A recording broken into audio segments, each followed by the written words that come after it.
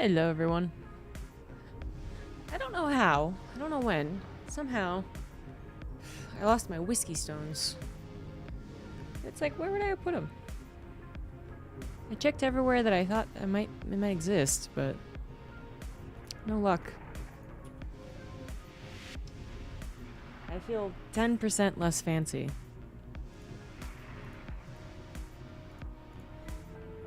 I drank them. That's right. I get so drunk.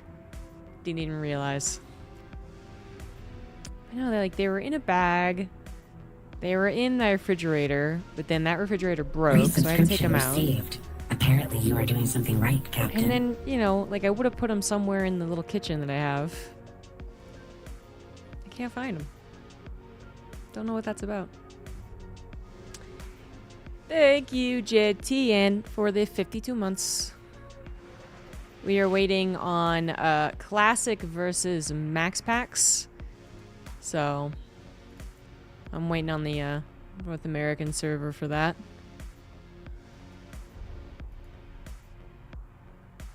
So until then, let's complain about Reddit.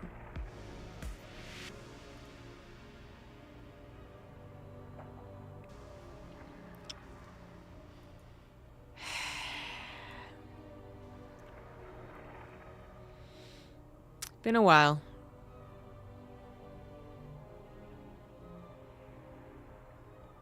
Been a while since I've had whiskey. Oh, Max Pax is here. Yeah, fucking Reddit. It's such low-hanging fruit.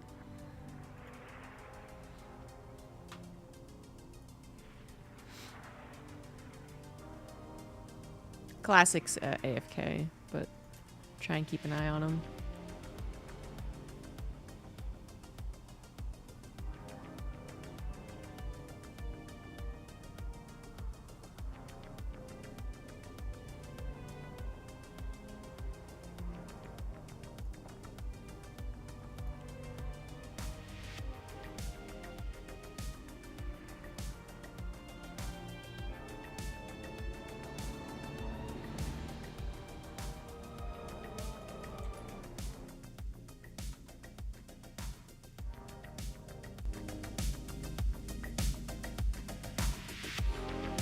I was wondering if we should have some drinking rules, but then I couldn't come up with anything fast enough, so.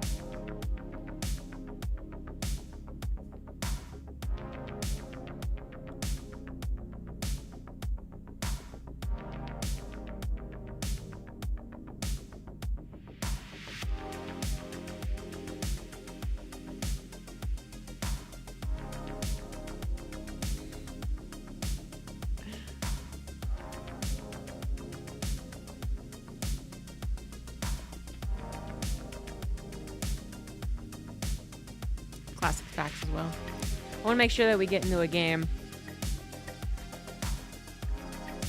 The other side of the bracket looks like it'll probably be Beyond versus Rainer, but Rainer's having a surprisingly difficult time for some reason in that bracket. I don't know.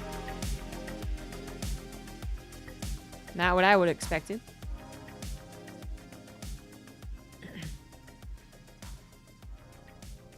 And then, I don't think there's really any other surprises so far. Percival lost to Beyond, but he did take a game off, so that's pretty good for him. And, Jumi lost out to Classic, but that's not terribly surprising. Yeah, no other surprises. Goblin lost to Eva. I guess that is a bit surprising. So now down in the best of one lower bracket. That's much more difficult. SOS was at Home Story Cup. Yep. I'm glad he had some fun. Or hopefully he had some fun. Ping for Goblin? Or for Rainer? Yeah, I don't know, but Goblin certainly wouldn't be in Korea. He'd be on a plane right now. But for Rainer, I mean, I don't know if that explains why it's taking so long. That might explain some losses, for sure.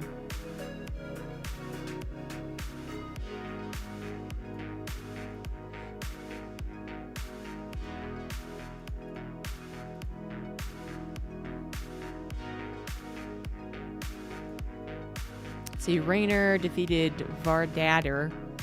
Matt beat Gosu User? Like actual Gosu User? That's funny. I do feel like he pops his head in every once in a while. And everyone has forgotten how to say his name because it's not at all spelled like you would think it would be.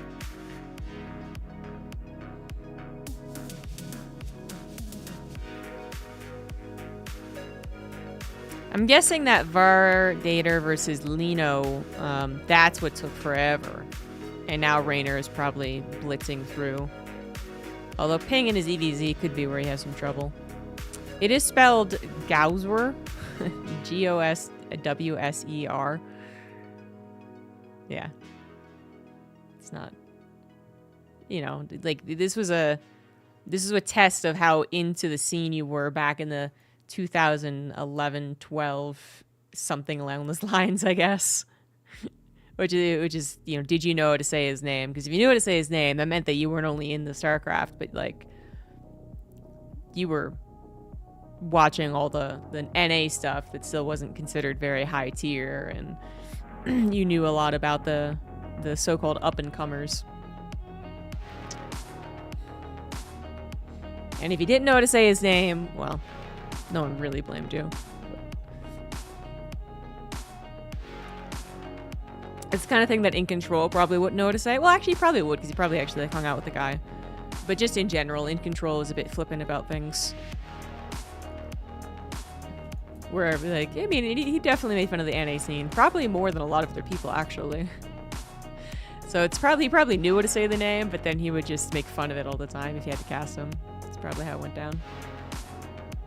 Oh, he's been out of the scene for a long time, too. I mean, he was probably playing rather consistently up to, like, the 16, 17 years. But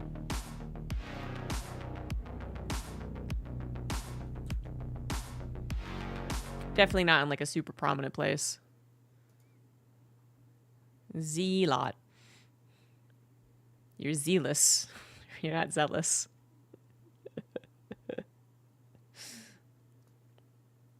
All right. We're in the game. I didn't miss the invite. We're good to go.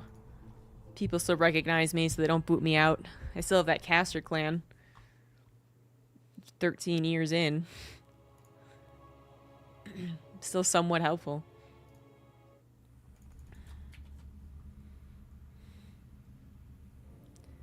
All right, guys. We got ourselves a PvP. It's going to be Max Packs versus Classic. It's been a while since I've done the open bracket tournament, so let me go ahead and bring up the bets here and let you degens roll for some brains. Maybe someone's close to getting a drunk stream, and then if we are, then I'll go ahead and add some drinking rules and stuff. Where is that button? Oh, I can do it here, actually. I didn't have to bring up Twitch. Forgot. Let's see. Those predictions. Yep. X-Packs versus Classic. 10 minutes might be a little while for a PvP, actually. We're probably done with the first game, at the very least. Although we are getting a 1-gate versus 1-gate scenario. Well, I shouldn't say that yet, actually. No, this is going to be a 2-gate from Classic. I take that back. This is going to be 2-gate, and Max Pack's going to go for the 1-gate expand, as we expect. Sometimes he does do high ground, sometimes not. Might have to take a break here. Oh, maybe at the start of next game.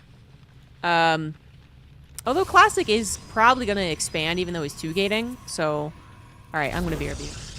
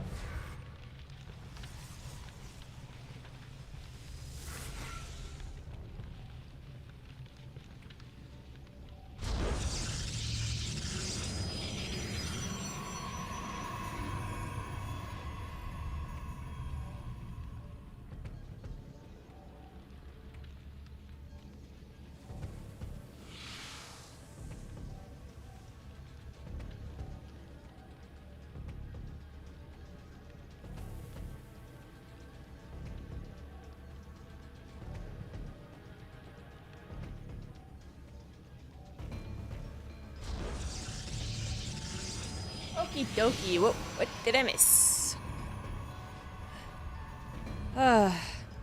Definitely something that I do need to pay attention to, because it's definitely not going to be an expand. Yep, Classic is 3-gating with a Robo that MaxPax was unable to scout until just now. MaxPax figured that it was something, however, that might have even been the second pylon, but that I did not see. I would doubt, though. I mean, what did they... I feel like he could do it definitely with the third pylon. The point is that Classic figured something was up. Sorry, MaxPax did, but Classic, very clever indeed. It's totally surprised MaxPax, so... Yep, that was the game that I shouldn't have gotten up for, but, you know, whatever. Point is, we might be getting to a game 2 very quickly. And I was right. We are sub 10 minutes in, and we already know the results of game number 1. There you go, Classic 1-0. What a clever build. Wish I could have talked about it during the game. But it was exactly 4 minutes and 50 seconds, so... Oh boy. Basically, that was a nice use of the map. Right? So the map being that close by air scenario. That was a clever use of the map as far as how big the natural is too. So it's a little more difficult to figure out, like, someone's put something there. So you're going to spend a lot of time, if you figure that there's something ominous on the way, you're going to spend a lot of time out in the map usually. Not like going back into your opponent's natural, except to scout if they had finally gotten a Nexus. You're not going to scout any further than that. So that was clever placement. And then the actual build itself wasn't going to wait for an Immortal, and it wasn't going to go up the ramp at the natural, which MaxPax would have literally, like, built a lot of his defense around. Instead, it just takes a Warp Prism to the main base, which MaxPax was certainly predicting at least some amount of disruption in the main base, because he did have a shield battery on the way. It was so fast. It was very, very fast. So, was unable to have it in time, and I'm not sure that even would have done the trick. You know, basically, that Warp Prism being able to drop off its roster of units, whatever it was, and then also warp another in. I think that was already a lot to deal with in the main base when you were only on one gateway and only on one void ray. So, nice little use of the map there from Classic, and now we get the game 2. Yeah, bottom left Classic, top right MaxPax. I had to go bring the groceries in before they melted outside in actually pretty fair weather, but still the sun's shining on them. So I figured that was pretty important. And I was hoping that Classic was going to expand, but Classic, little devil you, did not expand. Which, you know, might seem like what everyone does versus MaxPax sometimes, but definitely other times, like literally like month-long metas, if you will, against MaxPax exist, where like for a month, everyone decides we're not going to do any aggressive thing against them. And then for another month, they're like, we're going to do everything aggressive against them. And then back to the original next month, like, okay, we're not going to be aggressive against them. It's a wild ride seeing how players decide to decode Protoss versus MaxPax specifically. Because PvP is somewhat difficult to decode in the first place, but versus MaxPax, that's the extra twist. The Classic definitely got the upper hand there with a well-thought-out build. Now MaxPax is on a more typical map, so I think that the likelihood of that exact thing working again is rather low. Classic could still 3-8 Robo with a Warp Prism, try to attack him nice and quick with the Warp Prism to help out and threaten the main base. That could still happen. You could also do a bunch of other things. You could 4-gate, for instance, or you could 3-gate Immortal push with the Robo, or you could do a Proxy Stargate, or whatever he thinks is going to work out. As MaxPax is the one that you are depending on to play very defensive, and he does sometimes bring out an aggressive build, but I can't even put it into mathematical terms how unlikely it is for MaxPax to be the aggressive one. What are we drinking? Glenlivet. That's, I can never remember the correct way of pronouncing it, plus there's, you know, sometimes I get the Glenfiddich, and then, yeah, anyway. But I got it now. So, Stargate is on the way, as we expect from MaxPax. It's already warm because of the whiskey. It's actually just kind of warm downstairs. I opened the windows last night, and that did a lot to warm up the basement. It's right, I'm a basement dweller. Blue Saint Phoenix is going to see that there is a third gateway in the main base of his opponent. There is technically a fourth pylon missing, because that is what's being used to proxy. Actually decides to cancel it. That is interesting. But as we can see here, I'm not even sure you really need that fourth pylon yet. So that wouldn't have been so much of a reveal. It's just like 3 gateways is very unorthodox to not attack with. But Classic saw he was scouted and decided I'm not going to go for it, which I mean is a play. I could see how you would hope that there would be less sentry hallucinated scouting as Max Pax, because he is trying to expedite the Stargate. So maybe the gas wouldn't quite have worked out, but I mean, I did not see if he did or did not make a sentry last game, so there is that. So yeah, maybe Classic really was just depending on not being scouted. And seeing that it was, he's going to try and change things up, but that makes it a very awkward game. Max Pax might be over-defending. I mean, he definitely is over-defending because the attack is not happening, but is he over-defending in such a way that he really loses out to this? That is the bigger question, and let me think for a second. Oh my god, yeah, I think he is, actually. I think he is. Yeah, he's so convinced that this is going to be the attack. Is like, who does this? Who builds a Nexus after that? That he's, first of all, he's not going to use a hallucination because he has to force field, which he did. He cut off one of Classic Stalkers. Finally, it's hallucination, but by this point in time, Classic is actually caught up to the probe count and is ahead, I would say, on some very important technology. So Max Pax is always going to be a bit delayed as far as the Twilight counts go, if not entirely delayed. Maybe he opts to go for a Robo, actually. But to this extent, like that is pretty bad. That is difficult to overcome. Classic even chronoing that blink, obviously still has a good number of gateways, so he isn't really about production. Can apply the pressure to a would-be third base. And now say Max Pax knows that he can't get to a third base. He's like, well, shit, I'm in trouble. I realize that my opponent has expanded, and now I'm falling behind. This is dangerous stuff. I'm just going to turtle.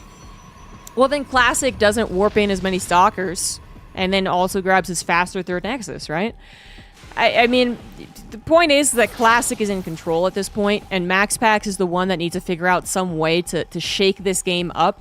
But it is going to be very difficult to do so, because even as he pushes out right here to deal with these pesky Adepts that keep shading into his main base, it's never going to be that scary of a push. The Void Rays are very vulnerable when they leave the safety of the shield batteries or SimCity. So even though it can, you know, if they're just allowed to sit there and just do mega damage, that can be scary.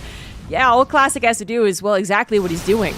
So he's been in this situation somewhat before, although this aggressive blink was kind of, it's a little sketch. That's more than a little sketch. I don't know about that one. He did warp in Stalkers, which I guess he thought would be here a bit faster, so this is turning just very awkward. I mean, that's what it is, right? So Max Pax loses his Void Rays. He will be losing his Stalkers in trades for his opponent's Stalkers. And I guess at the end of the day, Classic is okay with this, because he is the one that has Blink, so he is the one that has map control. He took down the only things that Max Pax had in favor, which were the Void Rays, which again weren't even the biggest of deals, actually. And now he just controls the situation. Meanwhile, we also had 6 probes go down, so I guess the Oracle swooped on in when I was distracted. And the shell battery was not finished. So I mean, it's good for Max Pax. He definitely needs to create some type of lead, and it's going to be in the probes. He's up by 7 now. Obviously, 2 base saturated, 4 gases. Nice to have. Recharge the Oracle for maybe a couple of stasis traps, because he knows there must have been a proxy. Those Stalkers came in from a very awkward angle, so he knows he's about to be attacked. Maybe he can hold in the natural, but again, that third base is going to be so damn difficult to actually get.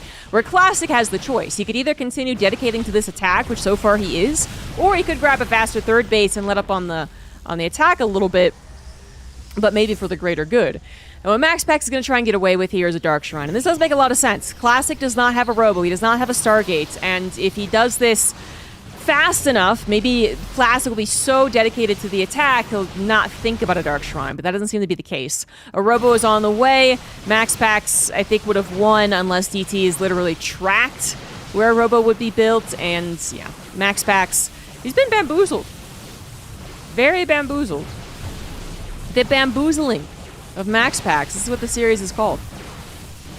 Just over 10 minutes, too, so that's quite, weren't quite, you know, theft, but GG's. Classic with a 2-0 win. Yeah, he just manhandled Max Pax right there. Like, he is not that good at PvP. Apparently you are doing something right, But to be clear, Max Pax is usually very good at PvP, so that's that is an oddity. And Classic was the one that people weren't voting for. How about that? Even after he won game 1. Classic advances to the semifinals of the upper bracket. where he weights the winner of Beyond versus the winner of Iba versus Rainer. Yeah, that'll be it. Fear Dragon, thank you very much for the 126 months.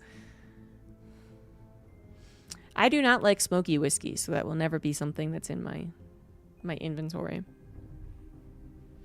Don't like smoke in anything, you know? Sometimes they make like smoky cocktails. Nope.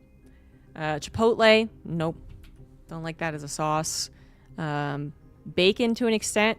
You know, some people make like smoky bacon. I don't like bacon in the first place, but definitely not when it's smoky. Barbecue on like the grill that really gets the smoke in. Nope. Nope. Nothing. So.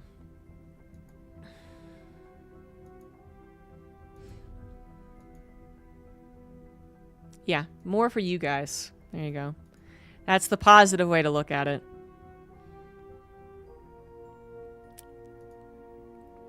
Hey, toy. I'm taking my mom over to the UK again in a couple of months, and probably be participating in more whiskey tastings. She's not a big whiskey fan, but she still enjoyed it enough. She wants to go again. Rainer is maybe still facing Iba, actually, because he would be on North America. Not sure about that, but I see that he is in the chat channel. Nope, not smoked salmon. I'd rather any other type of salmon. First person I've ever heard that they don't like Chipotle. I'm usually the first person that people here don't like, you know, bacon. So I'm just a special unicorn. Oh, that's very sad. Nothing worse than ordering food and not getting it. I do like Chipotle, the restaurant, because you don't have to get Chipotle flavorings when you order from there. I don't know what Francis bacon is, but no. And then some people will be like, well, ZombieGrub, I know that you like samgyeopsal, which is Korean pork belly, and that's just basically bacon. And those people are so dead wrong that it actually offends me. It offends me. It's just so completely different. I mean, I figured it might be a person, but I don't know who that is.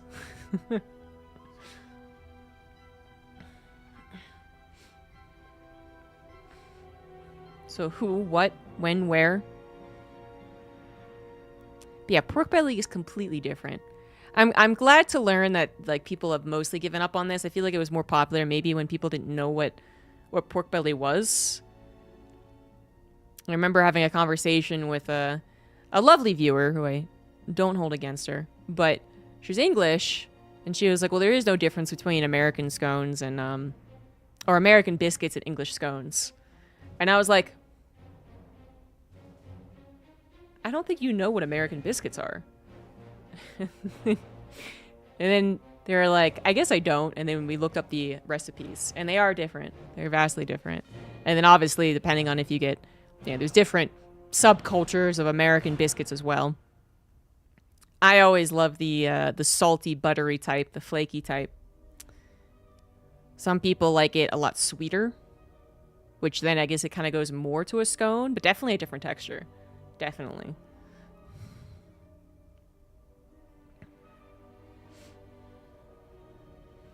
Oh yeah, the bacon fad just never went well with us. It was so useless. And it's like, it still sucks actually, because we'll get things and they'll like sneak bacon into it. And we'll be like, God damn it, it's ruined. It's literally ruined. Whether it's pronounced S-K-on or S-K-on? Scone or scone. Oh. Well, I figured, English people say scone sometime, right? I don't know. Americans definitely say scone. If they even have the pleasure of having one. Some poor rednecks down in southern Mississippi that don't know what a scone is. English people don't agree on it? Oh, okay, well. That's for you guys to argue about. My skin looks really clear. Lighting. That's my secret. Seriously. Lighting makes a world of difference.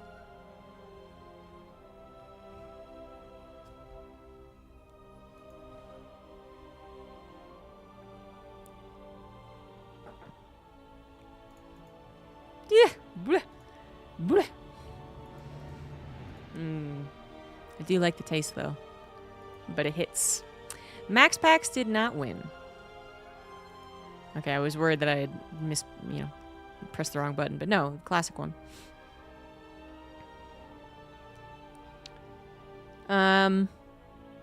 Glenlivet.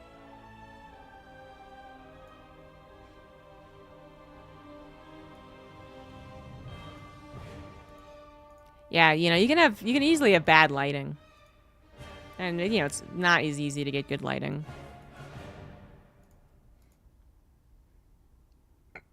But if you do, it really evens out the redness. And it also, if the lighting is appropriately covering your whole face, then it doesn't create the jagged shadows that really highlight skin textures. Because that's really what, makes like scars so apparent. It's just like the shadows basically getting like caught in them. And I have a lot of acne scars. And a cool scar from my rugby days, but mostly acne scars. Most people live in bad lighting. It's quite difficult to get good lighting. You have to have like gigantic, whatever these things are called, shade thingies, shit. Diffusers. Here we go. They're all rugby scars? Yeah. I suppose. He's been going through a StarCraft funk. Well, I mean, it's not necessarily surprising. Everyone should have a funk of whatever they're interested in every once in a while. People who are just 24/7 dedicated to the things that they like and they never falter probably have something going on in the closet, Like there's some dead bodies or some shit. Either you start playing worse, because that's just, humans, right? And so you like it less because of that. Or you just like it less because, it's boring, or it's repetitive, or you've just been doing it forever and ever and ever. Support. And Max Pax is, he's definitely been one of the most consistent players of StarCraft for a long time. And, if he gets a little dip, goes into a little valley, that's very, very normal. I hope he knows that. Mr. Chayas, $15 Rinos. Thank you very much. Cyril's got some skeletons. Cyril does a fantastic job of actually balancing playing StarCraft with everything else in his life. All right. He has made an almost foolproof system of trying not to burn out, because first of all, his actual playing of StarCraft is quite limited. I don't remember the exact hours or the exact schedule that he once talked about, but I do know that he doesn't play as much StarCraft as you might think, because there might still be that perception that all StarCraft 2 players have to play 16 hours a day, or they're going to get banned from their Kespa team. He makes sure to play the game, but then also to study the game and just watch the game. And he also does a lot of mental training, which sounds like it's a joke, but it's really not. Just literally thinking about how you would interact with the game in certain situations. And then he does do a lot of good hobbies. I mean, golf is a pretty great hobby. Aside from usually costing an arm and a leg and generally being one of the more boring spectator sports, golf is pretty good. You get to walk a lot if you're not using, a golf cart, and you get a lot of sun, which them Finnish people probably need, from what I understand about Finland.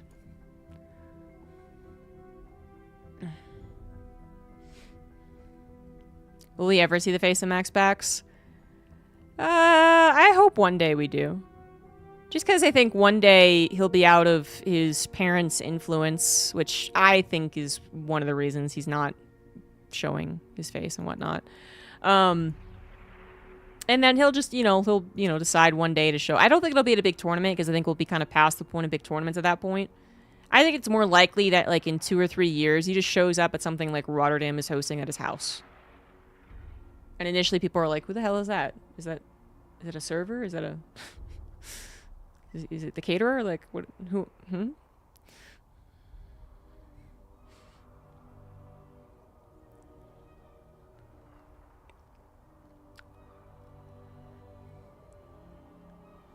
The days where everyone would argue if Stefano practiced 2 hours a day or 28 hours. Yeah. Which, like most things, the truth is somewhere in the middle. Sometimes he did play very few games, and he did party a heck of a lot, for sure. And sometimes he played so much.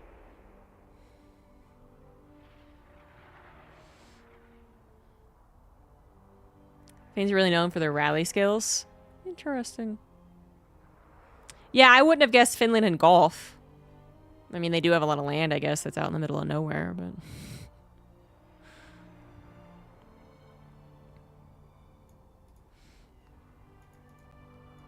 As far as I understand it, from catching glimpses of golf tournaments when my father is watching them, Finnish people aren't usually on the top of the leaderboard. So that's all I got. English people and English, Scottish, Irish, sure.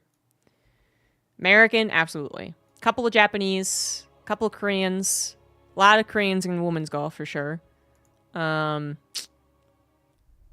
And then that's all. That's most of the flags that I see. But then, more often than not, we're watching things that are based in America. So I don't know. I don't really know enough about golf. Despite my uncle owning a golf course and my grandfather owning a golf course and my father having to do golf his entire life and still loves golf, it wasn't ever really the sport for me. I had a minimum amount of talent, perhaps, but didn't really care about it. On the top left, we got Rainer playing Terran. And the bottom right, we do have Iba. Gotta go ahead and make bets for this, where we make sure to emphasize that Rainer is T. And he might be playing random, to be fair, but I didn't pay attention, so. Frig the Canadians. Yeah, I guess I did see 1 or 2 Canada flags. That's true, actually. A lot of crowns in women's golf. I don't know what you mean by that. Resubscription received. Apparently you are doing something right, Captain. Hello. Super Segway! Thank you very much for the 11 months. CG backstory is boring. What do you mean? My backstory is boring? I was very limited on my backstory. Thank you very much. I could not have summarized that portion of my life anymore. I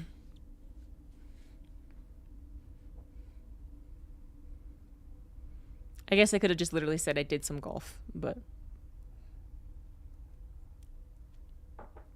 Oh, he said Korean sounded like crayons. Oh, really? You know what's funny? And my sister-in-law got a real chuckle out of this, interrogating my brother. Yeah, for some reason, and my mother takes no credit for this. She's like, I say it absolutely correctly. I don't know about my dad. But for some reason, the Trinega kids, we all said crown. Like, we never emphasized crayon, or whatever, right? It was just crown. And it was just like, you say it so fast, like, who really notices the difference?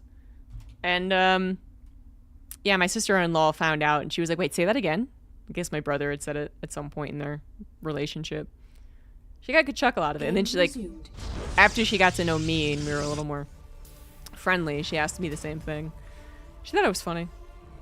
It's like, can't really blame you. But in my defense, I really feel like it should just be pronounced crown. Are you based in the States? I am. Well done on the day drinking. Well, it helps when day drinking is approved by the people who generally give you money. See, that's the difference of, like, a regular day job, right? If my boss approved of me and gave me more money for drinking, then I might do it in a regular day job. But it's only you degenerate Twitch watchers who approve of this, so. I use the word amped as a contraction of am. Not. Oh, you're just ahead of your time, my dude. 1,000 years from now, it's gonna be like axe. I'm watching Futurama now, and they're like, you probably use a archaic term, like when you say ask instead of axe. Only crowns if they come from the crayon. Indeed. Yeah, I think you're just ahead of your time. I could see that becoming a thing. You know, who first created shouldn't have? A double contraction. That person was cray-cray. Axe instead of ask is legit something I hear a lot. Oh yeah, for sure. Yeah, and I don't think I'm really bothered by it. There are a couple things I'm bothered by, but honestly, it's mostly because of the hypocrisy. When I hear or read someone who is criticizing commentators for saying something incorrectly, like Colossus versus Colossi, and then in the same exact sentence, they'll say, I hate when they casted the game like this, and I'm just like, that ain't a fucking word, you douchebag. But no, they get to be on their high horse and no one else. Which I say Colossus and Colossi correctly, but still, it bothers me. It's really sad, you know. We're in the midst of a StarCraft 2 game, and I haven't said a single word about it, but that's just to tilt someone who's waiting for me to. But we are in the midst of some real, like, we are pressing the fast forward button on language development because of the internet. And I gotta say, it is a difficult it's a difficult pill to swallow. That, for instance, POV does not mean what it should mean. And if the kids today were like, okay, Grandma, you with your boomer take on language evolves, I'm gonna be like, you're right, but it's fucking stupid, I hate it. Point of view is when it's you looking at something, not the camera looking at you. But them damn kids, they got history on their side to an extent. God. Mature instead of mature. I feel like that's just like a lip, it's actually just a speech impediment. I mean, it's a cruel thing to say, but yeah. Anyway, I will talk about the game at 4:20 exactly. Dank. It's a 1-1-1. We got Raven and Tank on the way after a Widow Mine was somewhat successful. No, it wasn't actually. Didn't kill it. How did I not kill it? Anyway. People holding clip-on mics. Yeah, that's also a bad one. I don't like that one. Yeah. I'm not so highbrow that I don't like it when people have it visible. There are some, you know, like when I was studying for documentary research and stuff, they were like, I hate when they just show the clip on, you know. Be a professional and hide it some way. And I did. For most of my interviews, I did the professional thing. But I don't think it's really all that bad when someone's just showing a mic right there. The Adepts have been trying to bully Raynor to some extent. Raynor has had no problem with them. Now the Raven gets in for a little auto turret damage. I mean, very limited scouting for Raynor, actually. So his Reaper, I guess, got involved with the Adepts, and that's why it died. But it is a third Nexus, and that's really what you need to see. But nowadays, well, that would, you know, be so commonly into Blink Colossus, excuse me. We are getting some of this faster into Charge Templar Archives. And I gotta say, I feel...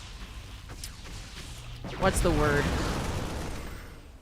I feel like I should have continued my crusade from years ago. Oh, no, it is going to be Robotics Bay. All right, fine, whatever. Do you. All right, fine, whatever. I was going to talk about Templars, but I guess I can't now. So, whatever. Fine. No, I'm going to talk about it anyway. Storms littered around the map, or just as a backup plan, have always felt so good to me. Maybe not amazing in the sense of like a 2-base or 3-base scenario, because there are other factors to consider as to how many resources you allocate to that and how effective they really are, and you know, it's not so easy as you just go storm and you win. but when we were getting to like 4 or 5 base scenarios, which were happening all the time in the last year, right, for Protoss, and they still weren't bothering to get Storm, I remember thinking that, like in 2012, I was like, getting Storm inevitably, no matter what, just seems like a really strong thing to do. Because if you have one Storm that stops the Terran who had just stimmed on you and EMP'd all your army, and they're thinking, I've got it, I've got it, I got it. You have one Storm when that happens. That puts so much fear and doubt into the Terran. I think it's an incredible tool. But I gave up on that. I gave up on that crusade because people were like, you know, we can't do that anymore. It's not a style that really exists anymore. It's, you know, it's too difficult to do. Whatever. And now I just feel like I should have continued that crusade. Particularly when it is something like 4 to 5 bases. I just feel like it is almost always very useful. But regrets, am I right, guys? So many regrets in such a long life.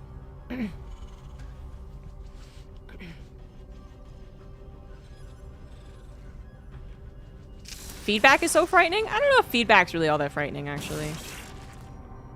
Rainer's first move out is certainly not bad. Only 1 Colossus, a lot of charge lots, and not too many Widow Mines. Rainer is going to take the battle as long as the Colossus is in here. Drag him into the Widow Mines as well.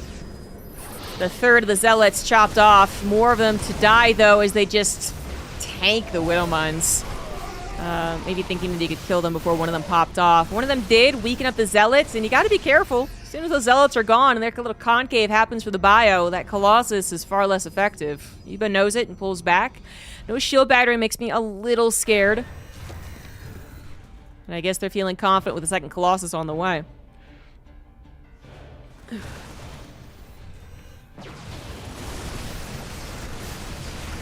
Meta for Greta. Good choice to try and save the Medivacs while you can. If you are going to be jumped like that, Rainer needs to make a tough decision, and that is to at least save the Medivacs. Honestly, he might have been able to pick up the units too, because yeah, there were a lack of Stalkers in that army, but understandable as to what he tried to do right there. Because Medivacs are really a good point about modern day PvT. Protoss got so much better, I think, at not sniping Medivacs. I think actually they learned to snipe Medivacs many moons ago. So that's actually not what I think should be highlighted. What I think should be highlighted is just that they use the space with the Colossus or Storms so much better. So they're constantly killing Medivacs and they're constantly getting the Terran to stim. I think that's what's really changed. Just a lot more of that back and forth, poking and running away, abusing the chokes, using force fields, which Terrans don't have an immediate answer to. Unless you want to grab one Thor and a PDT. And I think that's what really makes those snipes in the Medivacs so brutal. Are they also getting better at sniping Medivacs? Probably, because everyone's better at everything in StarCraft 2, 10, 15 years later, but yeah. Iba is very content being on the defensive, even after finding that good squad of units and killing them. Did not go and try and be on the offensive, which would generally be a play here somewhere around the 3 to 4 bases. You get a chance to be a bully with your 3 Colossus, which, where is that 3rd Colossus? There you are. So he's splitting because he didn't have very good knowledge of the map, although it's actually pretty decent. But can't blame him. Terrans and their sneaky drop ways, am I right? Is Raven even still being a bother? But at this point, I mean, the Terran is kind of equally, perhaps even more so in trouble if they do start dropping.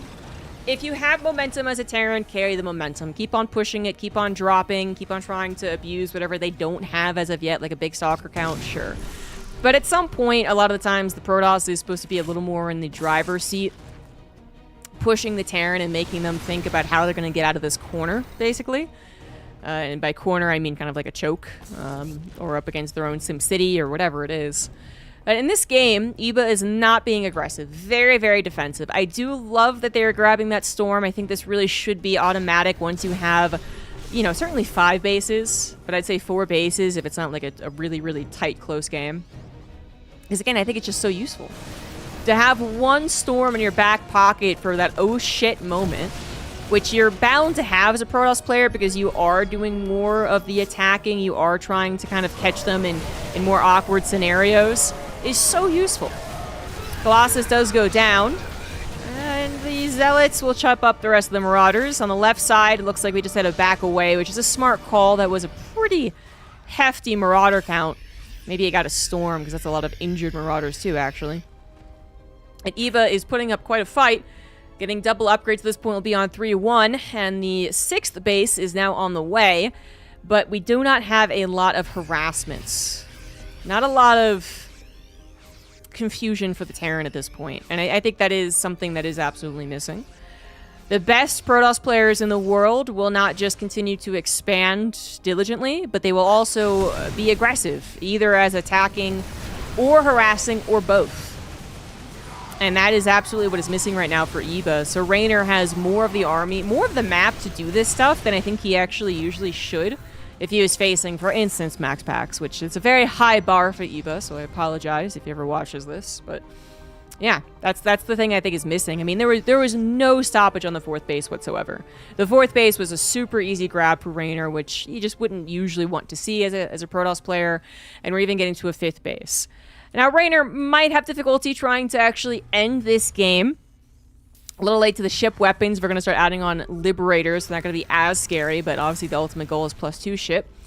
And we might have a continued kind of stalemate.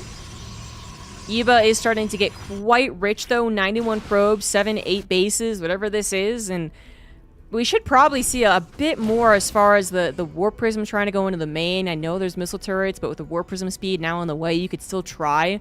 Their right side is completely open here, so that absolutely a Warp Prism could go in.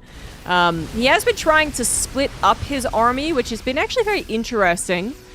I kind of like the idea to a certain extent, but I'm not sure it is the best play. So splitting up your Protoss army 50-50 rather than, like, let's say 80% of your main army and then 20% into Zealot run-bys or DT run-bys, right? I don't know if that is the better idea. Right there, we had Raynor collapse in on it as he kind of realized what was up.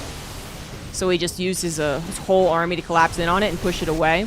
Reinforcements have quickly made it another secondary army, though, and Raynor does not quite have the army without Widow Mines to tackle this. So there's the Widow Mines popping off, and there you go. That works out fine. Storm's a little bit late, but will end up helping.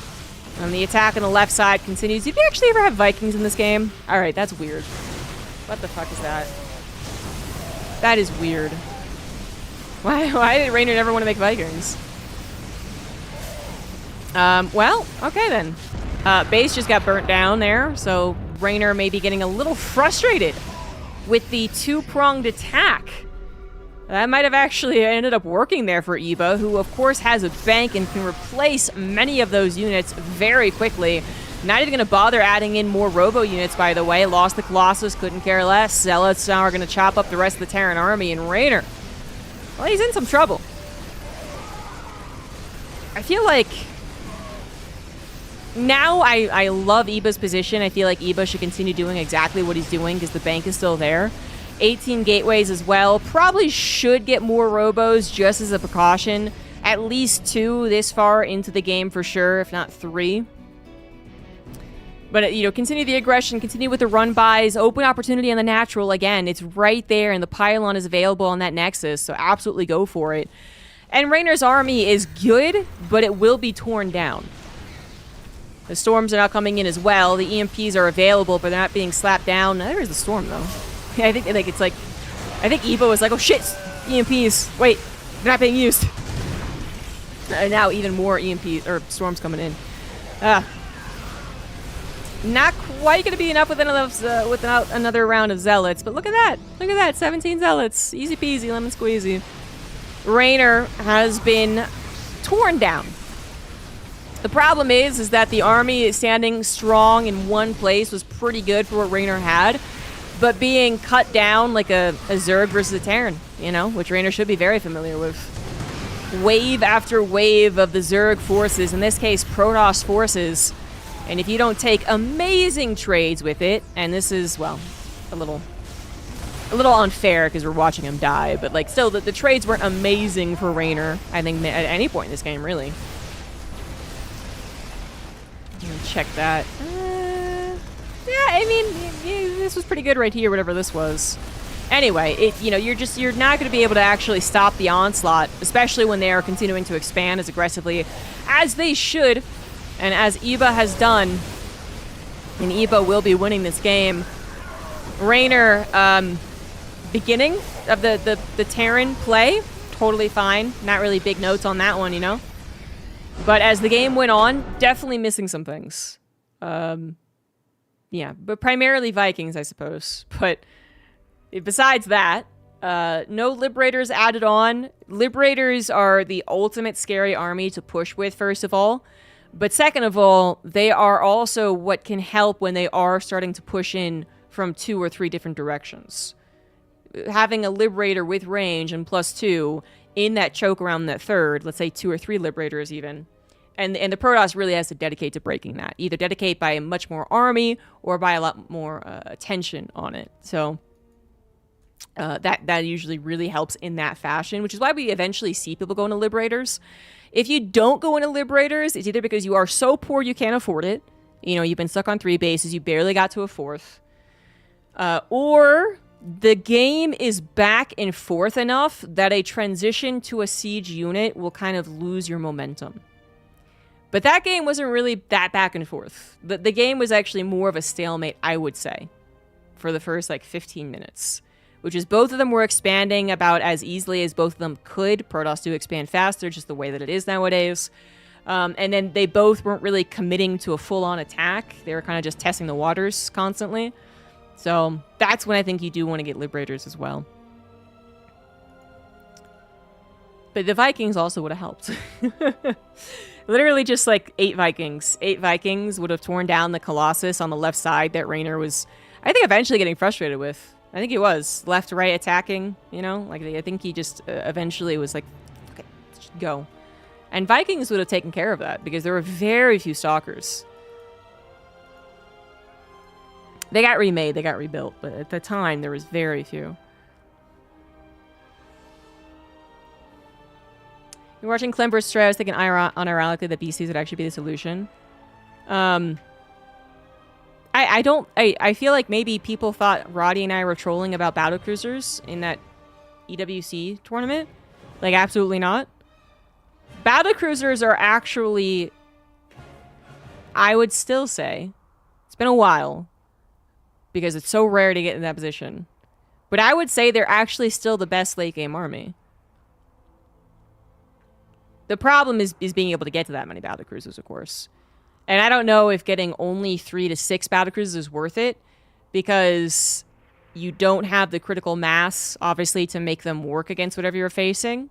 But they take up so much supply, so much time, and so many resources that getting a sprinkling of battlecruisers doesn't really make sense either. I think you do have to go whole hog if you're going to go for it. But I do think mass battlecruisers is absolutely the best army. What we're going to see, I think, eventually, and it would have been Gumiho if he went to EWC, I'm sure. But I think if Straya keeps doing what he's doing as far as pushing that into the late game, I think we are going to see Terrans go into battlecruisers faster. Because Estrella very determinedly does not want to attack. Apparently, it's like the game he's playing. He's like, I'm never going to attack. Which worked out well against the Thors, to be fair. And that army can also be really scary. But I don't think it works against battlecruisers.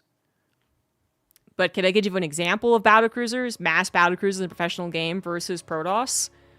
I'm not sure I could. Because there's so few opportunities to get to that point. But they definitely exist. I mean, the one that I'm thinking of is a Maru game, but like 5 years ago or something like that. And then, there's probably a lot of online games that I just haven't seen. Thank you for becoming a member. Where professionals do go into that. But if you're going to be given the opportunity, if the Protoss is literally never going to attack you, then I think battlecruisers is actually the option. Bottom left, Raynor as Protoss this time, and Iba as Zerg. So they're actually just talking to each other in the lobbies, and, you know, the thing I saw was Raynor saying, Iba asked what race you're going to play, and Raynor said depends on what you play. That's what I saw. Benjitron, thank you for the gifted sub. PC's not allowed, only tier 1 units. People forget that the medevac is a tier 3 unit. In my opinion, because I've seen some people push back on it, but in my opinion, Terran has a very straightforward tier 1, tier 2, tier 3. Even though you go up to tier 3 sub 5 minutes all the time. But I would still say that it's the clearest example of it, which is Barracks 1, Factory 2, Starport 3. And people really, anyone who legitimately, not jokingly, but legitimately thinks that Terrans should not be allowed to, quote-unquote, only use tier 1 units throughout the entirety of the game, it's bad game design, I think you're stupid. I'm sorry. It's just, I got, you know, it's out there. It's done. Time for me to get fired by evil geniuses for making fun of my my fans, you know? But I think it's stupid. And I would say that Medevac is technically tier 3, yeah.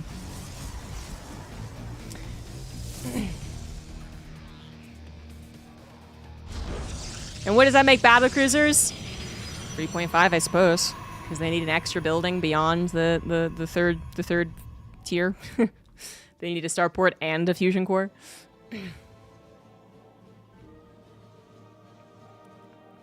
But yeah, those people, they really aggravate me because it's like, without medevacs, like the bio is so completely different, it's insane.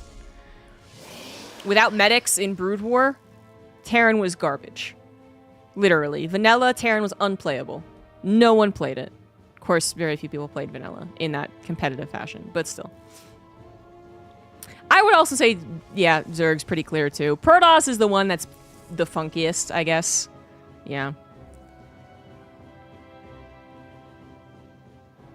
It depends on how you define tiers in Terran tech. Wow. What a comment. You're right, that it does. Yep. Are you high?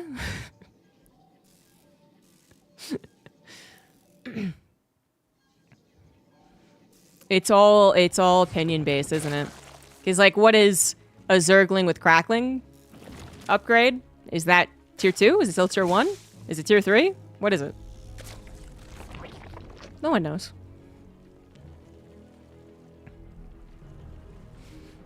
That's your opinion, man. But you know what? I'm not going to trust a tier 2 opinion, Maxim T2. Come back with Maxim T3 and maybe I'll respect you.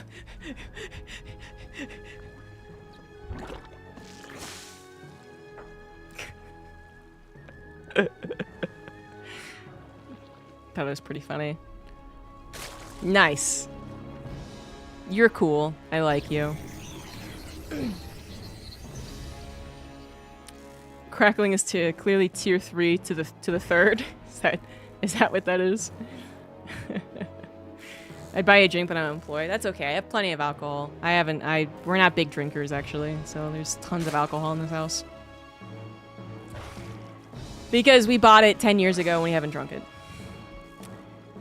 It is Glenlivet. It's whiskey. But yeah, it's all opinion-based, really. I mean, I think the only official tier that we technically have to, like, say is official is the one that is in the Prima guide that came with your StarCraft box. Or whatever it was. And then whatever that says, I guess, is official. But I haven't read that since my youngin' days, when we bought boxes for games. Misty at Home Story Cup. I was recommended on behalf of Roddy to be sent to Home Story Cup. But basically, they were pretty convinced that Roddy would eventually give in and actually cast Home Story Cup.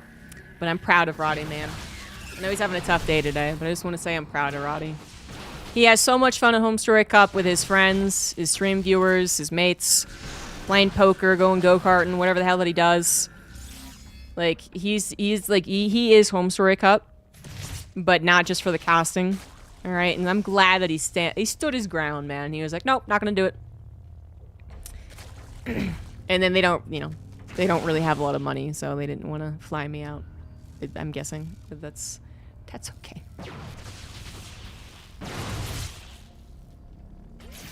Crackling is a Zerg interceptor? I kind of see what you're talking about, honestly. That's weird. I feel like I should be high for that one, though. We have had a game for the last 6 minutes. Fourth hatch is down for Eba.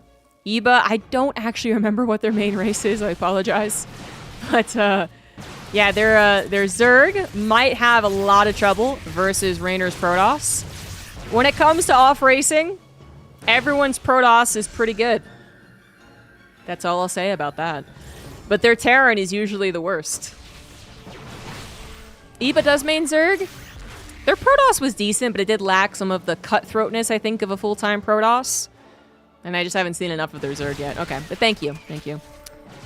So yeah, I still say that it's going to have some trouble, though. You know, because while Raynor's Terran is his worst, and Eba's Protoss isn't his main, I would still say that the way the matchup plays out right now kind of favors... If you're going to have two people that aren't totally comfortable in that matchup, I think it favors the Protoss.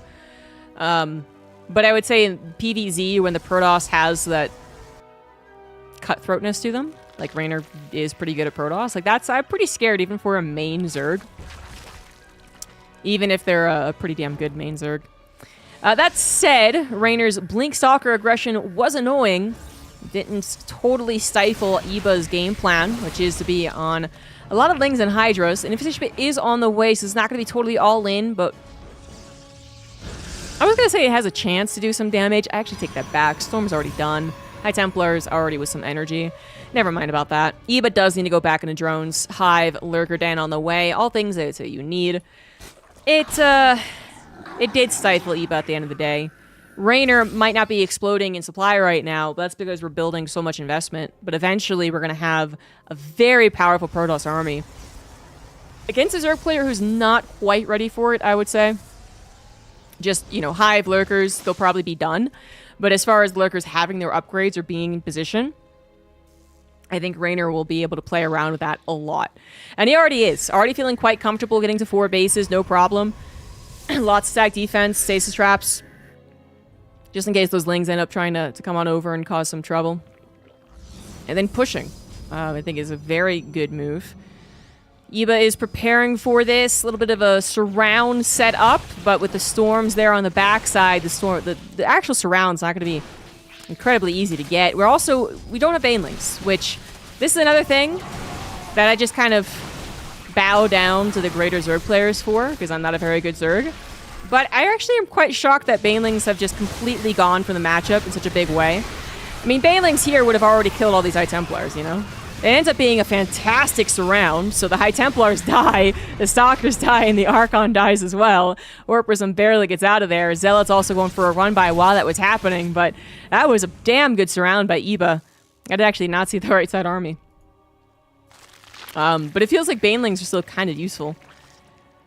Anyway, 74 drones is still a poor place for a Zerg player to be as we head into the late game. Ping. Raynor comfortably on 4 bases, 88 probes. Could be getting to a 5th base, I would suspect. He is already making a transition over into Tempest, and if there's one thing that Raynor knows, it's how much Zerg dislike Tempest. So. If you've watched any of his streams, you might know that.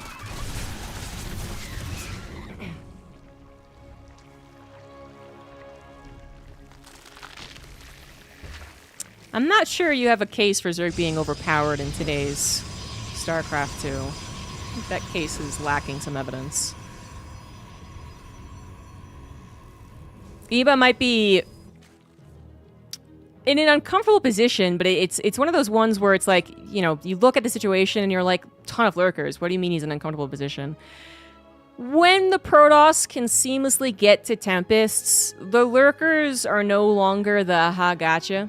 That's always how it's been, right? Tempests are supposed to come out eventually as a reaction to Lurkers trying to run around. But nowadays, it feels even worse. I mean, Eba is going to have to find some damage with this, unless the Tempests continue to grow and eventually move forward with like a Mothership, Archon, High Templar army. So, Nidus Worm is usually a great way to get that done, but Raynor, eagle-eyed, able to respond very quickly. Should have no trouble there. Just a warp-in as well. Now, the warp-in is going to get a little more in suspect, I suppose, as the game goes on, just because we're going to max out. Sometimes you see a Nidus Worm, you go to warp-in, you can't. But provided that doesn't happen, Nidus Worm is obviously known about. Raynor should be paying attention to it and should not let that happen. If that doesn't happen, what is Eba's eventual game plan here? Well, he's got to have to deal with the Tempest eventually, and trying to outmaneuver the Tempest only works for so long, especially if you've got a base setup that is pretty nice. The 4th base, very close to the 5th. The army can kind of straddle the middle here and defend both locations. There's not much to do as far as spreading that Protoss army out. So you're gonna need an actual unit that kills Tempest. And that, of course, is the Corruptor. But we're kind of late to the Spires, so we're not gonna have particularly good upgrades. Raynor only gonna be about halfway done with his +1 air, so that's actually not too bad. +3 on the way for both parties as well on the ground. Tectonic Destabilizer. It's going to finish up there for Raynor too. And Raynor should be feeling pretty confident about this game as far as the late game goes. Absolutely could still lose it. But this is where I think he has a lot of confidence as a Protoss player in this particular scenario. He knows exactly what the Zerg does not like. I feel like this is the scenario in which the off-race player gets to really enjoy themselves. Because it's not exactly that you're winning hardcore and you're like, I get to do whatever I want, but he is winning. And so you do get a little bit more of the, I can kind of do whatever I want, and I know exactly what's going to push your buttons, so I'm going to do it. And of course, then he miscontrols 3 Tempests. 1 goes down. Unfortunately, 2, 3. The Corruptor count wasn't quite high enough to get them down instantly, but does eventually find them. Mothership also going to get torn down. Lurkers on top of the ground army. Recall coming in very late, and Raynor was caught out too much right there. Definitely miscontrolling those Tempests, no doubt about that. That did not start off the fight as one would desire. But Raynor has an almost 5,000 mineral bank, 1,000 gas as well. And it is Eba who is struggling a little bit more. Now forced to come on over here into static defense with an army that is being rebuilt as fast as possible. Perhaps not fast enough. Tempest not able to fight those Corruptors all by their lonesome. The ground army not rebuilt fast enough despite all the bank that is here. 10 gateways just not being used in a hurry. Obviously what they could be used in a hurry for like Stalkers and Zealots, which I understand wouldn't be the best thing to have against 11 Lurkers. But if it's not that, then we are going to stay in a very low supply, and of course going to lose that 5th base. Other 6th base is also going to be canceled, and Eba does strike exactly when he should. Raynor has another chance to rebuild, regroup, and be okay in this game. And he can't let fights like that happen all the time. Lurker is going to once again jump on top of a lot of static defense. This time around, we got some army on the ground to help out against the Corruptors so the Tempest can do more of their jobs. Warpin denied as the pylon went down, so shield battery also no longer useful. And the Tempest simply aren't killing the Lurkers particularly fast. Only 4 Hydras here, still helping out to some degree.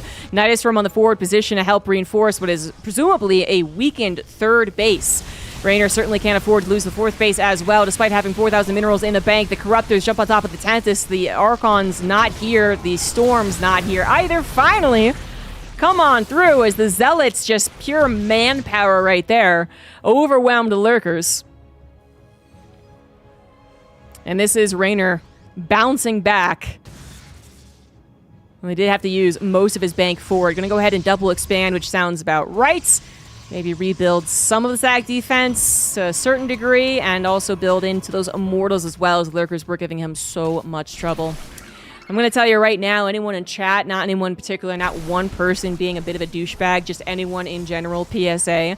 Balance complaining the entire time in chat is not going to be very fun for anyone, so don't do it. Just a general PSA. Not saying like one person is doing it right now. That was a misclick right there for Eba. Or not a misclick, probably just figured the army wasn't exactly where it was. Storm on so many Zealots as well. 2 Lurkers end up surviving. Lurkers on the left side making more room for the army to enter into potentially the natural. Does Eba know about the army off to the left? Because he could also be surrounded.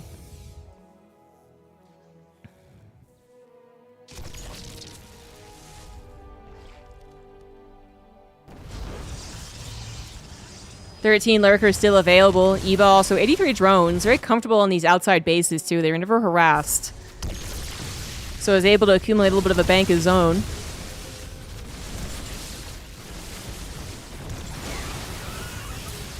Storms getting very limited, and all of them are gone now. Army forced to disengage. It was a nice concave of lurkers. Going to tear it into that 5th base, or 6th base, actually. Which is good news, because Raynor does need a 5th. Saves his 5th from being peed on. Mothership, I don't know what's going to go down. Eba miscontrolling, because we do have Zealots in the 3rd hatch distracting him. So he loses very expensive Corruptors. Some of them still in the field, although very injured.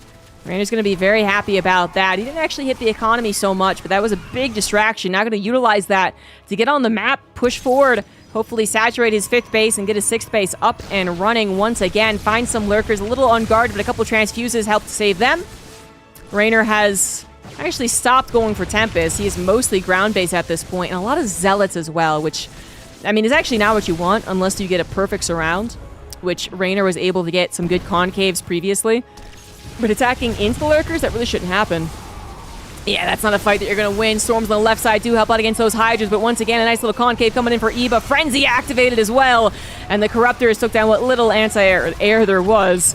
And that is another slam dunk victory for Eba. Even while the drones are being harassed, this will buy Raynor some time, but he does not have that huge bank that he had last time he dipped into the 130 supplies. He is actually pretty broke, having to replace some of the probes, only finally getting mining on the gold minerals. He's got to present a very strong front and hope that Eba does not come in for the kill with 12 lurkers still available. 14 Corruptors in the sky are not very useful, to be fair, so the supplies are a little deceiving.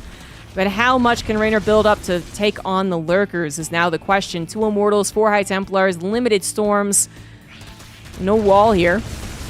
And those are cracklings. So sending them up to the main base could cause a lot of damage. Storms being killed is just not paying attention, it seems like. The Zealots trying to get as much damage done as possible.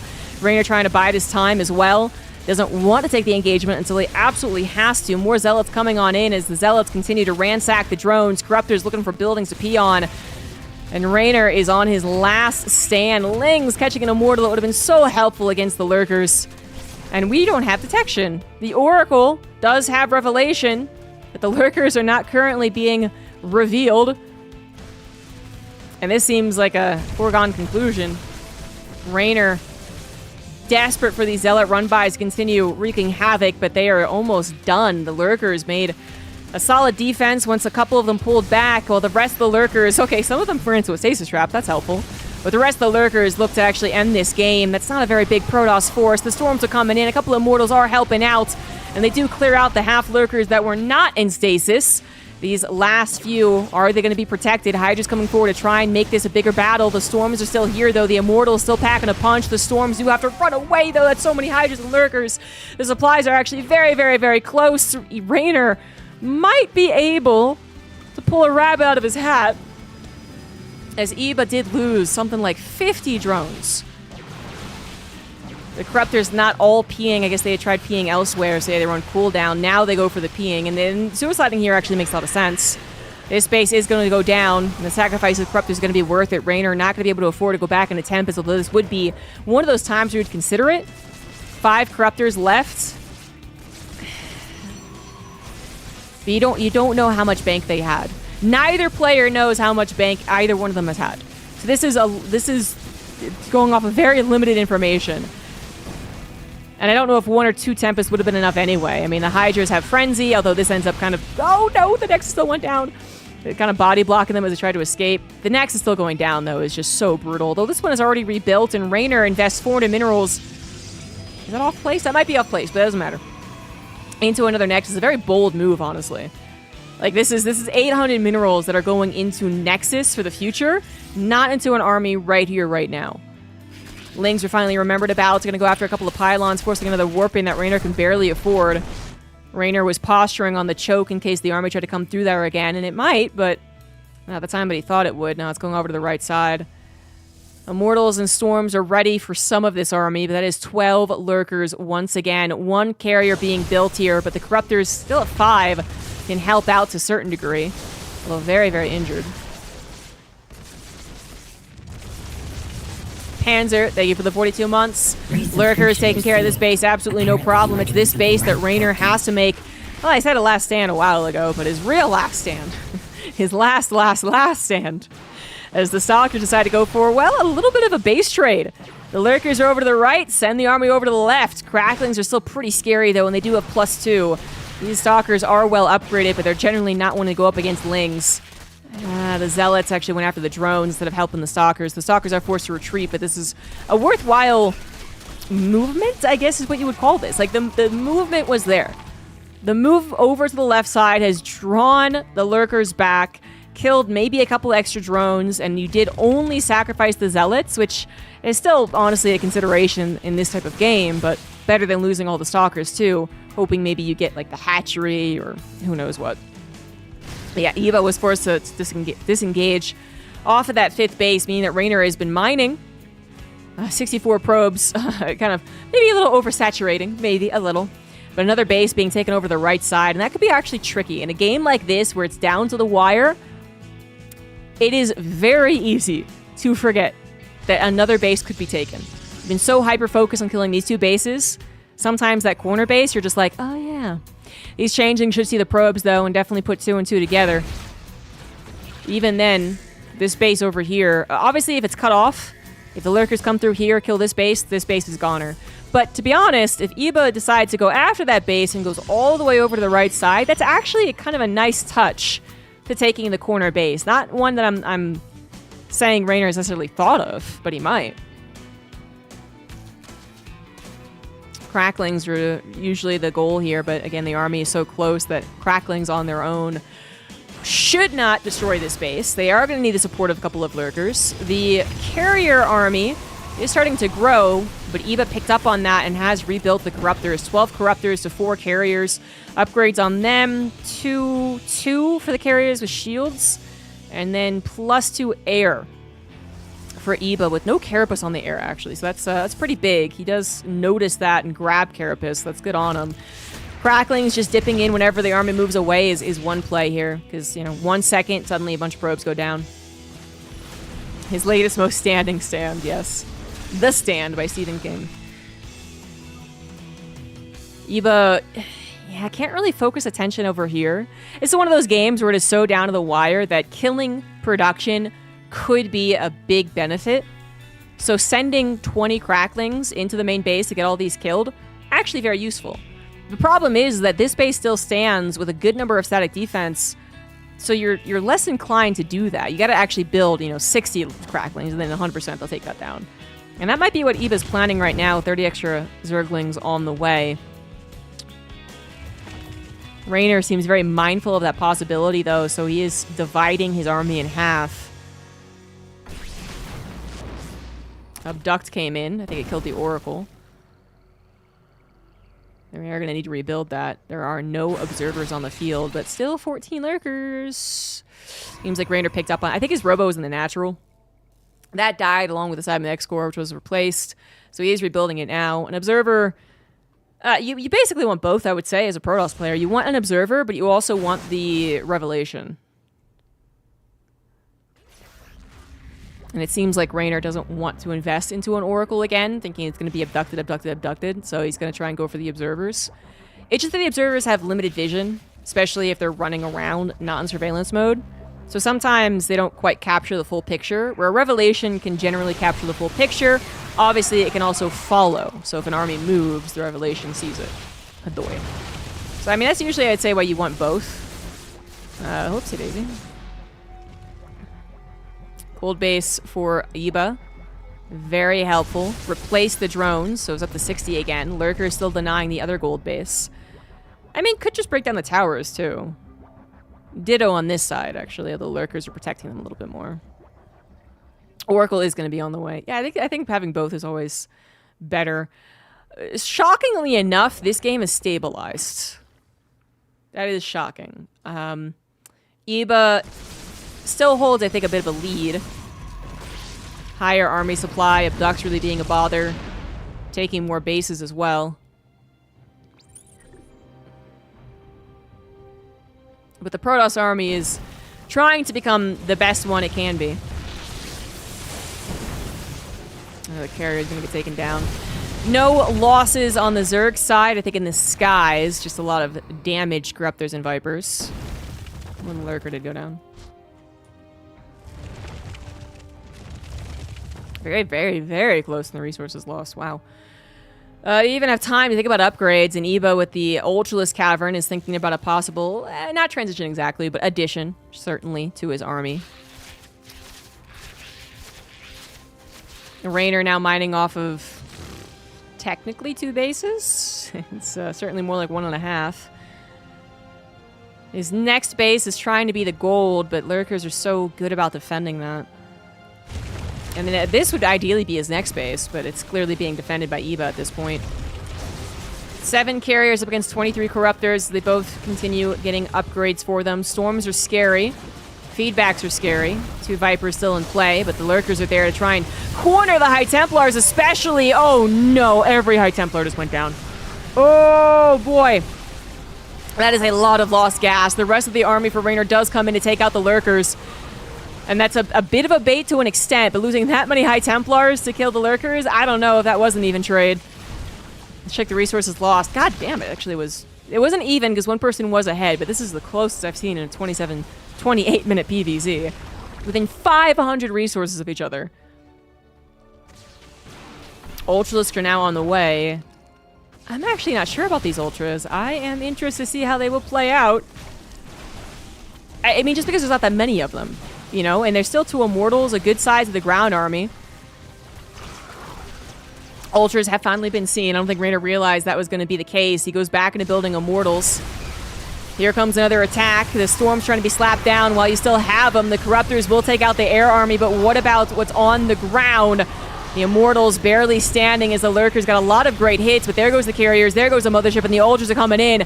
The army has already been depleted to try and come in for the last little bits. Don't quite get the 2 Immortals, and the Hydras here, pretty low in number, are still going to be enough to push that back. Frenzy even trying to help out. The last 2 Storms hoping to hold on. This base, once again, denied mining.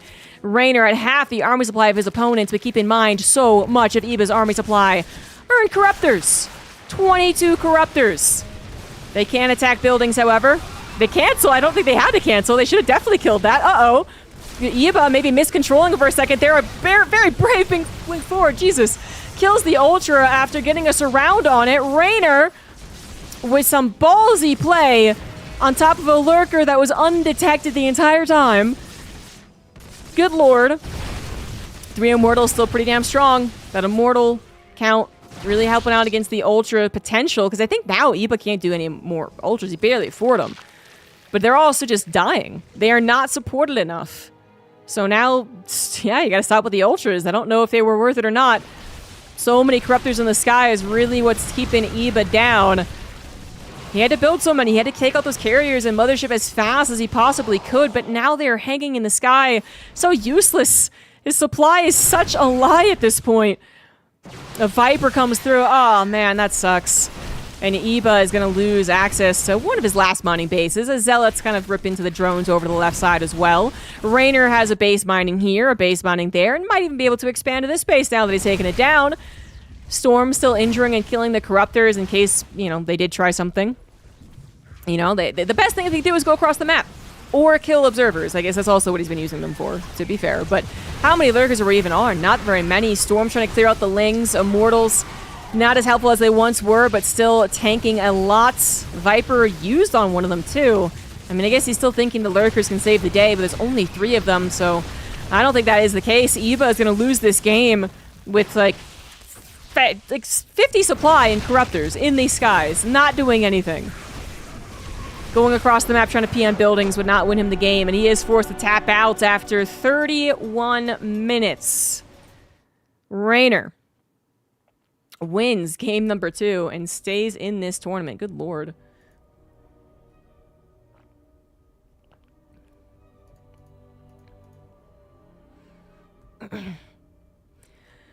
I mean, I don't think it would have made a difference at the point that, you know, you would have liked for them to make a difference. There's so many buildings to kill.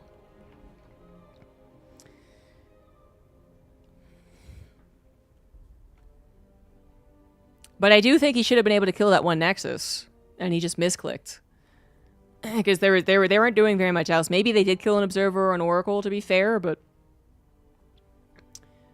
technically, you could have sent only 3 or 4 corruptors to go do that and still had them kill the middle base worth the nexus that was there.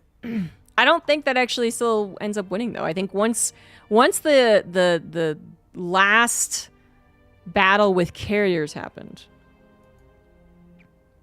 I think that actually was game over for Iba.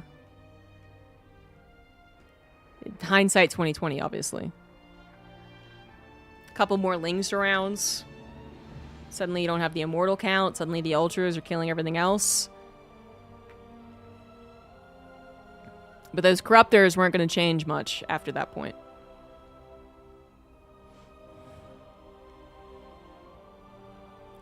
I am still playing through Expedition 33. Yeah.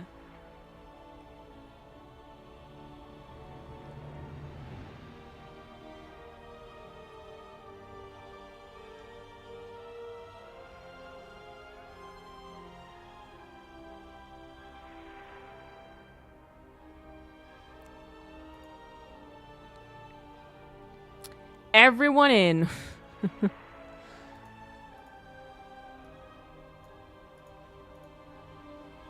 Everyone's waiting on this one. So they can cast it versus Beyond. Apparently you are doing something right, Captain. Mr. Takua, thank you very much for the 8 months.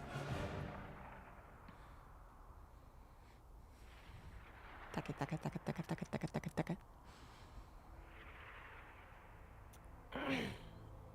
Ugh. These are not the games I was expecting because, you know, the races. Ugh. But I'm not appropriately set up for casting like this.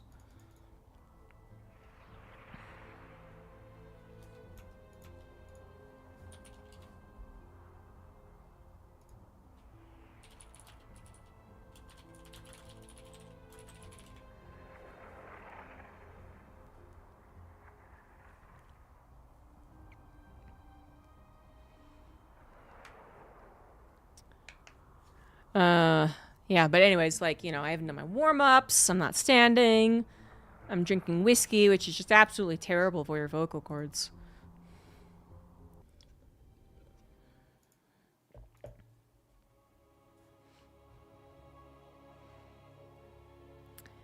And with that, now, you know, talking about casting, let's bring in Reddit.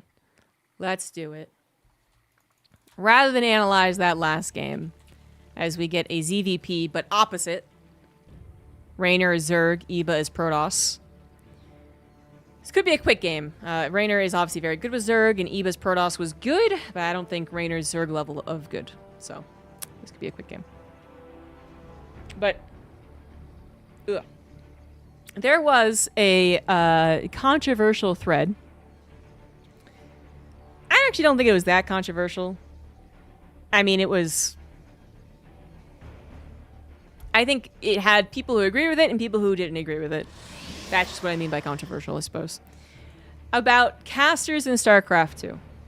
And you might say ZombieGrub was going to make fun of this guy. Warning. She's going to rip into him. She's so mean. She's so mean to Reddit. She doesn't take negative feedback. My goodness. What a hoe. You might be thinking that. But honestly, I didn't mind his point. It wasn't really about casters criticizing pro players. I mean, that was part of it, but I'll say what the summary is. Super segue, true to his word, gifted subs, woo! Are we doing shots? Maybe. They say you can't do shots for monetary gain, but can I say I won't do shots if there is no monetary gain? Is that legal? Anyway. But no, I think his opinion was valid. The only thing I think he was completely 100% wrong about was he said that for the benefit of StarCraft 2's future, the casting needs to be better. And that's where I'm just like, oh my god. This must be what it's like to have a mother who needs you to get married when you're 22 or something. You know, like, oh my god, the pressure. Holy shit. StarCraft 2's future is totally dependent on the commentators being good at their jobs. Did you guys know that? Only us and the power of hypecasting can bring in the tens of thousands of viewers that StarCraft 2 needs to once again hold the status as #1 esports. Dave Testa, thank you for the 25 months. It's a Reddit thread. So this Reddit thread, that was the thesis of this Reddit thread, which I can't agree with at all. I can totally see his opinion about people needing to be more hype or not, criticizing the players or not trying to predict things. Fine, fair, like that's how you like your casting. Totally fair to say that. What I can't agree with is this whole, guys, we need to bring casuals in and casuals don't like what you're doing. And for the benefit of StarCraft 2's future, you need to start casting like this. And it's like, do you really think that's what's going to change anything about StarCraft 2's position? If instead of chatting with chat or being like, I don't think Raynor should have played that way. If instead I was like, oh my god, this adept. Guys, fucking stop. Okay, the adept, oh my god, it shaded. Oh, thank god. Oh my god, that queen was right on its ass. Holy shit. Oh, guys, that was a really important moment. Oh my god. Oh, jeez. Okay, what else is happening? Oh, an Oracle! Okay, the Oracle, great decision, guys. Great decision. The Oracle, classic maneuver. Love it. It has the potential to do a lot of damage or not a lot of damage, but we gotta wait and see. Okay? Here we go. Hold it. Okay, he decided not to do anything. Brilliant maneuver. I totally agree with that. That's great. Oh shit, the legs! Oh my god, they're gonna kill the adept! Oh, zigzag! Juke! Oh, the Oracle comes back! Oh, brilliant! The Oracle saves the day! Of course, that's an exaggeration, but still. Do they really think that having, Husky Cast come back is going to bring anything to this StarCraft 2 game at this point? I don't think so. I really don't. You know what I do think?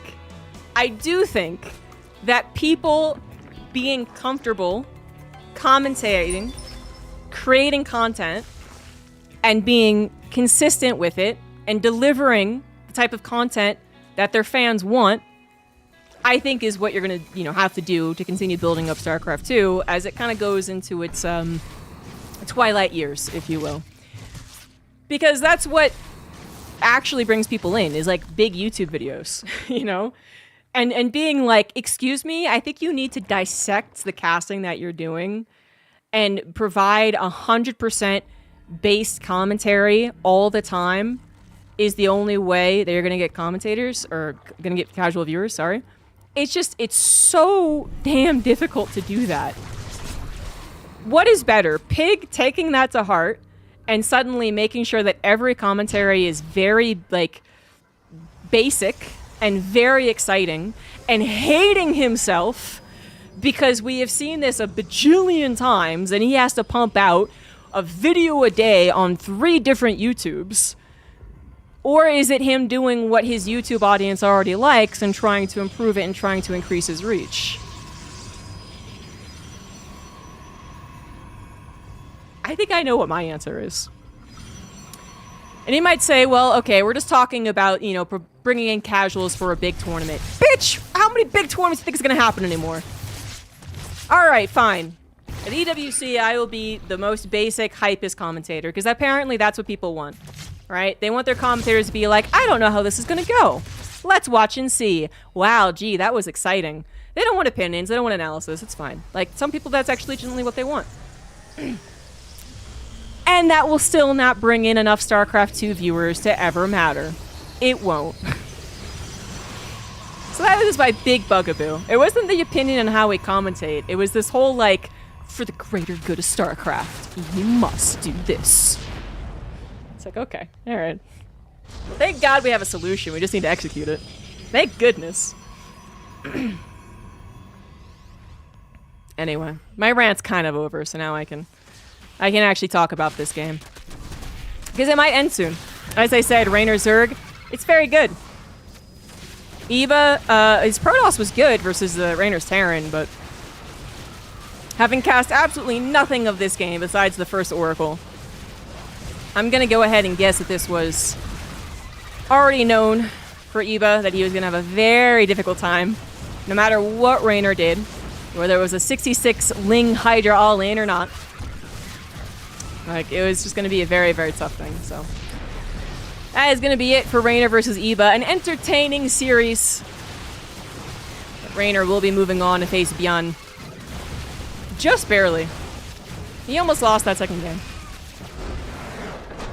GG's. GG's.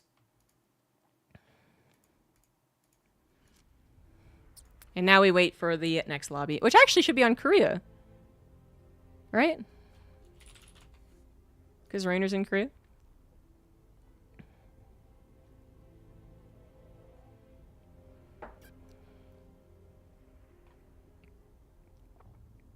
I was waiting for Raynor or Beyond to confirm. Alright, Raynor. Moved over. I'm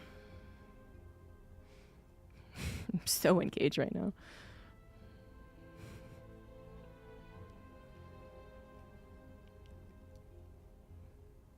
We've never seen a better adept.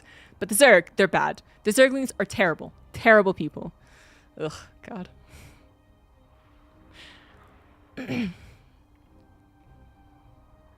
But the sub just for that commentary. Imagine keeping that up the entire game. My vocal cords were already not feeling great. Andy Figueroa, thank you for the 1,000 bits.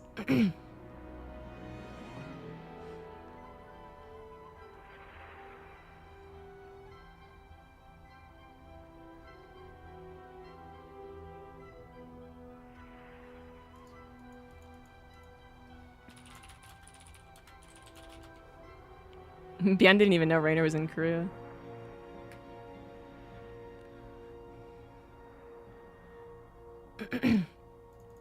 Anyway, like I said, to be super clear, because someone's going to clip this out of context, I think his opinion on what casters should or should not be doing is fine. It's his opinion. It's the, this will be for the greater good of StarCraft that I'm just, I have to make fun of. I have to. Just gotta. Yeah, I was actually very tempted to post in that Reddit thread. Because I'm fucking petty as shit. I am petty. I definitely looked at that guy's profile. And the other guy who hated all of us, who was constantly posting in every comment. Looked at his profile too. That guy, oof, don't want to hate his profile. One of those guys, not the OP, but one of the guys who was writing about how much he hates every commentator. Oh, he has some bad opinions that he knowingly knows are bad opinions, and he posts an unpopular opinion all the time. Anyway, but the OP, 2-year, 3-year-old Redditor, one thread, all comments ever made in his career on that one thread, the thread that he made about commentators. I was very tempted to post, you know, totally fine in your opinion on commentators. I don't think we, you know, are going to bring in more casual viewers if we change our casting style. But you know what would be helpful is if someone went to the Reddit thread, Reddit in general, sorry, for StarCraft, and saw like highlights from Homestory Cup, or saw discussion about Homestory Cup, or saw people being involved. And I just wonder how he would have taken that.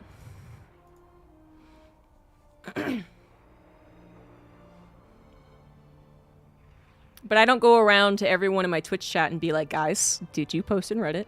Did you do your due diligence as a StarCraft fan to bring more StarCraft fans in? Did you do your homework? Did you? At this point, it's so segmented anyway. Like, communities in general, right? Like, there's not really...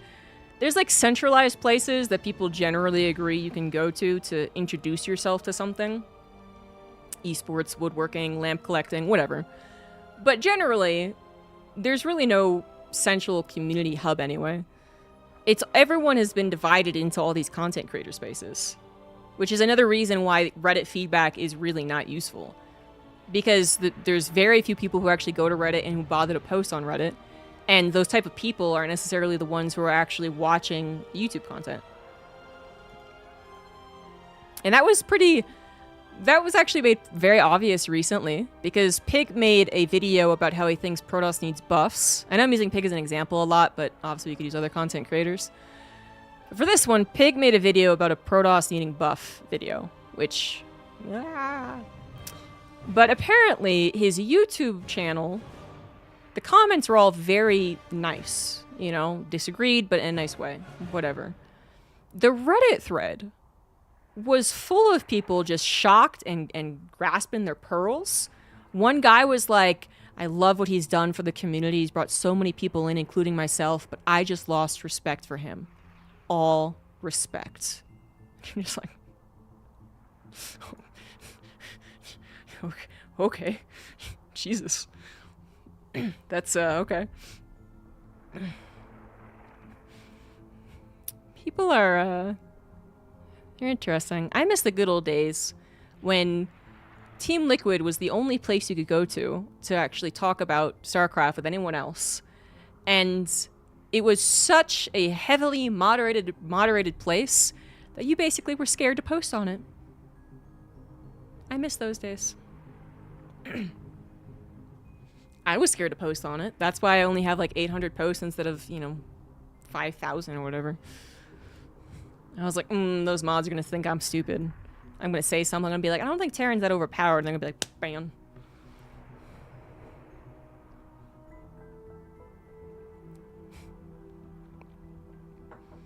But my goodness. Yeah. Don't take Reddit too seriously. I try not to. One thing that really helps, though, is when... So, an opinion about me, I obviously will always take super personally and spend far too much time thinking about. Because that's who I am as a person. But what helps is when the same person says something idiotic about one of my co-commentators, who I think are all fabulous, and I think they're some of the best casters in esports. And then I'm like, oh, okay, they're just stupid. Oh. Okay, I don't need to worry about that then. Because it's one thing to be like, ZombieGrub sucks. She's boring and awkward. She's like, ugh. But if they're like, ZombieGrub sucks. Also, Rotterdam is really dumb. I'm just like, okay, that's how I know you're not even worth it. So that really helps when people do that. There was a guy in that thread who was downvoted quite a bit. But he basically hated all of us. So, like, fair enough.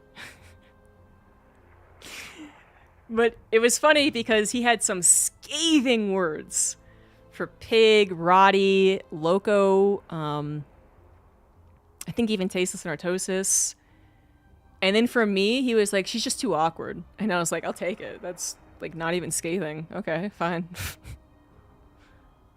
Did I talk about Homestreak Up already? I have not, because, I mean, I watched it, but I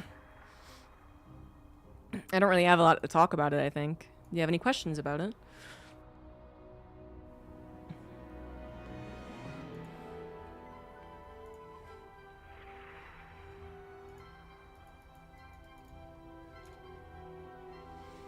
I do think, what people want from casters does kind of come in, like, waves, though.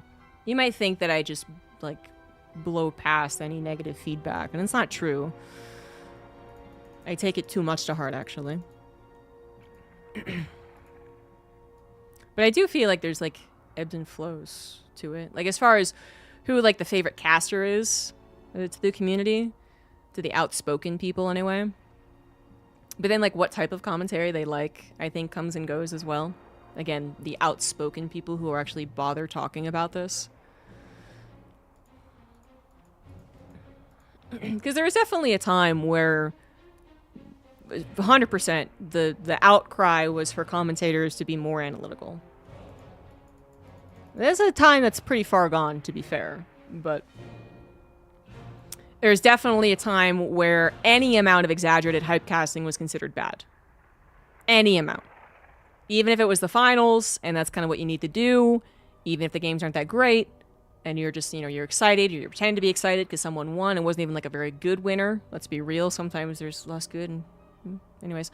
And you're excited about it. And people were like, ugh, the fake hype. Ugh, just say it was a bad finals and get it over with. God. There's 100% of time that existed too. And now it does feel like in the past, like, year or so, more people have wanted, more with states bringing, which is great. I love state.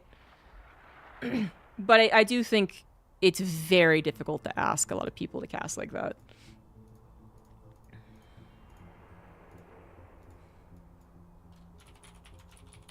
Because as soon as people start casting like it all the time, it's when people think that it's done too often and it's fake and it's no longer enjoyable.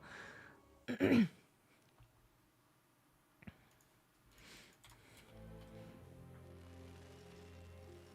right. This is the match that everyone's been waiting for. Although Eba was very good and provided a lot of entertainment. Shout out to Eba. A lot of people were looking at this as Rainer versus Bjorn happening, and it just barely did. Rainer very nearly lost that PVZ.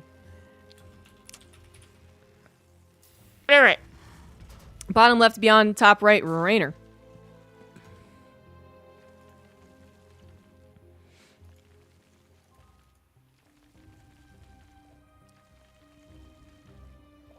Oh, thank you.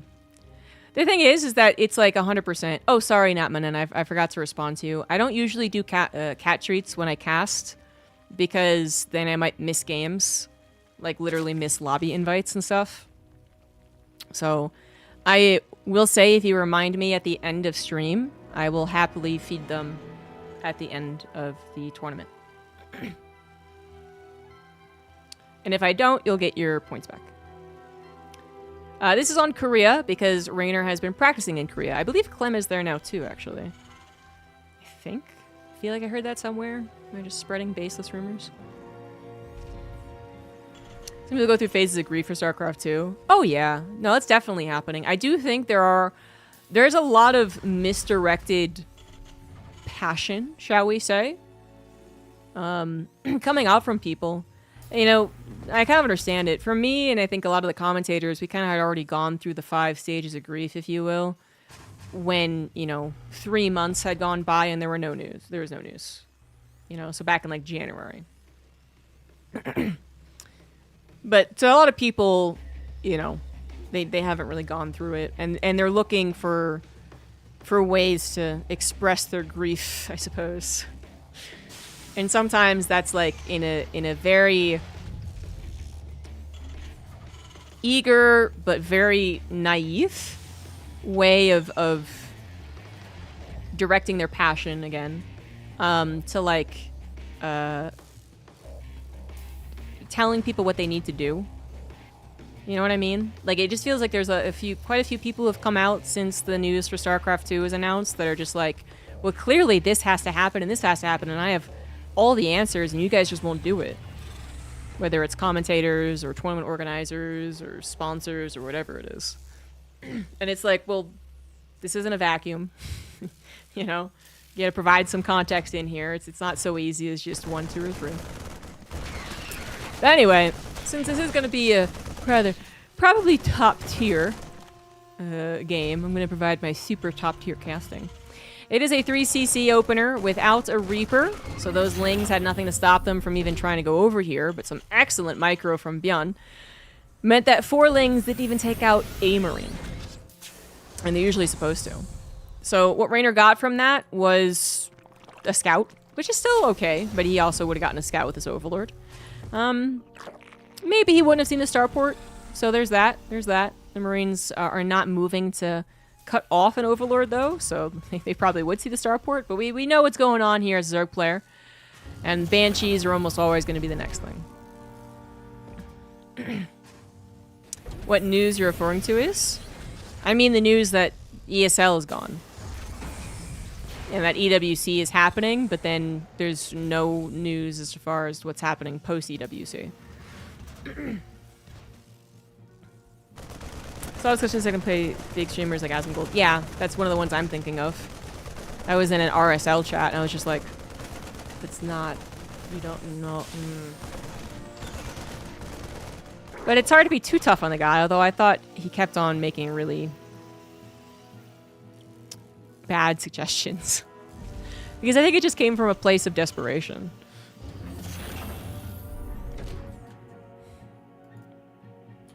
Gonna be a 6 Hellion opener from Bjorn as he goes into Baya, which we would expect. 1 Banshee, 2 Banshees without cloak though, which seems to be more in vogue in the last couple of years. A 4th hatch on the way. I was wondering if the Hellions could try and cancel that, but probably not worth it. presumably there are some amount of lings ready to stop Hellions from entering into the natural at the very least.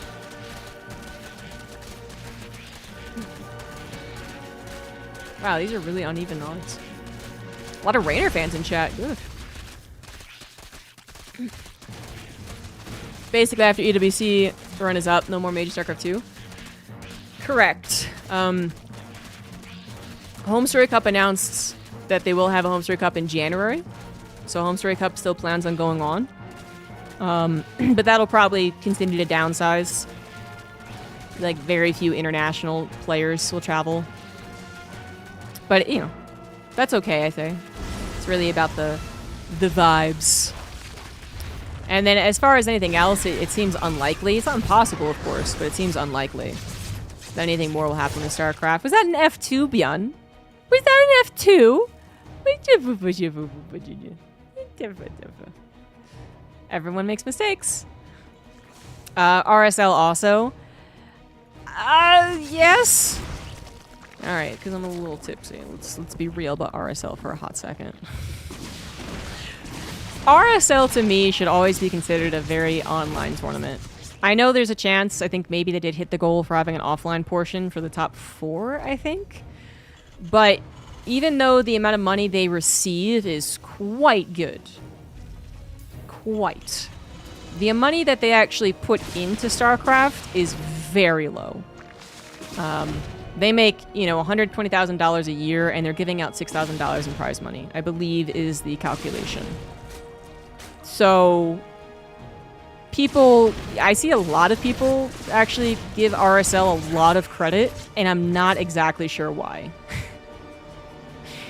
And that's where I was like, I'm going to be real for a second. I mean, I love all the people who are working on it, you know, and I don't want to say anything bad about it. But to me, it feels like an online tournament. Like, it's just, you know, the money there isn't going to support a StarCraft ecosystem, that's for sure. And I see some people arguing that, like, well, if they provide a good enough entertainment, then maybe, like, more sponsors will come in. And I'm like, I don't know why sponsors would be more interested in 2 guys in a studio than 2 guys in, like, a nice-looking, like, couch broadcast setup. So I don't really get that. I think now it's $6,000 per season. Are you sure? I would double check that. I know they did increase the prize pool, but I'm not sure they increased that much. But I also haven't tracked how much the Patreon's getting, so they might also be making more than $120,000 a year. Obviously taxes and blah, blah, blah, blah. The Marines did take a baneling to the face. That's what I had to pause and scream about. So I'm actually a little surprised that Bjorn is still here, because he lost a lot of Marines with that, and he is going to be forced back, but there is something to be said about just forcing the Zerg player to respond to this. 2 medevacs survive, handful of Marines, but everything else was taken down. But Raynor, you know, he has been handling this rather professionally. His 5th base is on the way, his creep spread's looking pretty good, and he is up to 79 drones. Macro Hatcher on the way, Ling, Baneling, Hydra. Bjorn has gone to a 4th command center, there it is. So we're not getting an 8 racks play, but his move out here doesn't feel that intimidating. 7 Banelings are on the field. It's not a whole lot. Ling's thinking this might be less than it is. Yeah, I think Raynor thought that was just a little move out to clear up creep spread. 2-2, about even for both parties. Armor emphasis for Bjorn as far as the plating goes. How about his medevacs and his tanks and his Wood of Mines, which he is now transitioning over into. Raynor is at a pretty comfortable space with these last few drones coming out. He's going to be at 90 drones. Hive will be on the way shortly, too. And he seems rather well-suited to go into the late game. Not that Bjorn is ill-suited. He does have his 2 factories. 8 barracks are now up. 4th base turning into a planetary. And he is starting to divide and conquer to a certain extent. No cancel. That happened too fast. So Raynor does lose 300-ish minerals.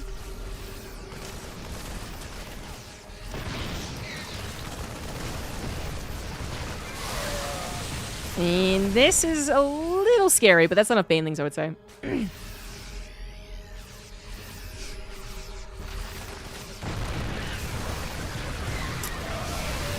The tank's getting some decent shots, but then it actually stops. It was the Concave that was really quite good. Beyond the Concave, takes out the Banelings. Now only Ling Hydra left over. That's not what you want to see.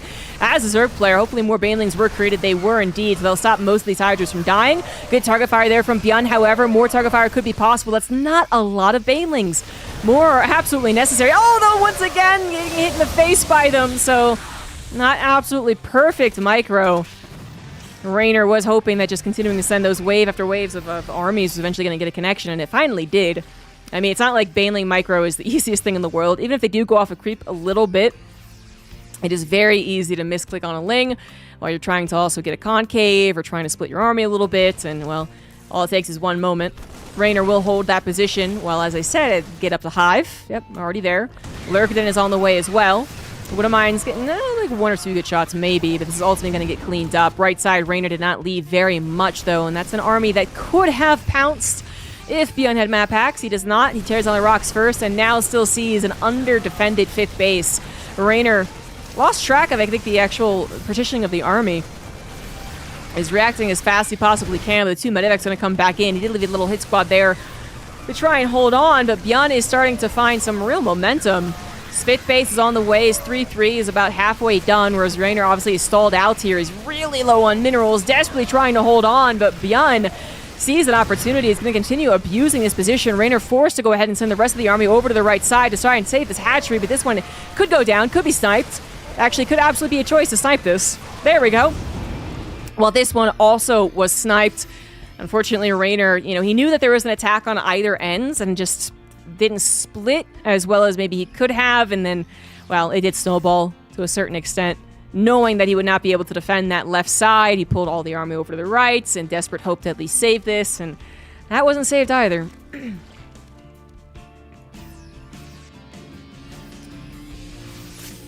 Yeah, so it's $6,000 for this season, not all the seasons.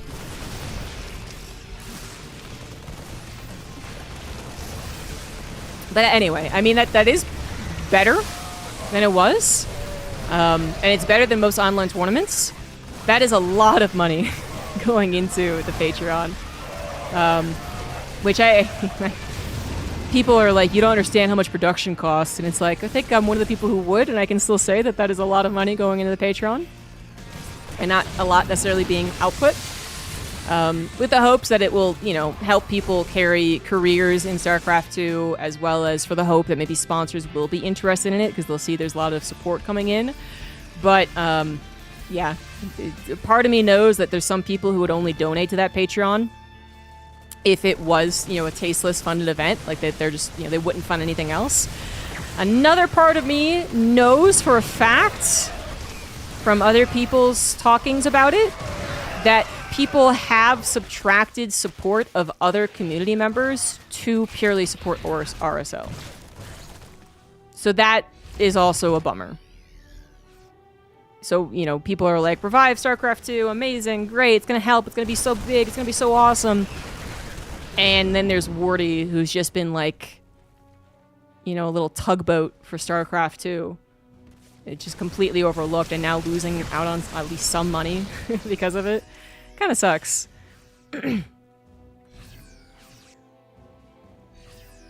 Yeah, and their announcement video, I guess, I liked it initially. I liked that it was professionally done, but it is kind of funny that it's like, we're going to save StarCraft 2. And it's like, oh, yeah, all right. Not like a lot of other people who have just been, like, chugging away behind the scenes on it. Yeah, okay. Beyond Super Saiyan moment has not quite won him the game, but it is Raynor on the back foot, unable to make a full transition over into Lurkers. Unable to get across the map as well, by the way. Like, Beyond has been completely fine back at home. No opportunity for run-bys from Raynor as he's been on guard this entire time. He's going to try and fit in a Nidus Worm, which is obviously a good idea, but will he actually be able to execute it? His army supply is still holding strong, and Lurkers are definitely difficult to actually tear through.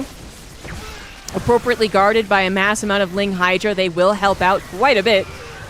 And it looks like Raynor even sees a moment, decides to go after this. All the medevac's taken down, lots of ghosts falling as well, and that was a big chunk of units to fall. Beyond perhaps getting a little overeager, but really nice decision there from Raynor. I mean, that was a very bold decision. But he realized that he was going to win out Despite the inferior upgrades, despite it being basically only Ling Hydra right there, only one lurker came to attack that army that offensively. He still actually won that battle. That was a very good judgment call on his side. And for Bjorn, I do not blame him one bit for not really expecting that. Because if he knew he was going to be tackled in such a way, he was going to lose everything right there, I do think he would have just picked up and left. Or at least should have run away to some degree. But yeah, that was surprisingly effective.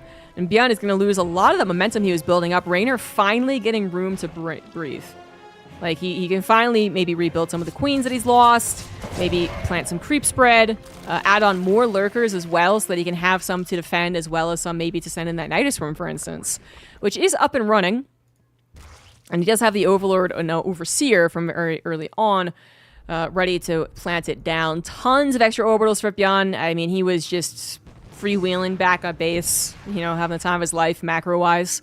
Now it should be a little more difficult. He does not have Raynor under his thumb to nearly the same degree.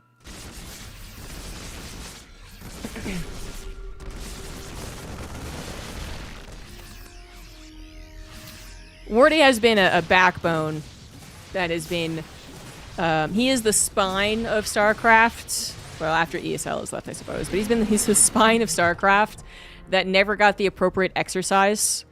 People just let their spines, you know, and their backs get all weak and useless, and they're like, oh, my back hurts. Who expected that to happen? It's kind of what it feels like right now. That is a lot more lurkers than I thought were going to go in there. The ghosts are here.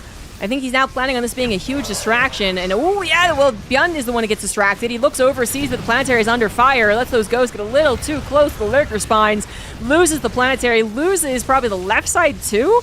A very difficult situation for Bjorn.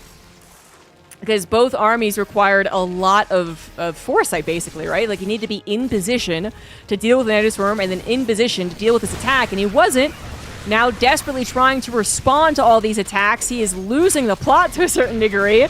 Oh my goodness, 50 SCVs went down, 2 bases as well. And while Bjorn does have excess orbitals, he does not have excess plane command centers to put back into planetaries. So yeah, he could plant an orbital down, but a couple of cracklings take care of that, no problem. Raynor strikes back. He was in a lot of trouble when he lost these 2 bases, straight up lost hatcheries.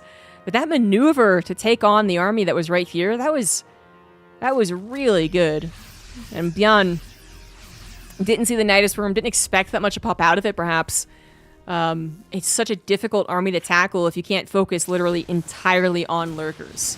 Because if you can, then the Ghost Snipes will eventually take it out, and then, you know, Raynor probably regrets sending that many lurkers in. But the secondary attack that came with it made that so damn difficult for the Terran.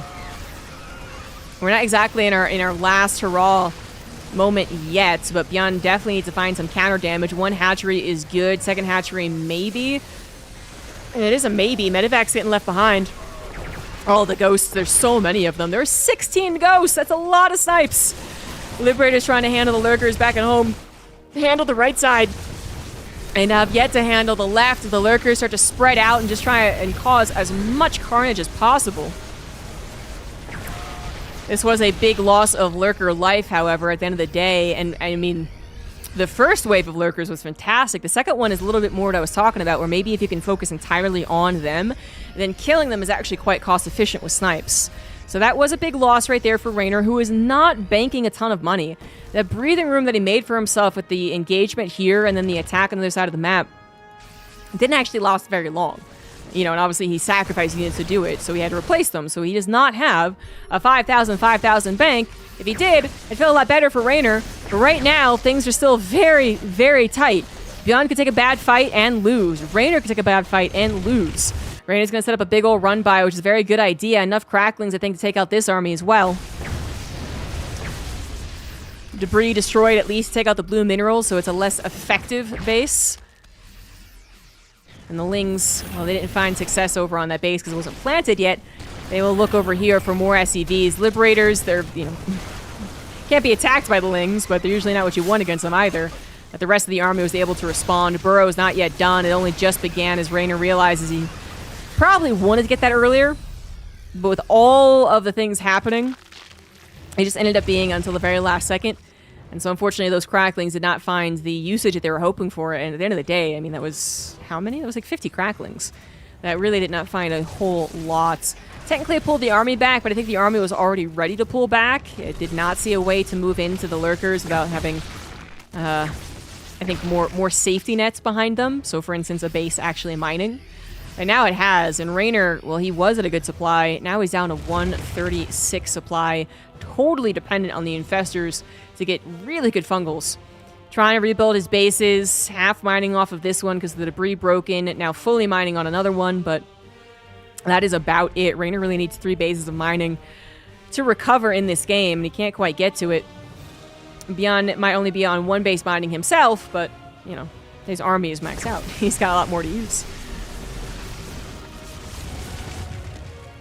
Lurkers will be very difficult to take out there. Snipes, of course, yes, but it's going to take a lot of time and effort. Beyond, meanwhile, finding a much more open and available hatchery to kill over to the right side. Drones as well. Burrow could be used, and it is. I finally finished up. A Ghost, I think, just got a big EMP. I totally missed that, but I think that's what just happened. A lot of these infestors without energy. And now Beyond obviously knows about the infestors. I think he already did, but the point is now he should not be clumped up.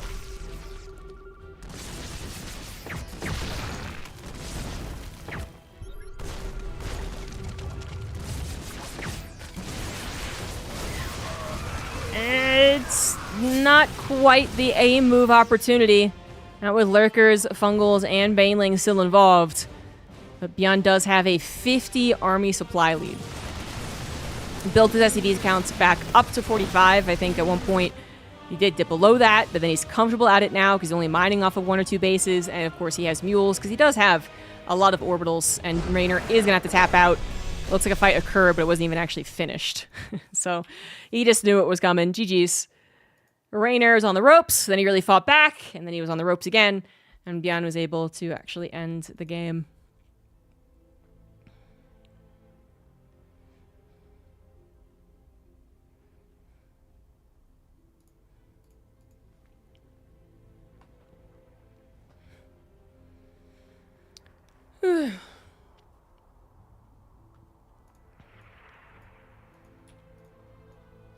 Warning. Philanthropist programs detected in comms. I really need to get water. Mr. Chayas, thank you for the gifted sub. BRB, we're in lobby.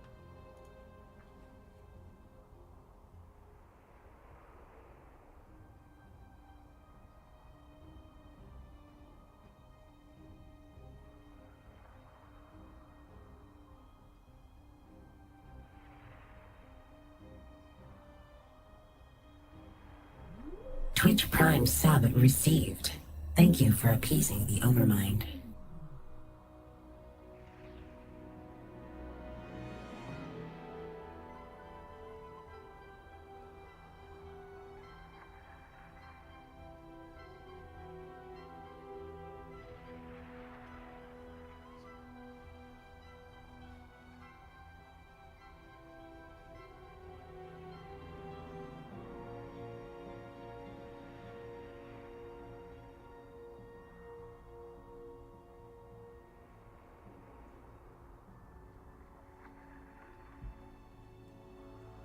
What?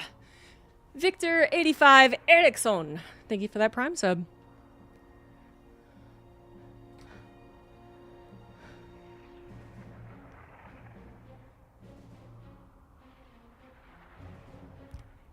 I'm not sure why you said that, Maddox. It almost looks like, I don't know. It's in response to something.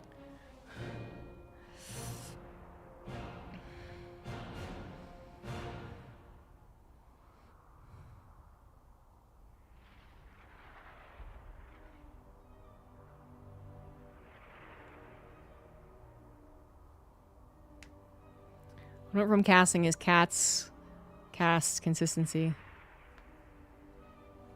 I believe the number 1 is cats, though. Do I have any idea when the EWC bracket will be announced? No, I don't. You know, honestly, for a while there, all of us were kind of wondering what was going to happen with EWC.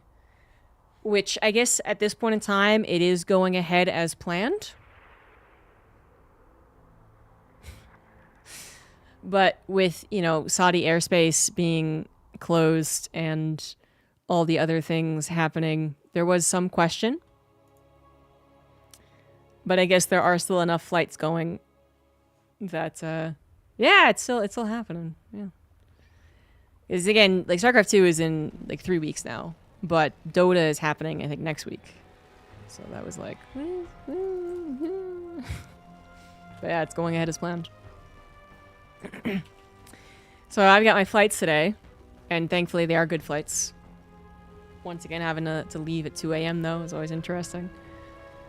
In the bottom left of Ultra Love, it is Bjorn. In the top right, we have Rainer.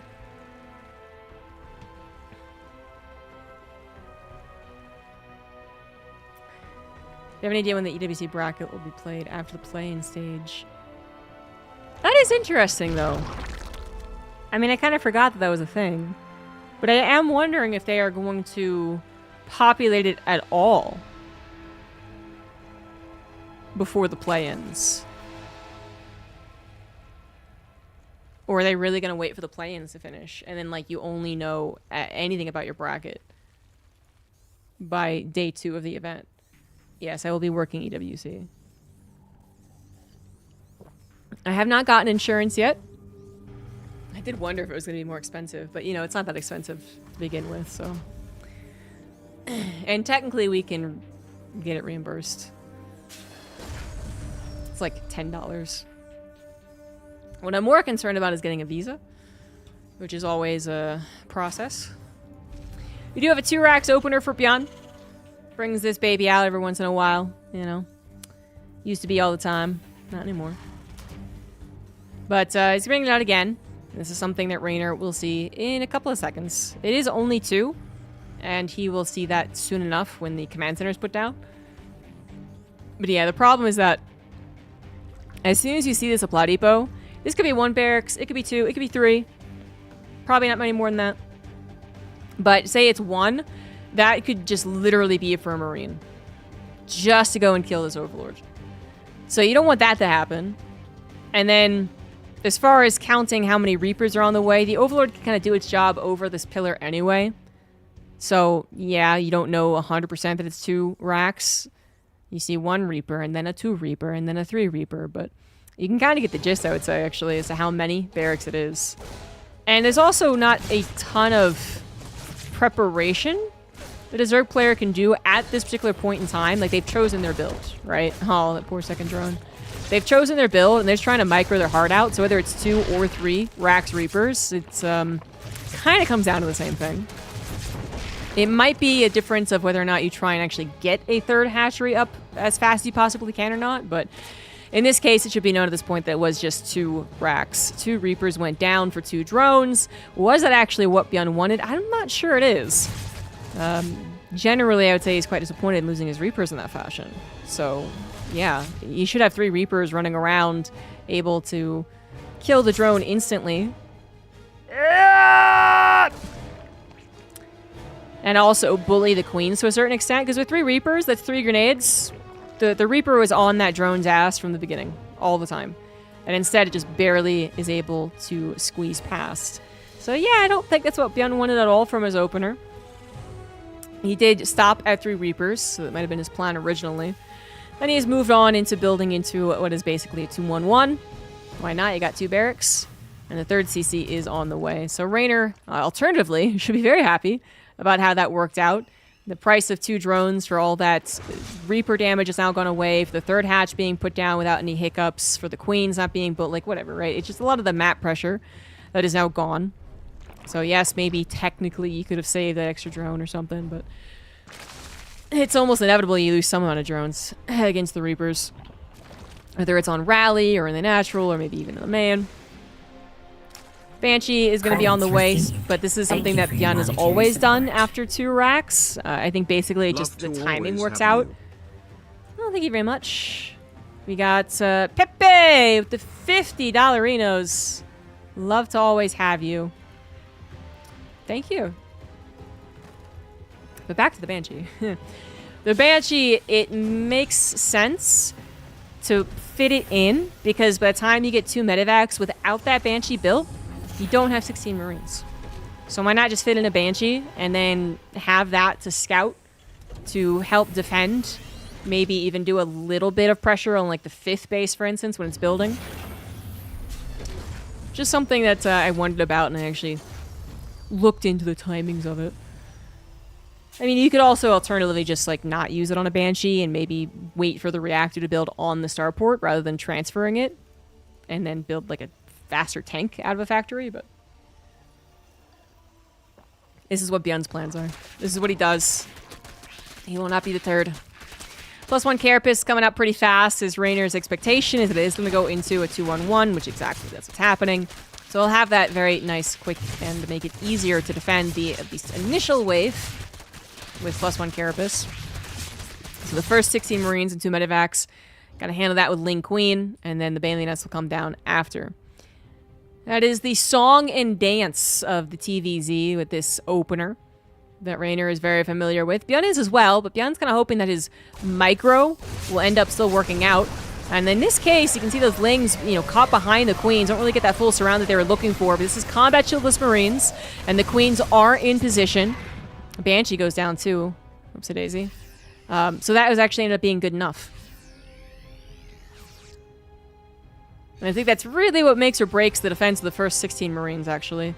Are the Queens all together in position? And then are the Lings there to at least provide a little bit more time bot? +1 Carapace will finally finish. That wasn't even actually necessary to begin with, but, you know, it's always nicer to have, and it will be helpful for the follow-up attacks. And then we are going into double evolution chamber. I don't know who the rest of the talent is for UWC. Everyone you could expect. Except one of the guys who is now playing isn't there. But just, yeah, look at last year's talent lineup. The way that they're doing it is a bit different, though. There's like an on-site B stream. So I don't really know how that's going to work, actually. I also don't know how flexible they're going to be as far as, you know, letting us mix and match. Because they actually, like, they're doing it... They have, like, you know, more, like, analyst as a position as opposed to what we do, which is mix and match, and commentary as a position. And I'm hoping they allow us to mix and match. And then the B-stream commentators, are they really going to be just relegated, there we go, to the B-stream? Or are they allowed to cast with us on the A-stream? Because we have no pride. We are not a proud people as StarCraft commentators. We do not care, for the most part, I would say, as to, like, who deserves to be on the A-stream. This is a good battle for Rainer, isn't it? Shit. That was excellent. I didn't say shit because Bjorn lost, but just because that was way better than I was expecting. Rainer took an engagement when the Terran was sieged up on the bridge.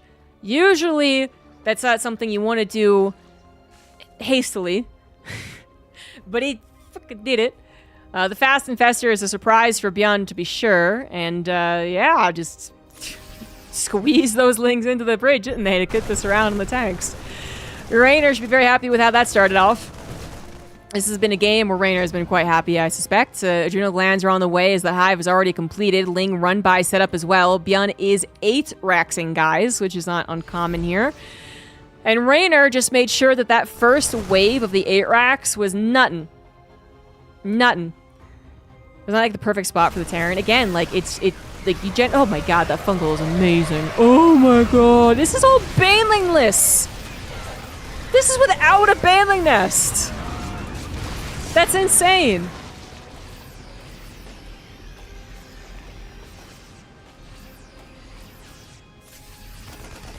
This is actually some crazy play coming up from Rainer. Yes, he afforded those infestors very quickly, but that, you know, usually we'd still see Banelings included. Another good fungal, although not a lot of follow-up, unfortunately. The medevac's healing through that for the most part. But more Lings are coming. The Juno Glands are almost done, and Rainer wins that without a Baneling Nest. That's crazy. I should have paid more attention.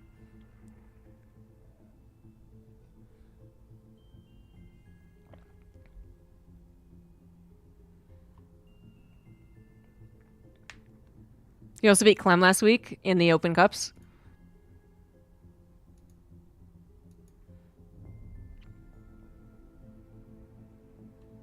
I can believe no banelings.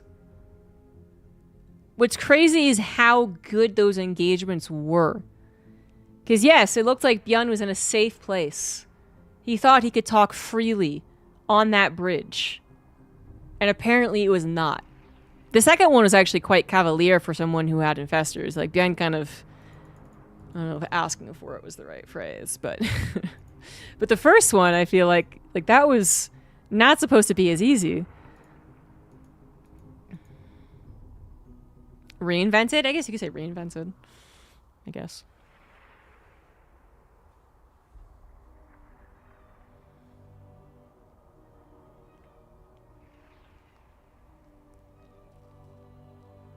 And like, I have some people only as analysts. Yeah, we generally don't really like it either. Because none of us, we didn't grow up as commentators looking to be analysts. But they also, the fact that it's also a very divided B stream is also worrisome. Because, like, the way they have it set up now is that there would only be 2 desks analysts forever. And there would only be 3 commentators. Wait. No.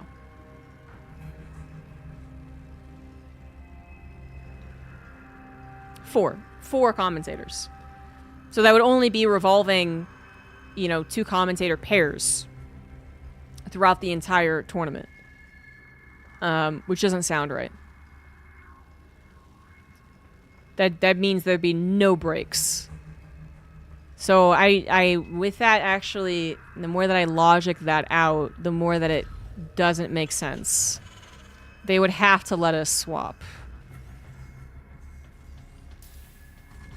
Well, we'll try to bully them anyway. Because, yeah, they have 4 commentators on A stream, and they have, like, 3 commentators on B stream, I think. And it's like, how used is B stream going to be in the tournament? Like, eventually it's going to filter down into only a few matches per day anyway? I don't know. They've changed some of the titling, which makes me concerned, but sometimes they have done this in the past, technically, I think, where, like, sometimes, like, talent photos, like, talent announcements have had, like, certain people labeled analysts, other people labeled commentator, and then it has no basis on what we actually do.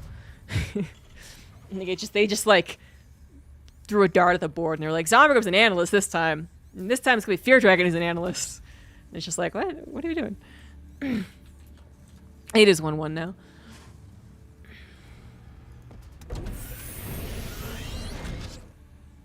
Well, technically right now I was hired as an analyst, but we're going to try and, if they're not just like, oh yeah, no, it doesn't matter. We just, whatever. It doesn't matter. We all get paid the same, right? Then fine. But if they're like, no, you guys are only desk analysts, I think we're going to try and bully them. Same with, like, for instance, State's going to be on the B stream. I'll just tell you that right now. I'll get in trouble. He won't, if we do ever get in trouble for these things, which we never do. And I think a lot of people will be very, like, upset to hear that. So it's like, unfortunately, they do get paid a little less. So that's not very cool. But yeah. Anyway, we have to just get there and see what the hell happens.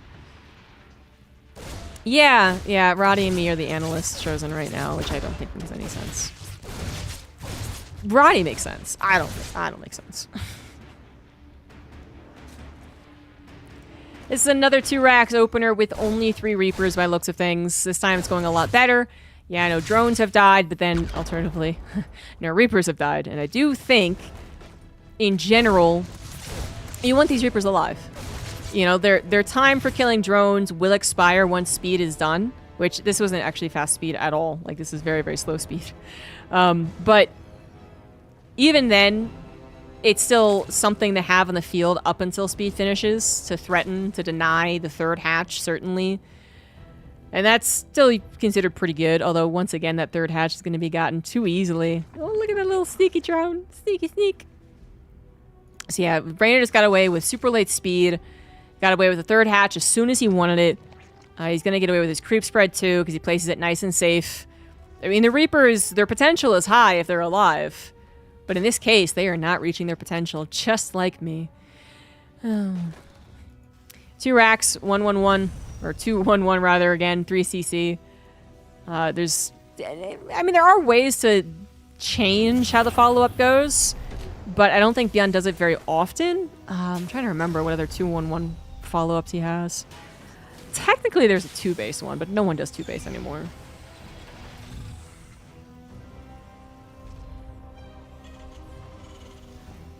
Yeah, I can't. Maybe there's like a Hellbat version too. He just always does this. It's just. Am I doing Artosis Taste the Castle out for the star appeal? Yes. That's a good guess as to who 2 of the commentators are. And that's, you know, it's kind of been for a long time. Like, Taste of Santosa will always get the grand finals. Like, last year, they even had, like, the person who picks, basically, who, like, inevitably is... Well, he's the communicator, let's put it that way, right? So there's a lot of communication going on between, like, EWC and ESL and kind of the guy in StarCraft 2 ESL, I suppose. Like, there's, like, 3 parties, I guess. And, they even, like, he even came over and he was almost, like, apologetic to me and Pig, which was a little funny, actually. It was nice, but it was just kind of funny. Where he was like, you know, a lot of the guys actually said that they liked you guys and liked how, like, hype you were, but since it might be the last StarCraft 2 event, we're gonna let Tasteless and Artosis cast the finals. And I was like, really? It's okay. Like, this is not a surprise. What sucks about it is that it'll always probably be the last StarCraft 2 event, so that's not gonna change. But then again, casting the finals when all the loud people just cry about how it's not Tastosis isn't exactly fun anyway. So... in a way, they kind of take a... They don't take a bullet because it doesn't injure them, you know? It's like they're immune to bullets, but the rest of us are still bullet weak. But what sucks about the setup more so is just that, like I said in a previous stream, as this is a little sketch actually. Well, hold on a second. This was not handled nearly as easily as last time. It will eventually be cleaned up, but losing all of your queens in the cleanup is not the goal here. Wow, that was, again, seconds before +1 carapace was actually done, too. Ouchie bibbles. I mean, that's a almost game ending in a lot of other games. I don't know if it will be in this game, but that is not good for Raynor. Ugh. Well, and that's why, you know, you might think he's insane. He does the same thing, expecting different results, but he actually does get different results, so. I'm actually not even sure why that was so much worse. It was basically the same time, as far as I saw. Or was it? Yeah, no, it was. It was. The Lings were, again, not on the forefront, but they weren't last time either. Was it less Lings? It might have been less Lings, plus, again, they weren't on the forefront. They were, once again, kind of spilling in from behind the queens. And whatever it is, that was a much bigger disaster, and Raynor's going to have quite the comeback to make here. Baneliness again, which, okay, sure. They probably would be sniped, especially when you have so few Lings. But without the Banelings or the Infestors, which are not quite out, you do not have that ability to really change up the game in a second. In a millisecond. Which is really what, you know, they can do. The Baneling and the Infestor can make the game suddenly go topsy-turvy because you just look away for 1 second, Fungal, look away for 1 second, 2 Banelings hit your Marines. Lings are a lot more of a size them up, stand your ground, can I or can I not take this on. But the Fungals are finally here. The Baneling nest being skipped means that there's more going into the mineral income, which Raynor does need, but just looking at his overall state of being right now, 60 drones up against a 73 SCP Terran. Ow! This is very, very bad for Raynor. And a lot of it hinged on the first defense going so poorly. Because if he didn't lose those queens, you know what he spends money on except more queens? Drones! So many drones! All before the next wave attacks.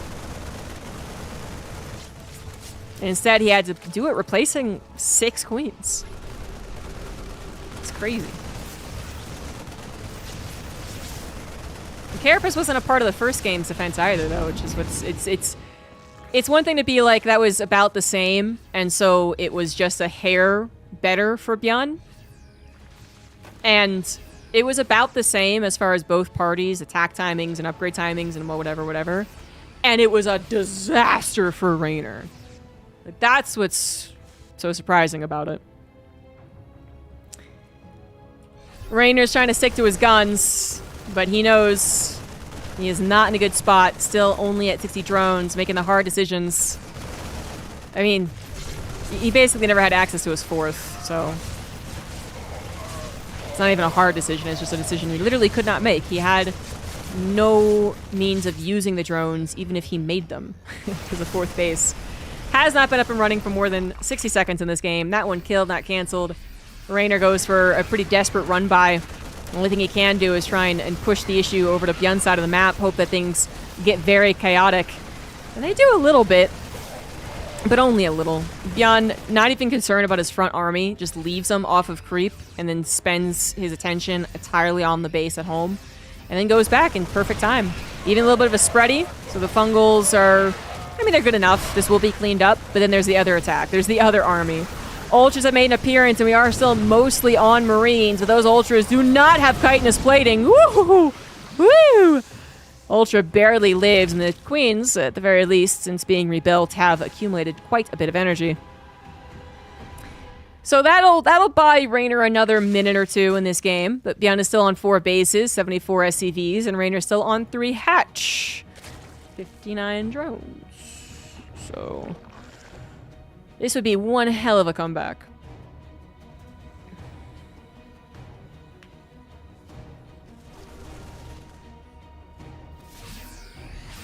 Ling run by once again, a very good idea. Finds an even more vulnerable natural in third than the last time we checked in on this, but it will be cleaned up. 25 SCVs were killed. That's a good amount of damage. It's just that Byun has 4 command centers, so he can replace them very easily, or yeah, he should replace them. But then he also has mules to make up for any time. Oh, a couple SCVs not mining appropriately. So it's more like he's at 56 SCVs. But the point still stands. His economy is still much better than Raynor's.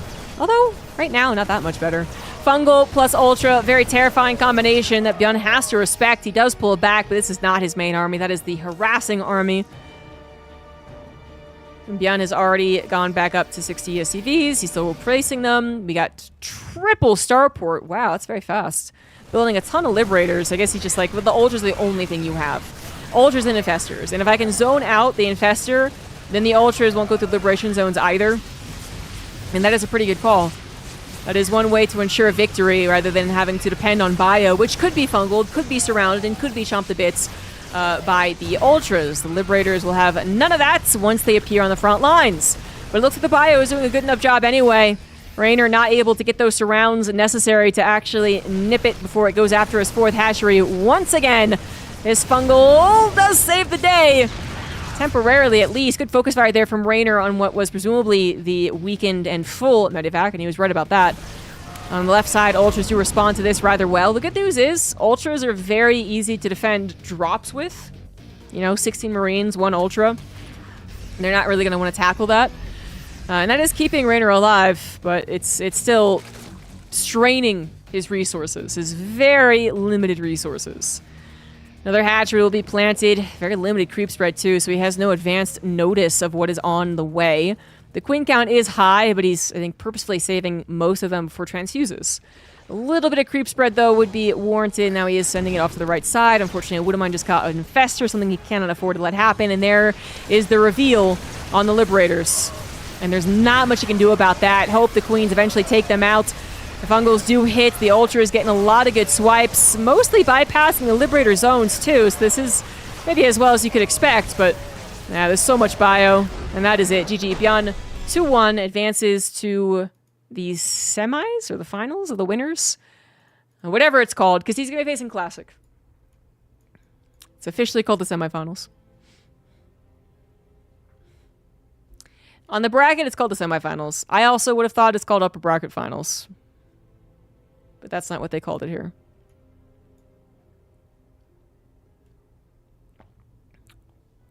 And when they do the vetoes, I'm going to take a little break.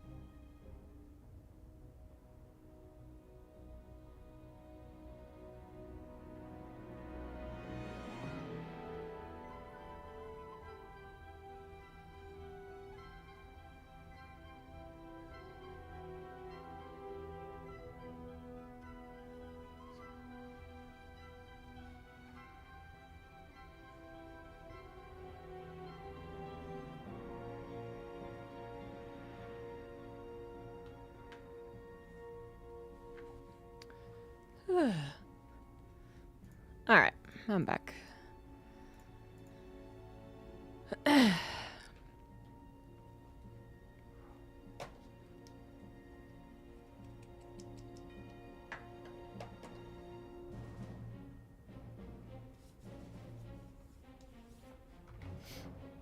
So hyped for Dana being host on TI. I was too, and I loved him being host on the International.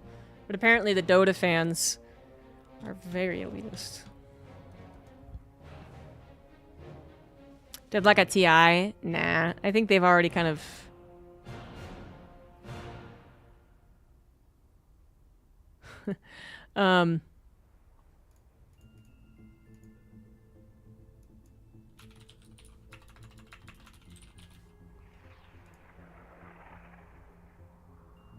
I was gonna say, I think like they're already kind of moving away from the International being like the sole focus.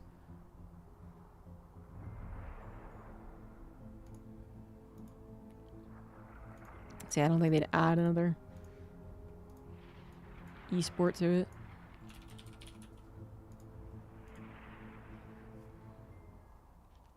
Yeah, BlizzCon's coming back next year. But yeah, I don't have any hopes for StarCraft there. Not StarCraft the RTS, maybe StarCraft the third-person shooter. If you open 2 racks, how many Reapers is too many Reapers? 5 is the maximum. If you open 2 racks with versus Zerg. Thank you. Yeah, that's what I've heard, Glacier 9. I'm not really involved in it, but I try and pick up on things about other esports. Yeah. Well, on the bottom right, we do have the Red Terran Bjorn. And on the top left, we have the Orange Protoss Classic.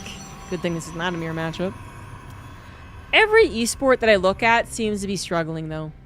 It's a very dark time in esports, and in the world, if we're being honest. So that makes sense. But for instance, Rocket League just had a major, and I looked at the crowd, and I found it to be a bit lacking. I mean, apparently they were very loud, very energetic. But I've seen grander Rocket League tournaments. They also swapped over to being mostly NA-based talent going to NA-based majors, whereas before, like, a lot of their biggest and brightest talent is considered to be Europe. They'd already cut a lot of their talent, actually, that was considered the best in a very, very shocking move like a year or 2 ago. And then they're continuing to kind of downsize and, you know, save money on local talent, I suppose. Yeah, and then the stadium really was not that impressive. It really made what was actually like, I think it was like half a stadium filled, look like half a stadium filled, you know what I mean? So that kind of sucked for them. And then Call of Duty is apparently having this really weird thing. I can't quite grasp it because I don't follow Call of Duty much at all. But apparently, so they still have like the Overwatch League style, where like teams are owned, like there's like 8 teams, right? And they're like city-based, quote unquote. Anyways, like they had changed who was hosting the tournaments or something like that. The point is, the tournament they recently had over this weekend or last weekend was comically low populated. Like there was like 10 people in the crowd. It was quite bad. And it was because apparently like the new place they have it is really bad, and the people who are now hosting it, people don't like. I don't know. But it looked really sad. The only thing that still has a lot of coolness to it and a lot of excitement to it does seem to be CSGO, or CS2 now, obviously. And maybe if I remember, if you guys haven't seen the Counter-Strike Dallas or Austin, whichever it was, major, it was pretty freaking cool. They had really awesome graphics. And I'll show you a clip, because I think it's something that I am envious of, and I've always been envious of. Like, even when StarCraft 2 was the biggest esport, it still didn't really have a lot of the maturity that was brought along in the years, and a lot of the the great like graphics and animations and really how to like make a big event feel like a big event. And then CS obviously got popular, and then it's been tons of big events. But anyway, that's for later. This TVP here, you know, obviously it's going to be difficult for Bjorn, who, as a Terran player, like most of the Terran players, struggles. Whereas Classic, generally, not the best PvTer, but maybe second best. And usually has a lock on what Bjorn does. Bjorn also does this thing where he does try to play macro games versus Protoss, which is admirable, but doesn't always work out. Classic's build here is Twilight Council into 3 gateways. We'll see if he builds a Warp Prism. Generally doesn't, I think. Bjorn is building Banshees and tanks. Something Hallucination is going to be able to scout. Sees a fake... Wait, that was... Why did that seem like it was so far along? Well, I guess he was not certain when the hallucination would come on through. Anyways, it is a fake. It is not Cloak. So this might make Classic over-dedicate to the defense of a Banshee when it is actually quite unnecessary. We'll see that it's only 1 Banshee. Technically, Cloak could have been finished at that point, I guess. I'm actually not sure the timings of which Cloak would finish. Is 4:30 okay? I'm not sure. But yeah, the 1 Banshee... If he figures that out, that's not nearly as scary. He actually finds the Banshee. It's now very obvious that Cloak was not finished. And that Banshee was mostly useless, unfortunately, for Bjorn, who now needs to worry about defending against potential Blink Stalker attacks. We can see it's only 4 Stalkers, but there's no knowing for Bjorn whether that's going to be followed up by a Warp Prism and 4 more Stalkers. So he's going to have to play it kind of safe for now. He's not overreacting getting a bunker, so I think he realizes it's not going to be a 4-gate. He saw the intention of taking a 3rd Nexus with that pylon. Could have been a fake, but Classic's not really much of a 4-gater, is he? Not how many Protoss are nowadays. So it is just going into charge, +1. Let's see if it's Robotics Bay or Storm. And not much else to report on, actually.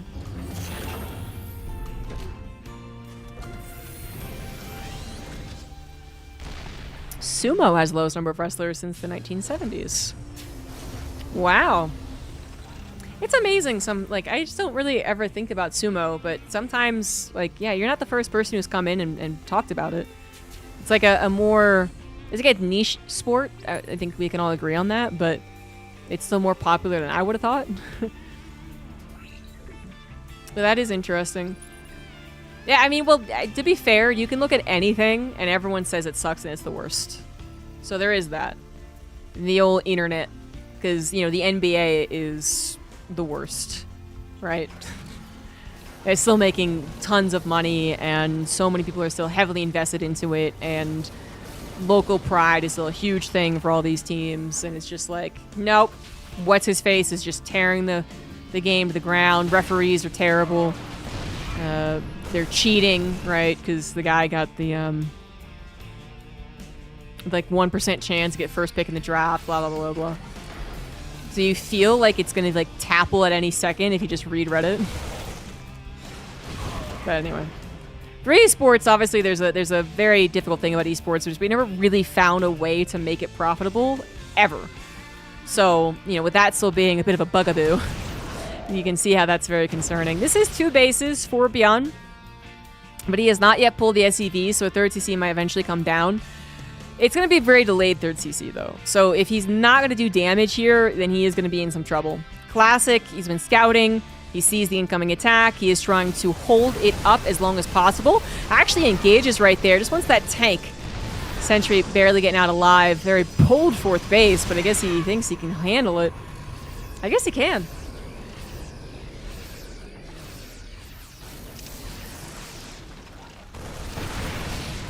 The Zealot number is rather good. No 2nd Colossus. though it is. Where it is? There it is. There it is. Needs it on the front line. Stat Thermal needs to be done very, very soon. The 4th Nexus can be canceled, and I think Classic should still be okay with this. Like, it really is okay if he cancels it. He won't even have to. Okay, what is that? I don't know what that was. Because a misclick on his own army. That was a little awkward. 2nd Colossus will live, however, despite Bjorn's attempt to snipe that down. And the tanks are going to be trying to snipe that as well, but this might already be good enough. Classic running a little low on those Zealots, however. No, it isn't good enough. The Colossus are all left alone. More Zealots are coming in, but too late to save 1 Colossus. Too late to save both Colossus. And that was not the break that Classic was looking for. He did not have to fight right there. He did not have to fight around a fourth Nexus either, I would say. But he thought he had it. Fourth Nexus will have to be canceled at the very last second. And Classic will hold on. But he thought he had that in the bag, I think. I think it's why he full sent it. But the Zealots disappeared a little bit faster than Classic perhaps anticipated on the bio here, while not necessarily jumping on top of the tanks here. It was Stalkers that did that. And then the Colossus, I think, also kind of split their damage in a lot of the moments of that fight. So, yeah, just I could see how it looked like that was a sizable Protoss army, that was ready to go. And I think it just got spread out a little bit too much. Classic holds on, but this is by the time Bjorn has a third CC on location, so this is definitely murkier. You know, it was one thing to give up the fourth Nexus, but keep your army alive for a hopefully better fight later on, and another to lose your army and your fourth Nexus. Now Bjorn has had time to recover, but I guess that was short-lived. War Prism in the main base, depositing a handful of Zealots, killing 12 SCVs, while also attacking the third CC. Bjorn might have gotten one moment in this game, but that is all Classic is going to give him. Colossus is going to barely live, though the last Marauder does not get the shot. And with the main base having been ransacked, Bjorn is in a ton of trouble. He's down to 42 SCVs. Oh, his army supply is okay, but he does need to get a lot more on the front lines ASAP.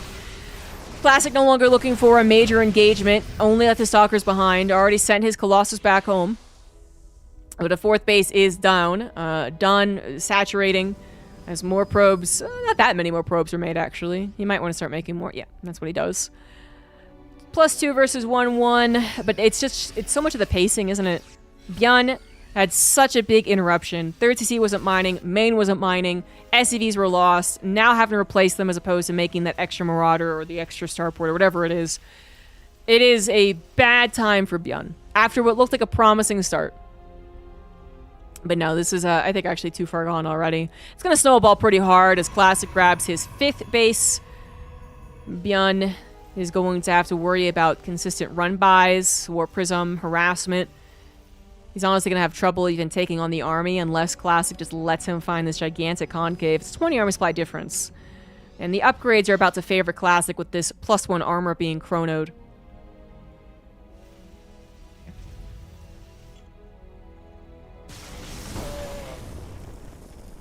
Sup?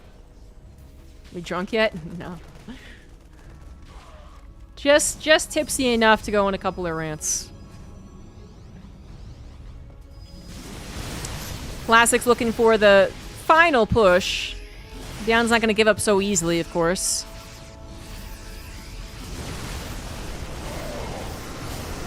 Hallucinated Colossus coming in. Bjorn knows that, but his units don't. The scan is for the units.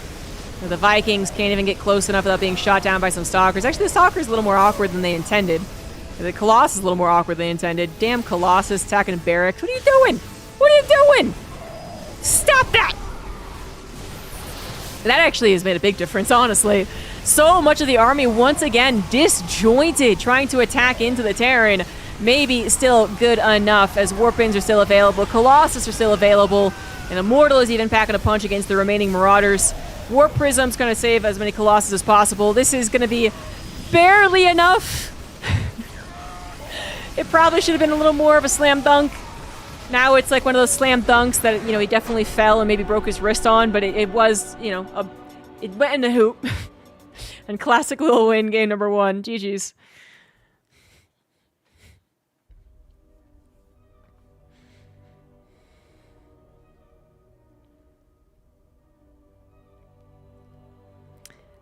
Esports could be profitable if we don't do big productions. Everyone's part-time. Yeah. Well, that's...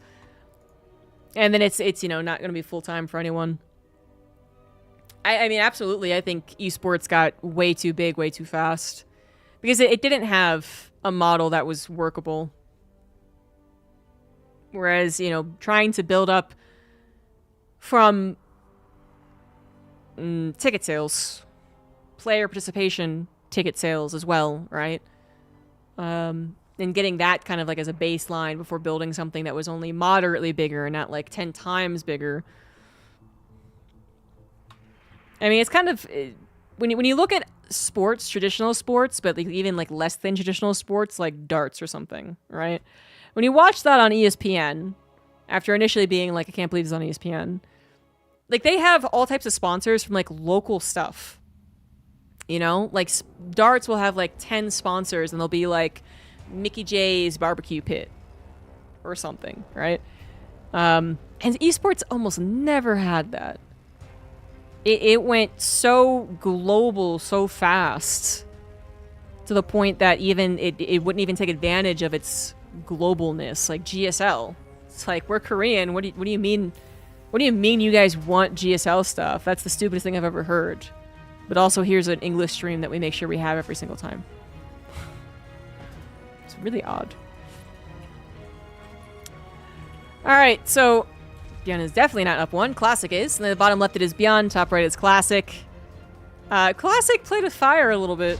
Twice, really. But he had something to depend on, which was a solid macro foundation. So that even if he made a couple of battle mistakes, he could rebuild and even thrive.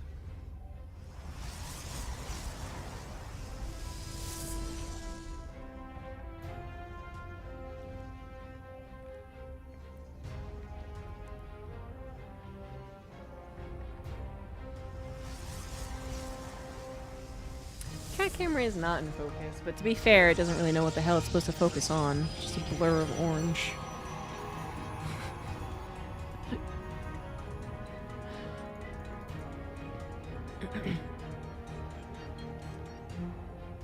But not enough local interest for local sponsors. Yeah, probably. If there are people who are making a good effort to try and make it something that's more community and homegrown, they've probably had some amount of response from local sponsors, yeah. I suspect many people have not even bothered looking at local sponsors personally, but I'm sure there are people who have tried. And yeah, once they show them the stats, it's like, well, why do we care about people in Germany when we're trying to advertise a local family-owned restaurant? And you'd think there'd be some opportunity for global sponsors. Like McDonald's could technically sponsor something, but then why would they sponsor something that only has like 5,000 people watching? That's not that tempting.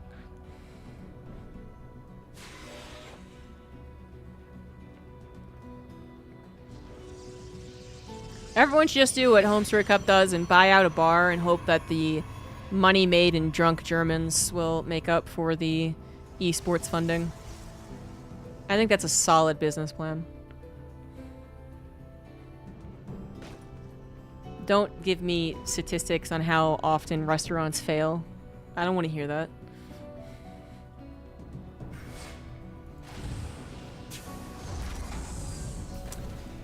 When you see that even like the local T-ball tournament has a couple of local sponsors, you really wonder. Probably more people are willing to look into it than what is acknowledged. This Adept being surprisingly annoying, because the Reaper did pull back for it. We'll be back on the front lines with the Hellion, but the Adept should live. Yep. Stalkers are made behind this. Blink as well for Classic as he adds on. Just one more gateway so far. He might think he can get away with a 3-gate, or a 3-base off of 2-gate. He has seen that his opponent has expanded, and he has not yet seen anything else because the Sentry actually came out as the 4th gateway unit, so not particularly fast. But once you know they have a command center, it's still going to scout what it needs to scout, which is anything by 4.5 minutes, I guess. Might be the earliest you could push out something on 2 bases.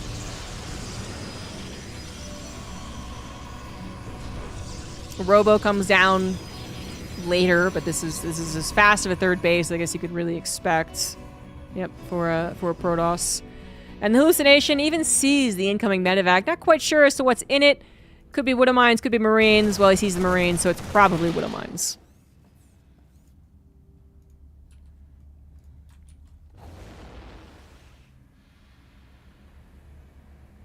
Widow Mines, generally not very scary. Not for professionals, anyway. So keeping it in the corner, waiting for another attack to come in first is probably a better usage of it. Charge on the way as expected, and Classic will most likely be going back into the robotics bay. Hallucinations will continue. I want to see how much of a two-base attack this actually is. Last game's two-base attack, I thought was handled rather appropriately by Classic up until the moment he really pulled the trigger, because he scouted it, he delayed it, and then he still, you know, tried to buy more time, letting the Nexus take damage. It was the pulling of the trigger when the army was so spread out like it was that made it look worse than I think it should have been. I actually think Classic was very much doing everything you would need to do as a Protoss to handle that. And if it happens again, I would suspect Classic would be better at handling it, and Bjorn's later third CC will show just how bad it can be. Last game ended up still showing it was pretty bad, not because it was late, but because of the Zealots in the main. So we still had maybe the same kind of outcome, which is the Protoss just snowballing out of control afterward. But this game, maybe it'll just be that third CC being so much later and Classic actually keeping his fourth base alive, that we still see a somewhat same pacing, which is the Protoss snowballing out of control and continuing to bully the Terran. Now this is pretty fast, actually. Bjorn moving out before the medevacs are quite ready to go. The Stalkers barely catch a glimpse of that, and the Observer is going to be sniped. Bjorn was hoping to expedite the charge, so the Stalkers would not find it, and the second Colossus certainly wouldn't be out. The first Colossus probably would have. Yep. Even with a little distraction, that Wouldn't Mind Drop does not find any success and should die. Yeah, 100%. Stalkers on the way back. Take that out. And Bjorn is moving across the map with 2 medevacs and a sizable bio army. But that first Colossus is almost out. I guess if he had gone as soon as he could have, maybe the Colossus wouldn't have been, but woulda, coulda, shoulda. Colossus is out. Shield batteries at the third, but not at the natural, and that is an Atosis pylon right there, but the army is ready to go. Plenty of Zealots. +1 does complete for the Terran before the Protoss. But this is something Classic can handle. Bjorn does not have those anchoring tanks like he did in the last game. Classic even chasing after this seems a little bold, but he's figure he's got it on lock. Bjorn's third CC is coming on the way. 4th and 5th barracks as well. Classic is going to grab a 4th behind, tracking the army. I'm a little scared that Classic will lose the army, though. That's the only thing that could make this game too chaotic. But no, he finds it. Bjorn even inadvertently running into the Protoss army behind the brush, didn't realize it would be so offensively placed, is able to escape. The Classic is in a pretty good position. He's not exactly spiraling out of control on the probe count, 61 to 53, but because the Terran has dedicated the 2 base for so long, and Classic knows that, there's no reason to afford 15 more probes at this moment, rather than those extra Zealots that would have been very helpful if Bjorn did decide to just go entirely all in. So I feel like Classic's really reading this quite well. It will probably end up very similar looking to the last game, and that is a bit sucky for Bjorn, isn't it? But it's also where a lot of these PBTs are going. Zealot run by, just barely missed by the move out. And Bjorn is going to continue. He scans ahead. He sees an army waiting. Loses the Raven. No anti-armor missile for you. The bunker will hold at least a little bit for the Zealots. But what else we got going? 2 medevacs try their best, but recall is available. And Classic does look away for a hot second, so he loses a lot of Zealots. And a not great start to this battle.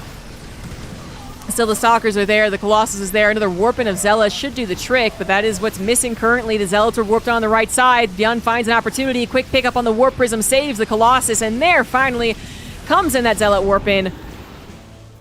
Just a little bit of trickery right there that did catch Classic a little off guard. But overall, Classic holds on to 4 bases, his big, very expensive units in the Colossus. And we'll have 4 base economy up and running soon. He's still not very high in probes, to be fair. That's I think that shocked him a little more than he expected. So Bjorn does have his 3rd CC up at an even bigger SCV count. So that looks good. Upgrades also looking good for Bjorn. He's finished 1-1 of the +2, but Classic will inevitably get ahead with the double forge. 2 more Colossus, actually, so we are going to go up to 4. maybe he does like 4. Maybe he thought he was going to lose that 1. But 4 is a little more than usual. It actually might be a plan. Just the expectation for the Terran nowadays is a lot of times either 2 or 3 Colossus. So that 4th one sometimes adds in just a little bit more damage, and then suddenly the choke's a little more abusable. Suddenly the Viking count's not as high as you would like it. Warp Prism does get destroyed very easily without any repercussions, like no secondary attack from Classic coming in, so that's always a nice feeling. Did very little damage with the SCV count as well. And Classic is going to chill back at home. 5th base on the way. Does not see an opportunity like he did in the last game to go for the counterattack, to go after the 3rd. But by the time the 4th is in Bjorn's thoughts, Classic will probably have a little bit more of that map control. And getting the 4th on location should be a struggle for Bjorn. Classic has a Zealot run by setup. Zealot on the left. Not too many observers. His Robo's pumping out disruptors at this point. A drop in the right side does come in when there's no defense. Just a couple of Stalkers might not quite be enough. Zealot's going to help out. And Bjorn isn't going to test his luck any further. The Zealots wanted to go for a run by. They see that there is a Widow Mine. Not too much immediately to defend, but the army wasn't that far off. So the Zealots would rather be saved at this point. But with the army clearly moving back home, Classic does move out, maybe hoping to find the remnants of the army, or maybe he is going to move into this space, start to abuse this choke right here. 2-2 is going to finish up for Bjorn, and 3-2 is now on the way for Classic, because he also adds on a decent number of gateways. 5 base economy, 72 probes, going up to 76. Probably finish around like 80, 86, 90 even. Not uncommon for Protoss nowadays. Bjorn is totally maxed out. He's got an upgrade lead, and that was a great EMP to start things off. 1 disruptor gets taken down without getting too good of hits. And Classic was a little startled, a little jump scare right there. Yeah, suddenly Terran. No shield battery at the 5th base to help out. Drop into the natural. Bjorn is trying his best to get Classic looking the wrong direction. And the run by Zealots, maybe we're hoping for a surround, so a little mistimed. Nexus now under fire as the Protoss army comes to respawn. 1 Colossus goes down, 2 Colossus will fall. Are they doing enough damage to the Bio army to be worth it? 2 Colossus will end up standing strong as the Disruptor forces a pickup, and the rest of the Marauders are forced to disengage. Medivacs end up saving about 5 units right there. Right side, that drop was taken care of, and Classic is going to use this pushing back the Terran army to open up the aggression. It's going to start to really bully Bjorn. He realizes that was a good engagement for him, and with the instant reinforcements coming in from the Warp Prism, he can take advantage of it. Classic saved his 5th, is adding on a 6th, even skipping what would be a 6th. Gonna redirect his aggression perhaps over to that right side. Planetary not quite done. It will finish. It will be helpful. It will be helpful enough. 20 armor supply difference. More upgrades finishing up for Classic as Bjorn currently skipping out on his +3 attack. He does have this unfortunate habit.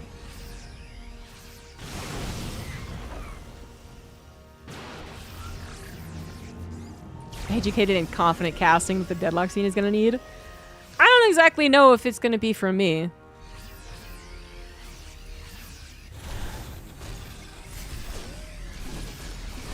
Warp Prism in the main is an attempted distraction. I think it did actually work out. Bjorn a little bit later to the stem, a little bit later to the pullback. Planetary gets taken down instantly, and Bjorn resigned, taps out. GG's. Classic will win 2-0.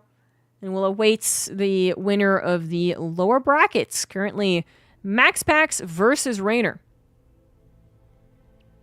Best of 1 happening there, and then the winner of that will face Bjorn, who just dropped down.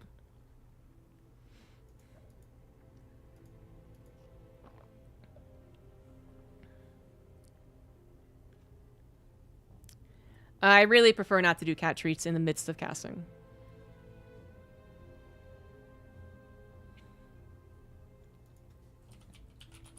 Yeah, I didn't see which upgrade it was. Was it the Observer upgrade or was it the Warp Prism upgrade?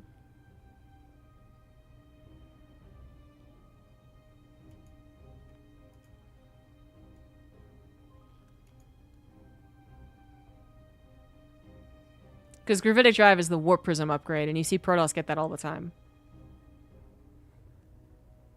Observer upgrade, definitely a late game scenario.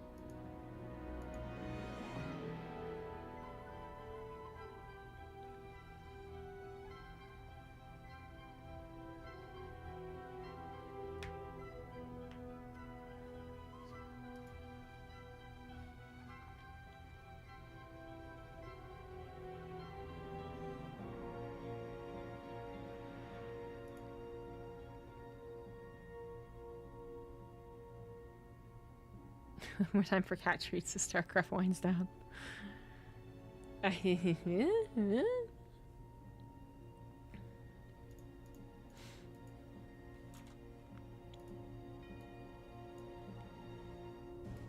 If Rainer wins, it's Korea versus Korea. If the Max Pex wins, gotta go to NA.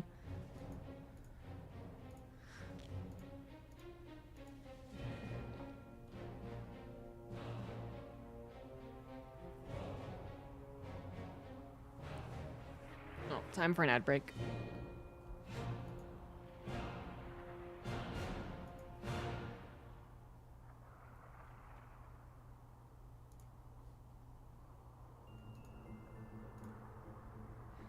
They have similar names and similar icons, to be honest. It's just like a splash of color.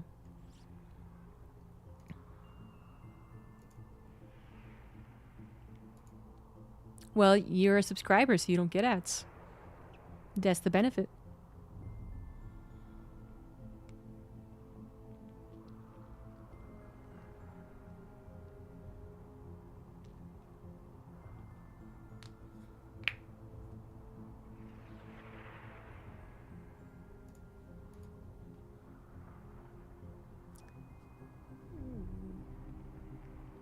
You know, I think that's just a broken picture. I mean, Dimitri is sleeping exactly like that, so it's not exactly false advertising, but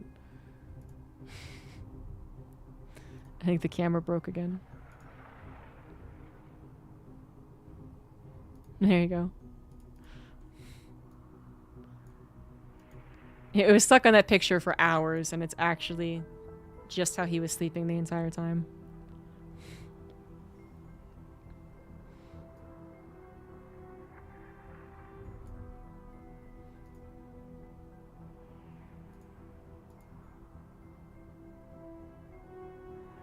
I'm just getting a plastic cup. Excuse you, that's not plastic. It says a wee dram.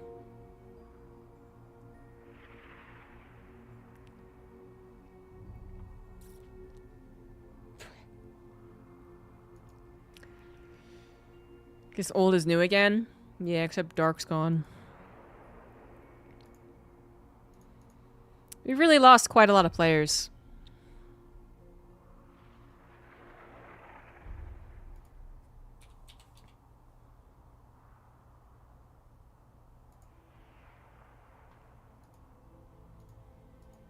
We got some back. We did. Recently.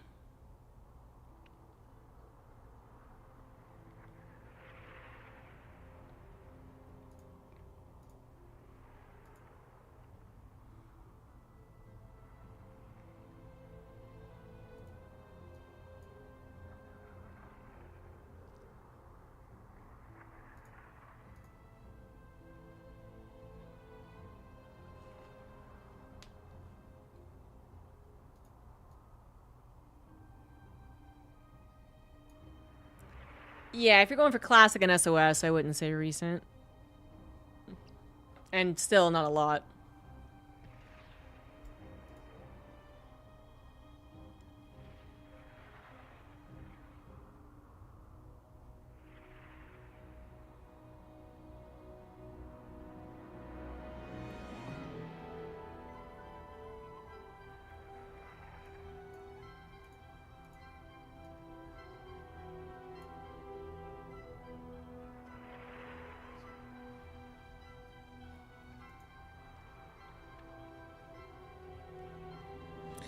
What we see SOS more? It's gonna be really weird seeing what players do after EWC. EWC has been something to invigorate them these past 3 months. But when that is done, and it is already done for so many players, you know, what will they decide to do? Oh no, Percival's super old. Percival has been playing for like a decade. He's been making some better results recently, but is that because he's getting better? Probably. But is it also because there's just less people? Probably. Like, if a Korean Open Cup only has 10 people, Percival suddenly getting a round of 8 is better than what he usually got.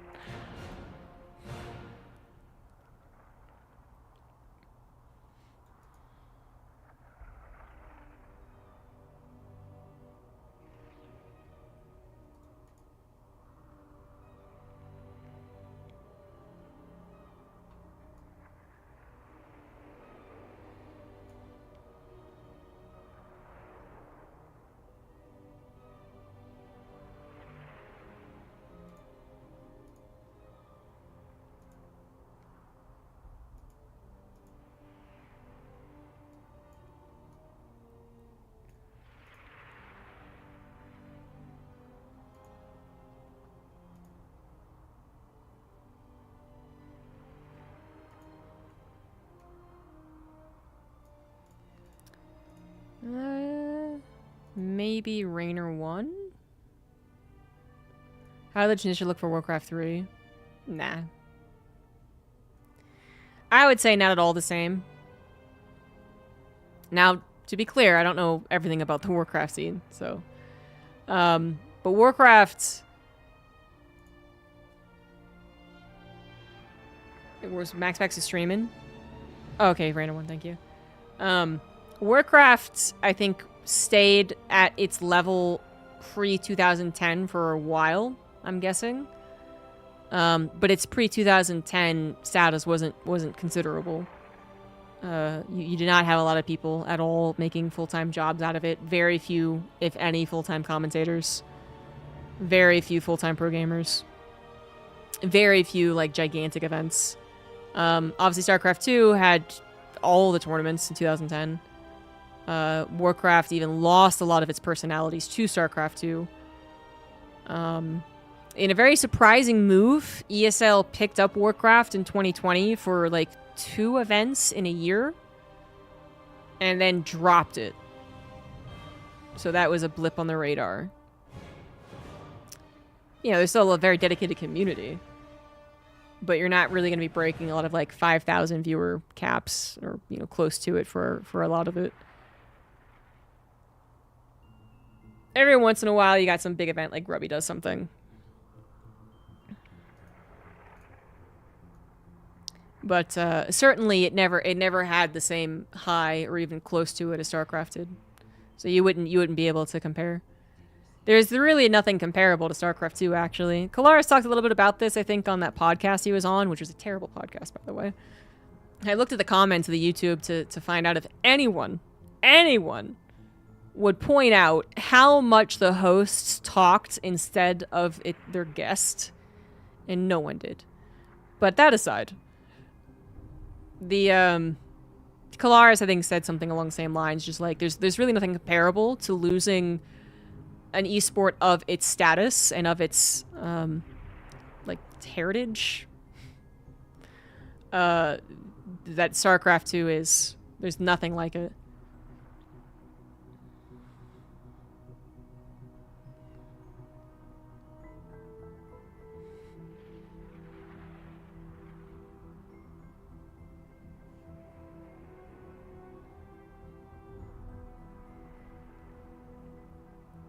Grubby's event was help from Soda Poppin'? Was that the first one? Because the second one didn't have Soda Poppin'. It had Tyler 1, right? Or the third one, or whatever it was. The most recent one. Just throwing things, yeah. I mean, Kalaris said he was going to be on it, and yeah, all of us didn't have the highest of hopes. My immediate reaction was like, why do they care? What are they doing? And, you know, it turns out what they wanted to do was just reminisce about the good old days, which, you know, is fine, it's fun, but it's not really making your guest very, very comfortable.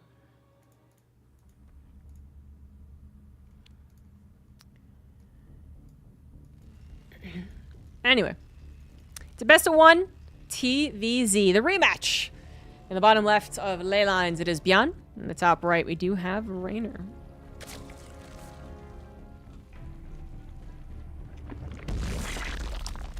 So they were quite close in the best of 3 that they played. And the last game was the most one-sided of them all, but I don't think that'll happen again. The first game was on this map, wasn't it? No. No, it wasn't. Was the second game? The last game was on this map. Yeah, flip the positions. So yeah, hopefully Rainer doesn't have the same thing happen, but Beyond is going to go for the same thing. 2-1-1. Presumably, unless he tries to be tricky in a best of 1.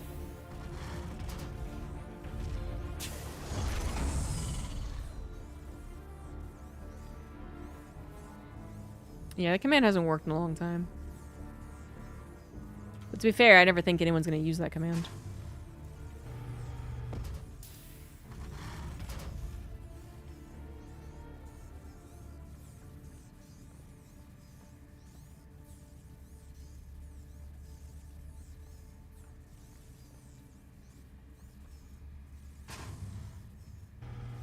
Well, Valorant just got their talent announcement, so I wonder if we're gonna get one soon.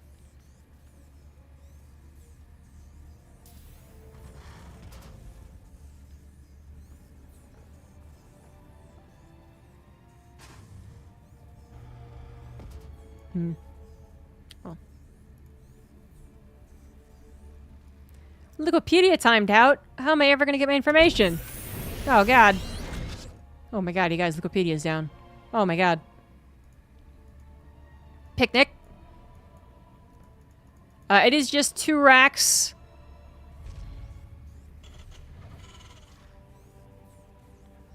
Yeah, this is, technically their 4th game, I guess. It's been down for a bit. Well, it wasn't down last time I refreshed, which was like 2 hours ago. So, yeah.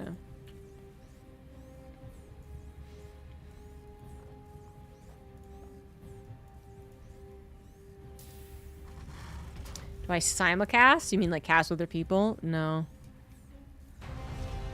There's someone who complained about, like, casters not casting with each other while we're casting the same thing. And he did it in a very, very pretentious way. It was very annoying. But in general, for anyone who's ever curious about why we don't cast with each other despite casting literally the same thing, because people like duo cast better than solo cast, and that's pretty much everyone's opinion. It is taking away a lot of the stream elements to it. So you can't interact with your Twitch chat as much. You can't shout out subs and donations, unless you just want to talk over your commentator, your co-commentator. And that is actually a considerable loss. So I do wish StarCraft had more collaborations. Because when you look at other thriving Twitch streams, a lot of times because they do a ton of collaborations. But StarCraft 2 has never really been about that.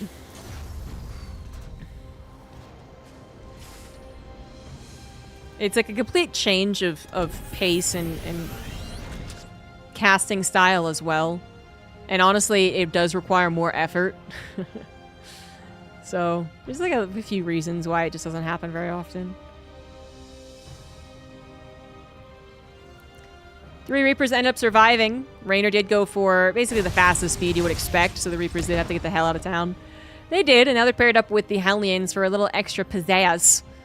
Now the Reapers can add those grenades, and the Queens are a little bit of trouble. The Lings don't quite get the surround that they were looking for. It's good stuff.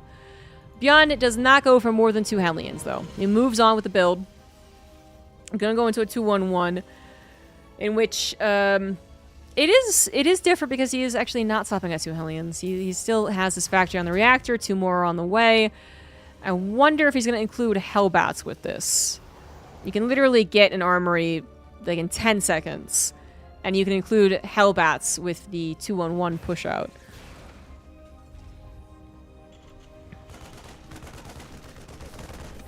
The Overlord's going to come in here and see 3 CC, but not much more than that. If it is going to be a Hellbat push, would not be able to determine it. I do think it's coming later and later, because it's still not late.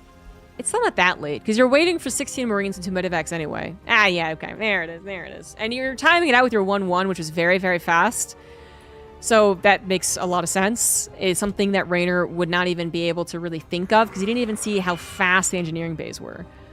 So there's always a possibility that this Hellbat attack comes through. It's not the most used build, and it is something that Raynor could have forgotten about. It's also something that could be looking to abuse Raynor's lack of Banelings, and Infestors don't come out this fast either, do they? And in that way that you look at it, I think it's a very smart idea. Because while Hellbat only attacks don't really do it, the Queens are still good against those for the most part, Hellbats with Marines are really the best of both worlds. They will do a ton of damage. Beyond 3rd CC is not going to get to mining, but that's okay as long as the natural isn't breached, and it is not. Raynor has no idea that this is on the way. Although he has a good number of Lings and is building a handful more, this is quite the punching squad. Combat shields has been denied, actually. They did not finish. That was denied. So that's a good thing going. But the Hellbats are going to take care of so many Lings. Good focus right there from the Queen top of the Medivac. Doesn't quite get the one. Finally grabs it, but the Lings are all gone. And the Queens will fall to the Marines. And that is it. Bjorn. Tricky, tricky, tricky. He will win, and he will get his rematch versus Classic in the finals. Weird that he showed all his Marines? No, that's not weird. That's very much expected, because he went 2 barracks for Reapers. He will go 2-1-1. He will get 16 Marines, and he will go out with medevacs.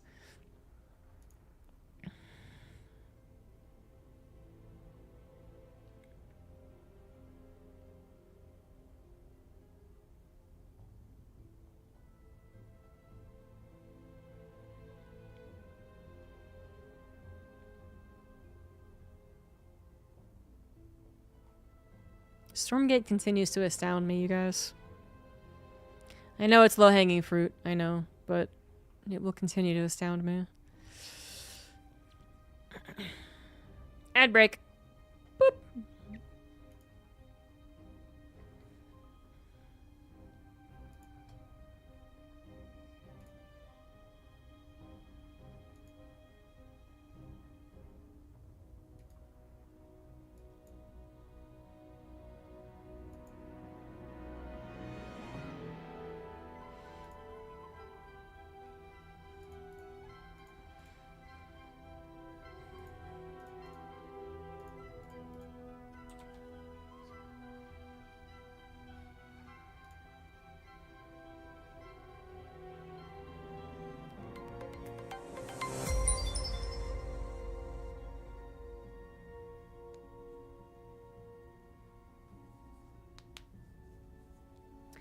$100 bit of booze. Thank you for seeing Woof. Cat check. Well, he's awake now. Well, pretty groggy. Look at that tired. Look at that tired face.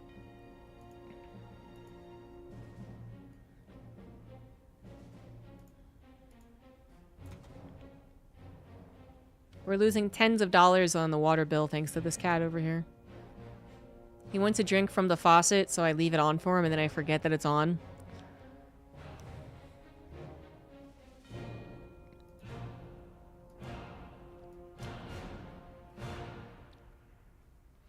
They're preparing for EWC. Yeah. I mean, nothing matters as much as EWC. But I don't think there's like a ton of experimentation going on. Nothing crazy. You get the streamer a cat fountain. We have 5 cat fountains. 2 different types. Placed all around. Cleaned and replaced filtered. And he still prefers the stupid faucet.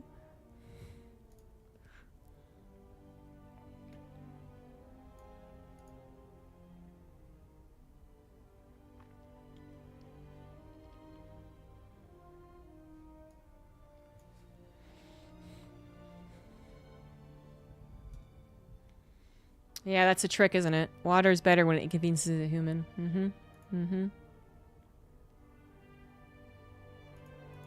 They have plans to do Stormgate show matches? Oh, no. No, they can't afford that.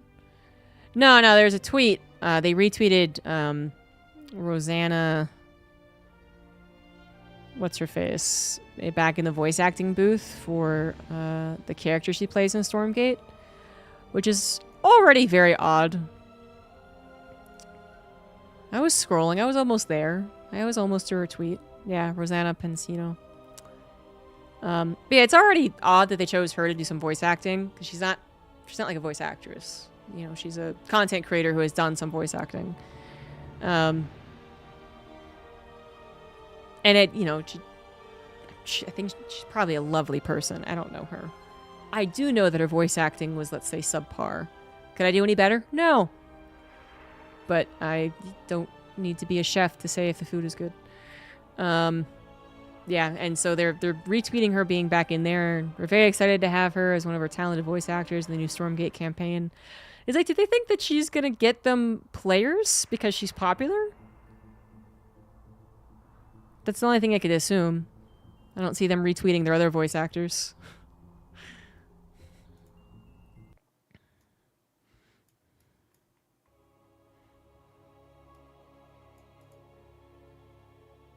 Oh, good. I don't have to change the title. I do have to make a new prediction.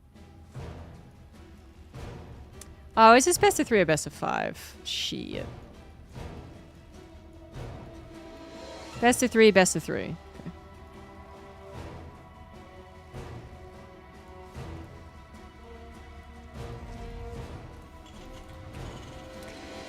So it is the finals of the Monday Night Weekly. In the top right, we have Beyond. Bottom left, it is Classic. Peanut butter cat is what you call orange kitties. That's cute. And his name's Dimitri. We got him when he was 8. He's now 9. He uses his claws because he doesn't know any better, and he can open doors. He also is built like a tank, so you can't move him if he doesn't want to be moved. Yeah, so Classic Beyond, this is a repeat. We saw Beyond lose out to Classic just minutes ago in an 0-2 fashion. Beyond does have something up his sleeve this game, though. Beyond's kind of straight up play, a little more emphasis on the 2-base, sure, but still straight up TVP play, did not net him many victories. If it looked like it may have, I would say it's because Classic misplayed it to a certain degree, actually. And I know I talked about that Reddit thread and it's supposed to be positive and all that good stuff, but I just can't. I just can't. I'm just not a positive person. But seriously, I mean, I think Classic, he basically chose moments in which he was pretty sure he would win, went for it, and then it was a little less good than he expected, but he was still winning. So at the end of the day, it's not so much a misread as it is a, I'm pretty sure I win even if this doesn't go exactly how I expect. That kind of explains some of the almost moments for Byeon. I'd actually say game 2, his insistence on trying to do double-pronged attacks and drop was actually the most promising. It did catch Classic off guard once in a pretty big way. Not big enough to really change the outcome of the game, but then it did taper off. It just stopped being effective. So Byeon went for a Classic Engineering Bay block, which Classic was then forced to take this as his third. He did not bring the probes down to kill it. Beyond seeing that was going to be the case, just cancels the Engineering Bay right off the bat. If he doesn't get the probes down there, why bother having it up? So that is, you would think, good news for Beyond, but Protoss have gotten quite comfortable in this situation. Is it annoying? Sure. Do they have to make static defense they otherwise wouldn't have? Sure. But it doesn't really stop them from doing their original plan. Once upon a time, many years ago, this really forced the Protoss to go Stargate. The Hellion follow-up was too strong. Then we had the Cyclone follow-up, and the Cyclones came off reactors. That was also pretty strong, to be fair, but we are back to Tech Lab Cyclones. And as such, the biggest thing is Hellions still could be a problem. But many Terrans don't even bother doing that follow-up anymore because it really has lost a lot of its potential. Shield battery plus appropriate positioning of army, good focus fire, you name it, and it just doesn't find that much damage done. So it is annoying for the Protoss. They do lose some mining time having a rally as far as they do, but it just seems so inconsequential. Stalkers were busy poking around in the supply depot. They should know it's a command center. They did technically see the factory, but just the tech lab. And with that, a Cyclone will be on the way. Classic, he's not going to leave, because he does have 3 Stalkers. And while the Cyclone is scary, the rest of the units he could just run away from. Getting a lock on immediately, though, in that position was not the best start to it. Classic is going to be forced to run away now. Yeah, you basically want to have it so the Cyclone has to be like a little ahead of the Marines. This actually was not what Classic wanted at all. That was, you can see what Classic was going for. Like, Classic, I don't think was unaware of the Cyclone possibility. That is a very natural follow-up to the build that Byeon has done. Maybe some people would go for a tank first, I guess, but it's just that he thought 3 Stalkers would be enough to make sure the Cyclone was too afraid to go and chase after literally every single Stalker. But the fact that the Cyclone got all 3 is a pretty good start for Byeon, who does misplace his command center at first, but fixes it very quickly and gets on with his life. So Classic, he is going up to 3 bases. Third one about halfway done. Blink is on the way. Robo as well. All off of 2 gateways, so he was not at all afraid of being attacked.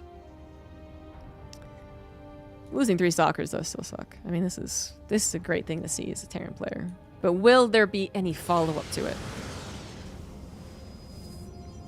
And he's on the opening and closing of the faucet. Yeah, I'm afraid to teach him how to open it because I don't know if I can teach him how to close it. So But if he can learn to open doors, you think he could learn to turn a faucet. It's like the same motion. Although I guess he basically depends on his body weight to push the handle down, you know?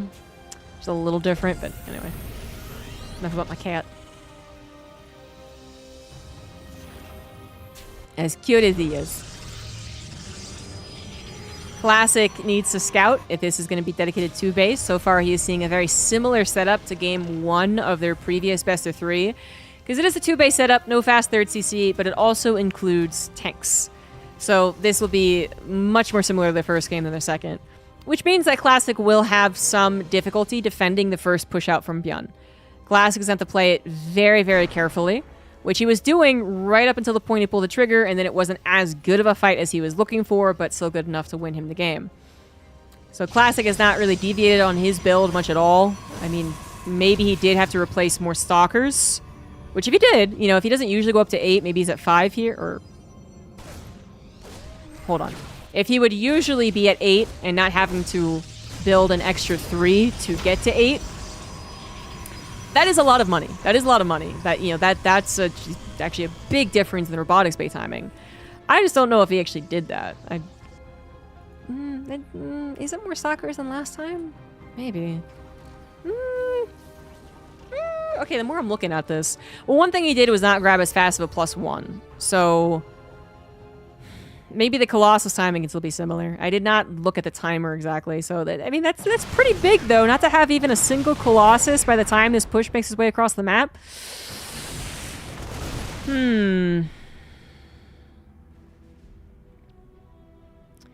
Classic should be scared. This is Byun's moment. 3rd CC is on the way, so he's not going to pull the SCVs, which I actually think he should pull the SCVs.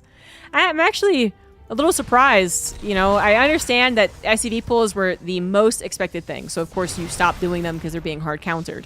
But now I feel like we're in a zone where mixing and matching could actually work out really well.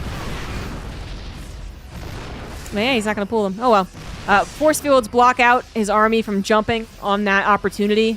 Very important force fields. Sentry still has a Guardian Shield available, and the Colossus is finally here. Tank's really not as far a part of the army as much as you would hope. Hold position seen from Classic. Zealots do need to be let on the front lines, though. From the back also, too, though. Classic with an excellent setup. Delay, and then with the surround ready to go, pounce on him. Goes back to the Immortal. That was a good break.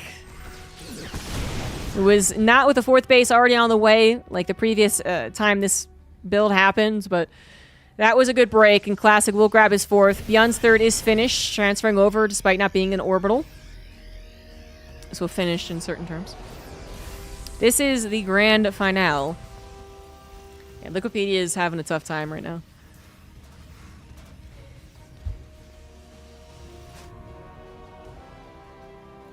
Double Robo seems pretty quick. I mean, this 4th base isn't going to be saturated for a little while, but alright.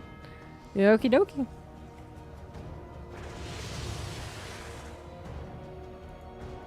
All the Zealots that were used in the engagement sent over for a run-by.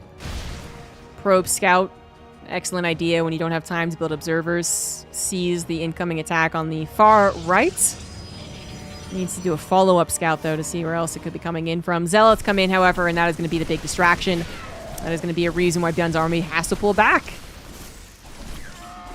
Classic going to let 4 Zealots just buy more time. The other 5 Zealots leave. Byun knows that this is damned if he does, damned if he doesn't. Like, if he doesn't take care of it, he loses SCVs. The reinforcements will not be good enough.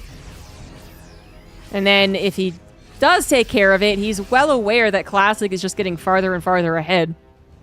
And building up his probes on a 4th base, getting static defense, getting double forge upgrades, getting Warp Prism speed, setting up another run-by for even more time bought. And there's just not a lot you could do in this situation. The Warp Prism is going to have to be recalled, as a Viking was a good call. A little bit faster than the double Vikings he will eventually be building. Whoa. Starport's resolution is wrong. Maybe I get like a unpatched overlay or something. Well, you guys, okay, well. You know, generally they're building too. Pylons being planted down, since you don't have those observers. 5th base on the way. Bjorn's third is saturated, but he is now down, 15 workers. Has an upgrade lead, at least for another 20 or 30 seconds. Disruptors are out and looking to buy a little more time. This Classic isn't quite ready to go. Shield battery is here. Recharge is available, I would assume. Disruptor, once again, trying to get some good shots. Not the best. And not a lot of Vikings. There's the recharge. Vikings are unable to kill the Colossus. They will stand their ground with some Zealot reinforcing as well. The Immortal living far longer than it should have. Bjorn losing SCVs back at the natural. He will tap out. GG's.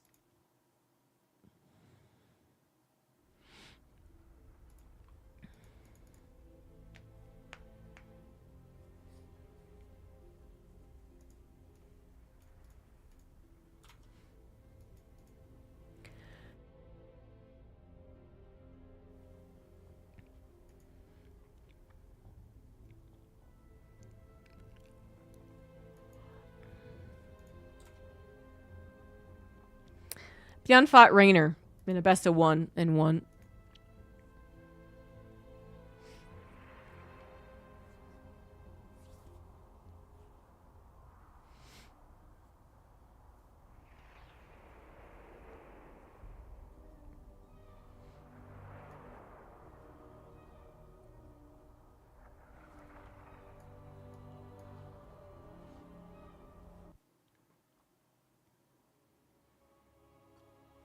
Yeah, and Raynor took out Max Max.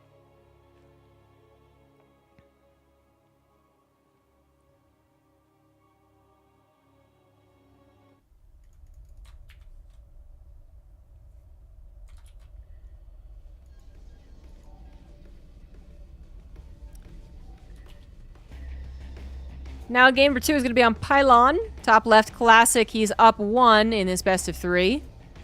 Bottom right, it is Bjorn. Bjorn has one more chance to bring it back. If Classic wins this best of 3, it's over, it's done. Classic wins. If Bjorn brings it back, there is another best of 3 to be played, because he came from the lower bracket. Which is fair enough.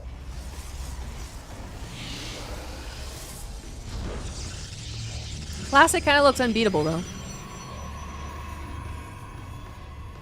Even in a situation where it looked like he had to accommodate for the 3 Stalker losses early on, he still looked excellent. Even when he takes battles in the first series they played that look a little wonky, like maybe Bjorn could have won it, he still wins. And Bjorn doesn't seem eager to try something completely insanely different to throw Classic off. And in that way, I think, you know, Bjorn is destined to lose. I don't think a macro game is going to ever work out for him. Ways he could change it up: SCV pool. Even with the force fields buying time, the SCV's addition might have been troublesome in the last game.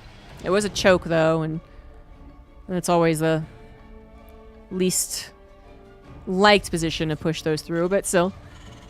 He could go for a 2-base tank Banshee push, but maybe, I don't know about on Pylon. He could try and play super macro, like 3CC right off the bat, which he has done before. He did it in GSL, I believe. But that wasn't very effective either. And it's not going to be his plan in this game with the second gas. So I don't know. I don't know. You know, for Bjorn, maybe it would not be very wise of him to show any particular anti-Protoss build that he has as we do lead up to EWC. But generally,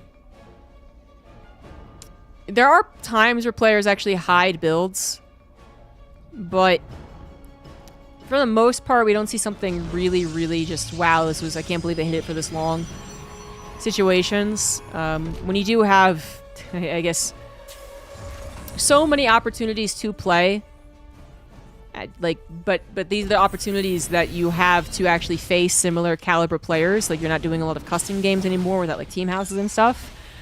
It just seems like likely that you're gonna have to show something to your opponent because you have to practice it. You have to practice it in an actual legitimate game, not just on the ladder or versus AI. So even though you don't really like it, you know, facing Classic is some of the best practice you're gonna get because he's one of the best Protoss in the world. You usually would see at least 1 or 2 of these surprise builds. Maybe not literally right up to EWC, so it has time to kind of dissipate in Classic's mind. So he's like, oh shit, that's right, he did that 3 weeks ago. But you do usually see it in these online cups. It's been a while since we've seen something really crazy pop out of nowhere for a bigger tournament when there's so many of these online cups that are populated by so many of the best players.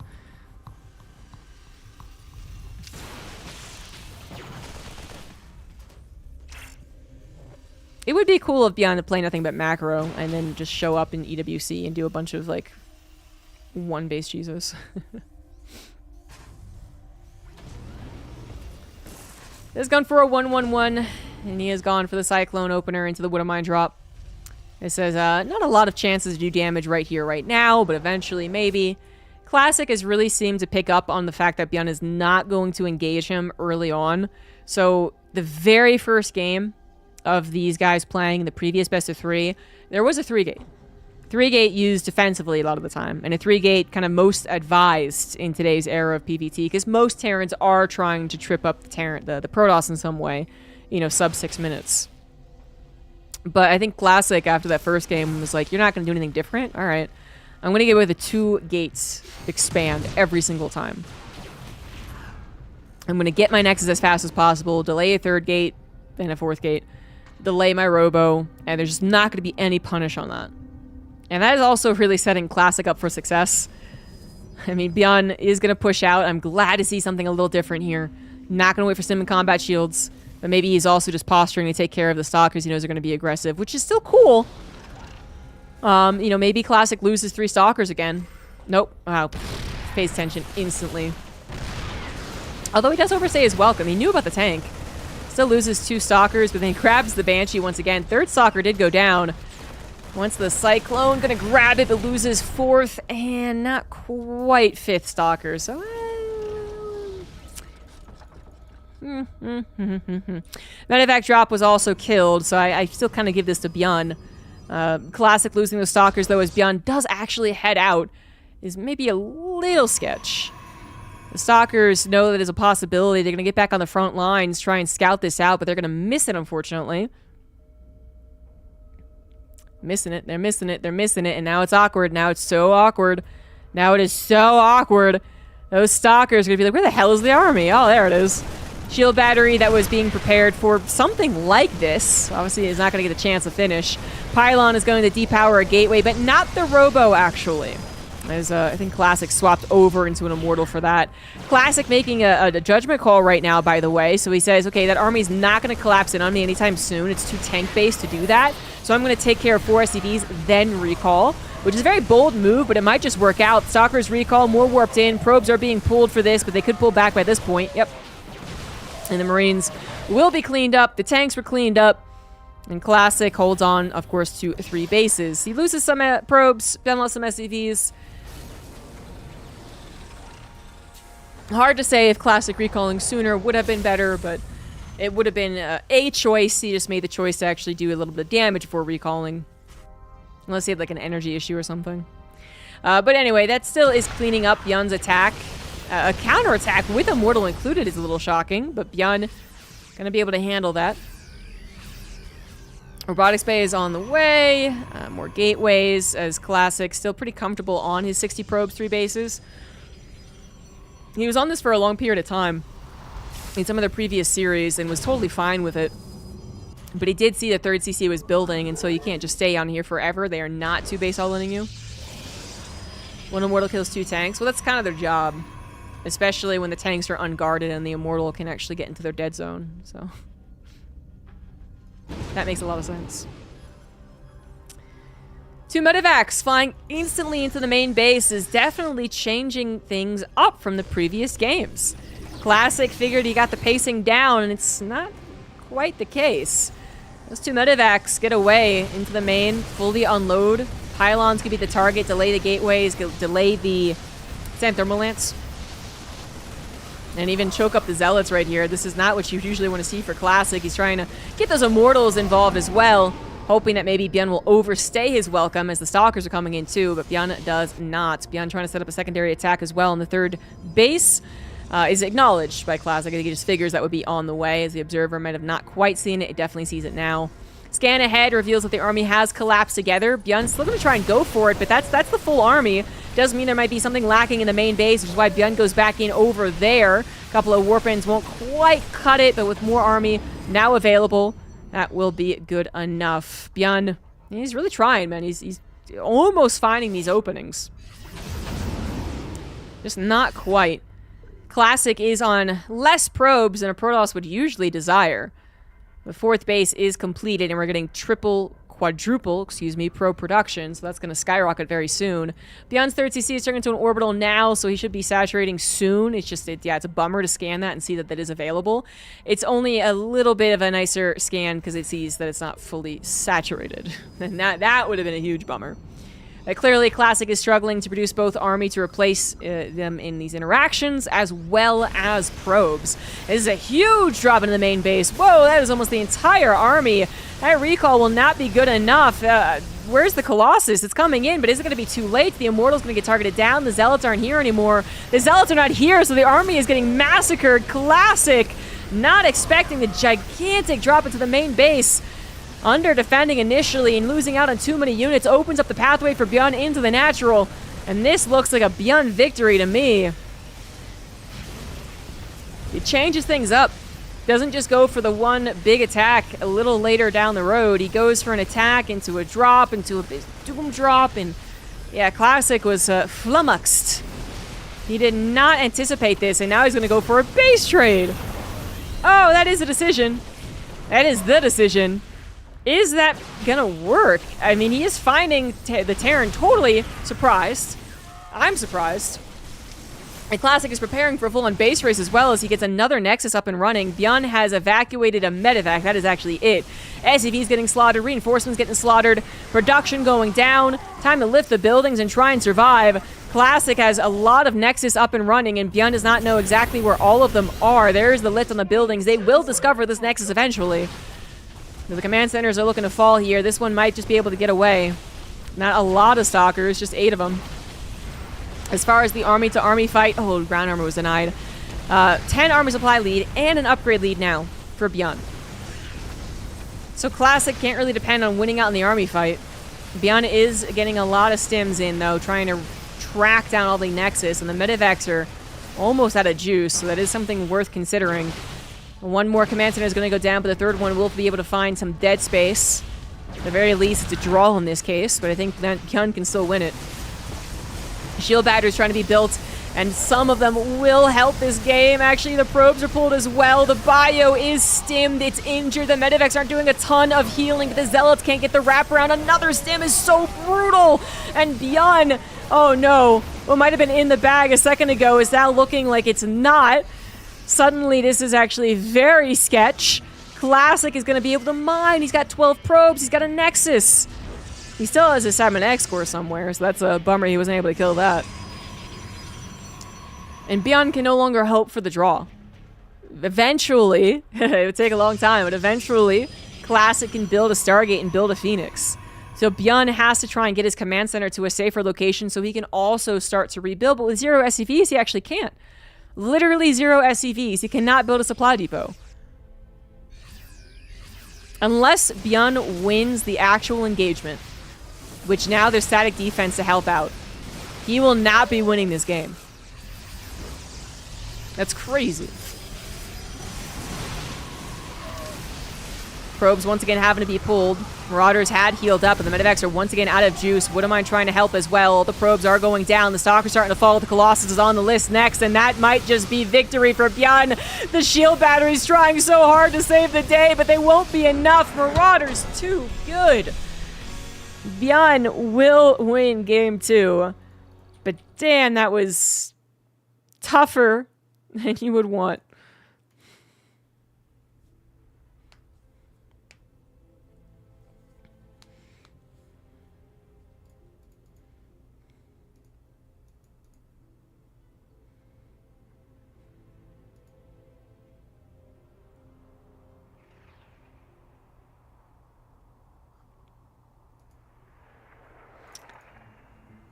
Boy, howdy.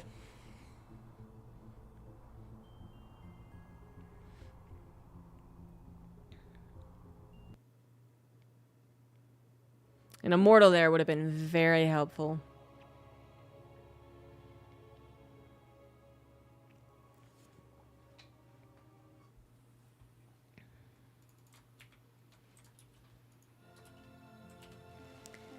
Now it's a third game of this best of 3. Björn is still on his last life for his classic, has another series should we need it. Top right, Björn. Bottom left, classic.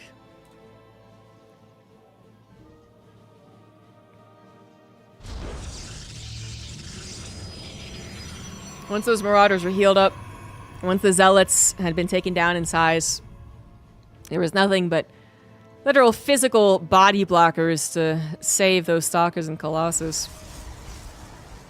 An overcharge would have been big if it still existed. Actually, a force field would have been huge. But he didn't have a sentry. He had a Cybernetic core, but no powered gateways. And it's a good thing that Björn did not let up too long. So Björn gets a win.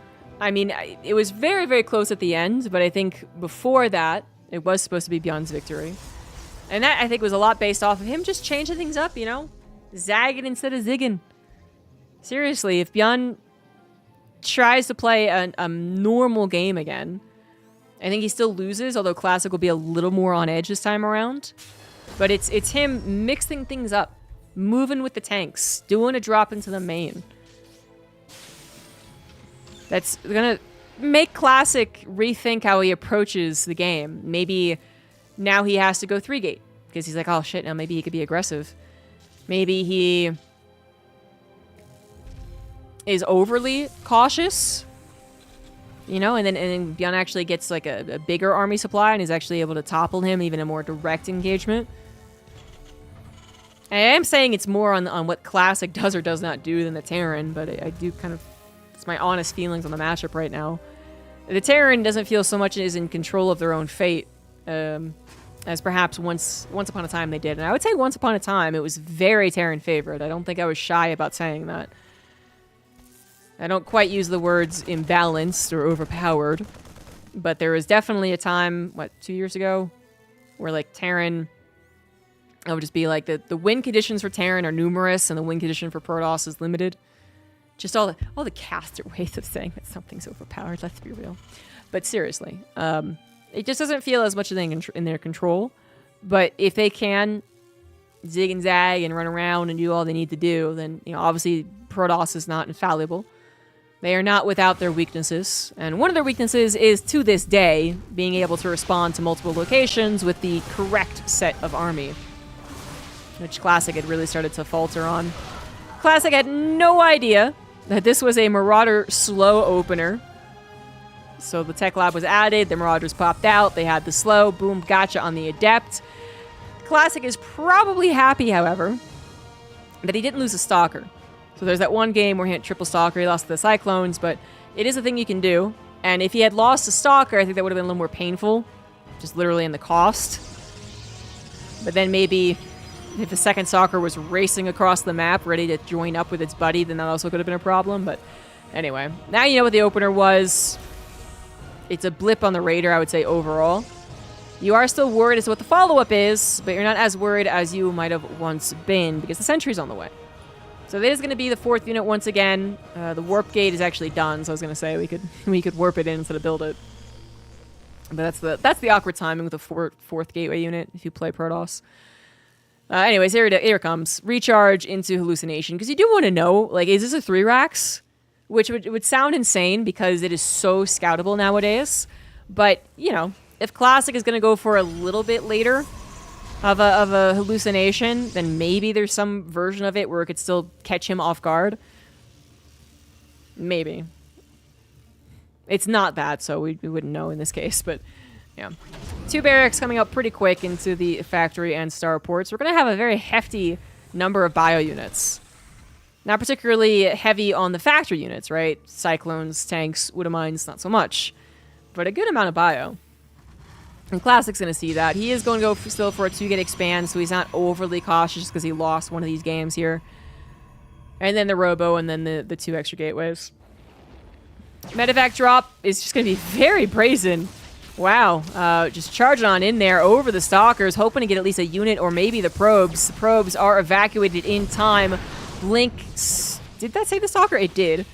And that one is going to save that Stalker as well. So, yeah, just a little bit later on the actual drop timing means that Blink is available, means that you're not going to get those Stalkers, and you're still hoping that maybe the probes aren't microed correctly. But they were. So at the end of the day, Bjorn loses a medevac and 3 Widow Mines for nothing? Nada? 1 probe? Medevacs are now on the way as Bjorn heads off onto the map for his push. Classic wants to see this coming, so he sends out his Stalkers for that scout. Stalkers go, oh shit, and they do have to run back home, but the point is that he knows kind of the timing of which he should anticipate being attacked.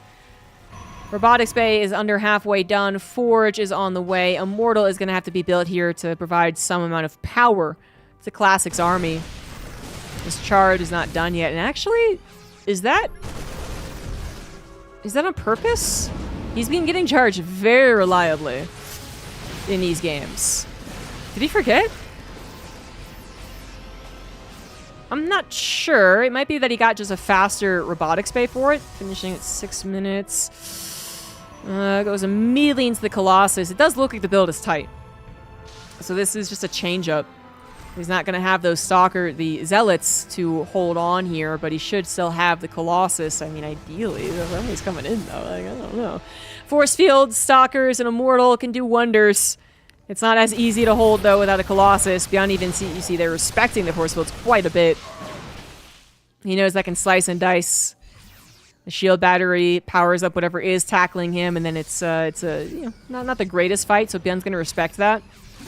And the Colossus will be here for the next fight. Combat shields is done. +1 attack will be done. Classic's going to be very far behind in the upgrades in this particular game, and he still has yet to grab that charge. Can't quite afford it as far as the gas goes. He's still only on 3 gas, trying to pump out as many Colossus. I said as many Colossus. He's actually spending time building a Observer. But still, even with that, yeah, needs to wait for 100 gas. Finally gets it. Finally gets up to the charge. The Zealots still doing somewhat of their job, just being that front line, tanking whatever they can. And Bjorn has not found the open opportunity that he was hoping for. A couple of force fields, once again, providing a crucial amount of time to Classic. Bjorn's third CC this time is on location because he got that map control, I think, just a bit earlier, a bit more confidently.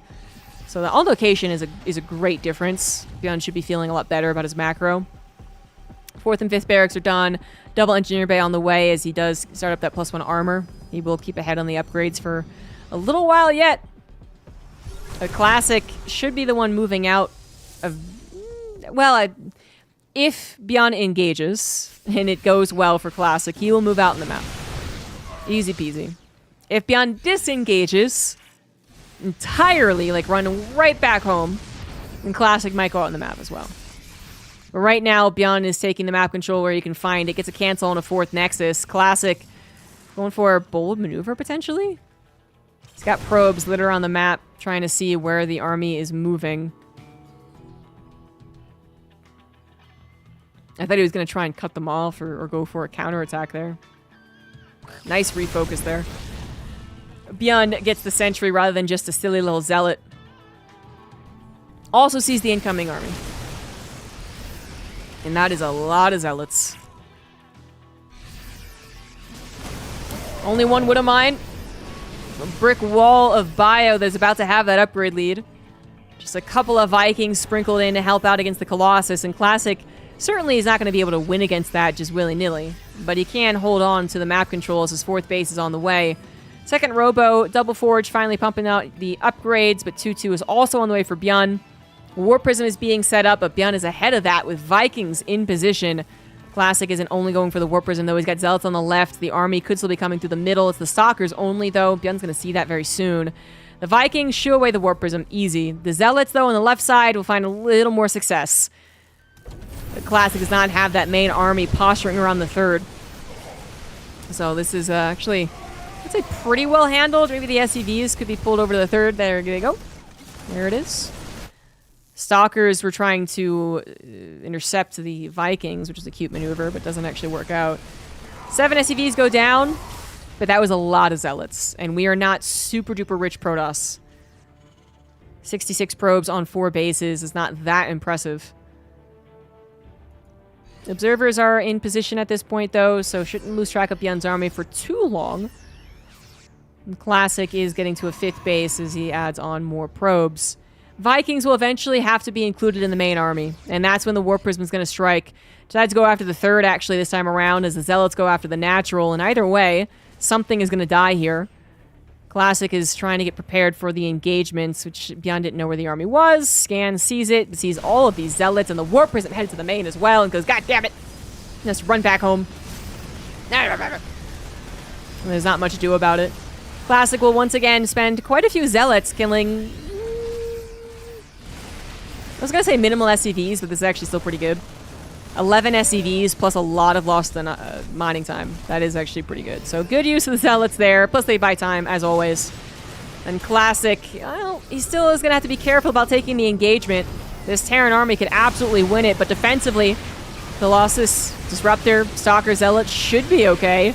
And that is what Classic is trying to use. The defense is recharge on the shield battery. Last Colossus will fall, but a lot of the Marauders have already fallen as well. The Immortal packing a punch on the weakened Marauders from the Disruptor hits. The Vikings land do not help very much at all. And Classic doesn't only hold, he just absolutely owns that. The Warp Prism had continued dealing damage to the SCV count back at home, and Bjorn is in a terrible place. Down 17 workers. Even army supplies sounds okay, but it's really not. And Classic, obviously, on 5, going up to 6 bases, is just so happy with how that went.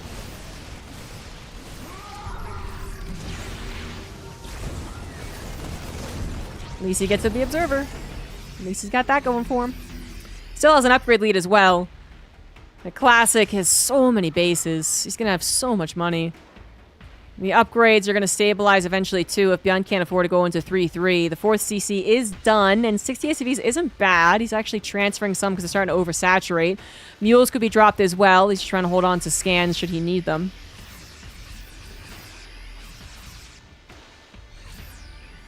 Zealots find... Well, that wasn't a planetary anyway. I was going to say it's not built yet, but that's an orbital. If anything, that's a good scout. Now you know that's going to be a weak point. And the Protoss army, whoa, just ran in. Didn't know where the Terran army had gone to, but decided to go after the 3rd anyway. And this is a good concave for Bjorn. The Disruptors didn't really get any shots whatsoever. The Zealots were busy dicing up those SCVs, not protecting the rest of the army. And that was a trade.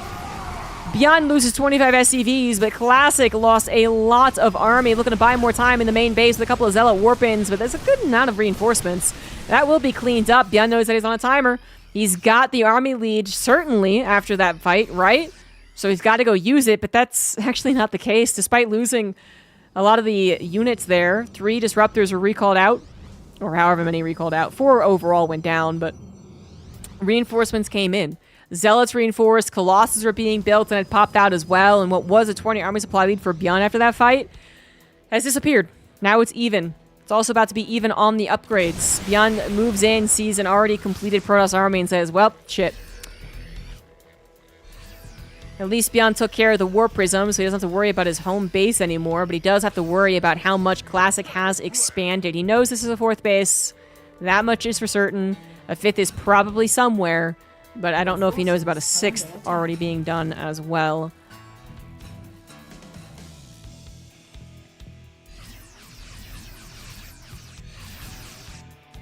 Bjorn's in a lot of trouble. 2 things you can do in this situation. YOLO, throw your hands up and be like, whatever, man, I don't even care. I don't even want to win this. Or Turtle. And I think we're going to have the Turtle here.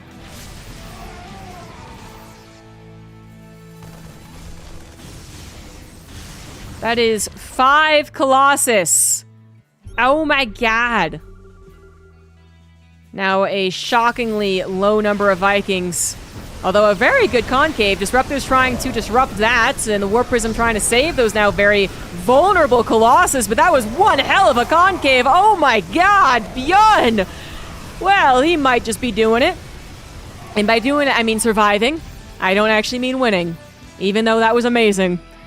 Bjorn survives with a hell of a surround. Classic did not realize how the army had divided itself and even misrallied some robo units here. But was that actually good enough to win the game? No, I'm afraid it wasn't. 17 more SCVs went down to run-bys. Bjorn's on 4 bases, but only 38 SCVs. 32 versus 3-2. He's going to have to start the domino effect and hopefully win this game. So 1 Nexus, then the army. 1 Nexus, then the army. But that's so many Zealots. Oh my god. You can't deal with that fast enough. Maybe eventually you can micro little Terran Heart out, but you can't deal with it fast enough. In that time, Classic is building better units than Zealots.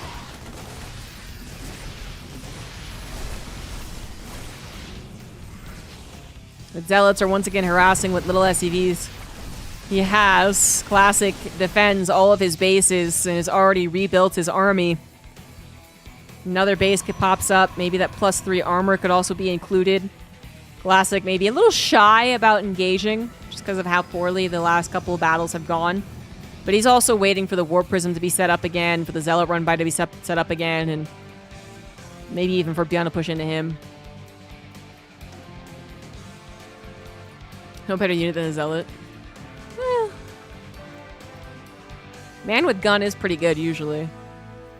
But you can't make as many man with gun as you can alien with sword, I suppose.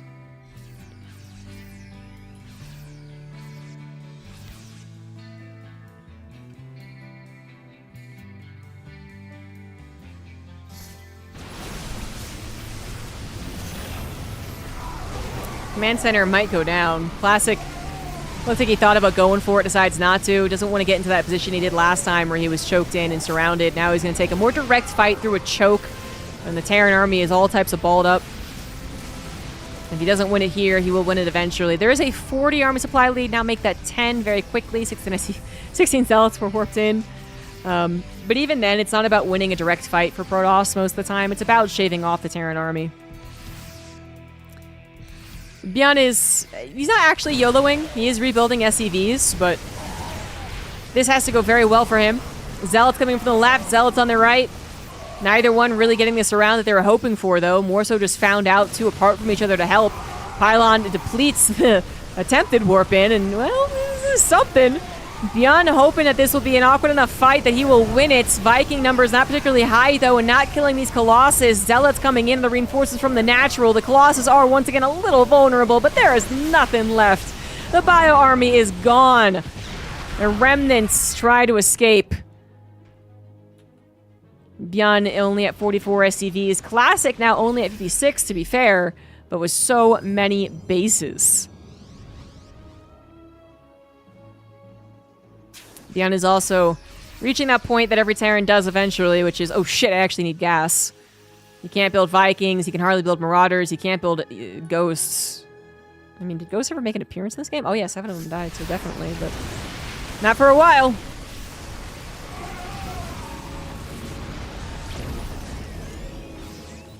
Factory seeing a fully saturated base just does not bode well. And there are more bases off to the left side. Zealots coming in for the surround. The Colossus does go down, but Classic has so much army. Now even the Stalkers could win this battle.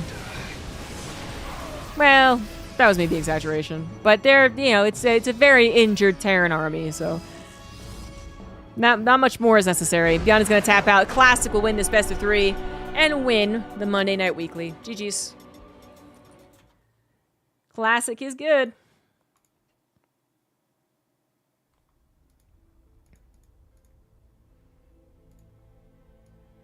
Right, Dimitri? Classic a good Protoss. Wow. You okay, buddy?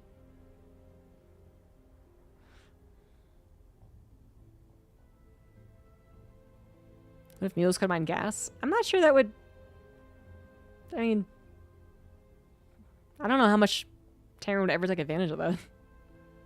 Except for, like, base trade scenarios. Received. Or that scenario where they're like, oh shit. Right, Captain. Echo Soldier, I think of the 24 months. Yeah, StarCraft 2 will be at EWC once again, July 20th to the 24th? Or the 25th? 25th, I think.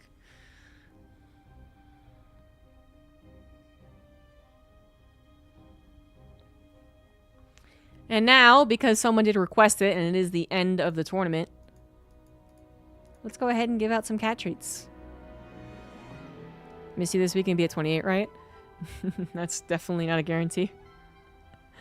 I mean, I'm glad people like me going to Home Story Cup, but it's not something that's easily done for an American, so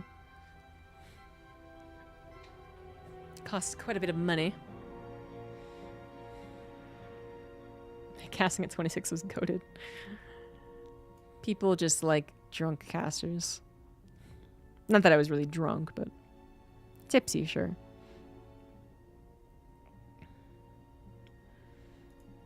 They just like the Philly Billies.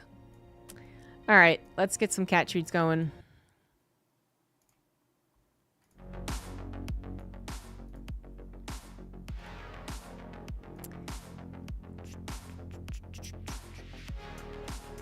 Ziggy, Apollo, Dimitri, Wicket, all the kitties.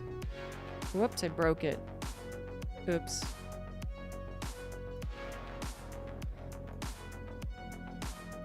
Stop that.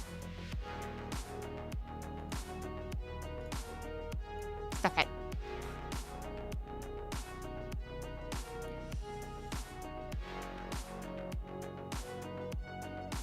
There we go.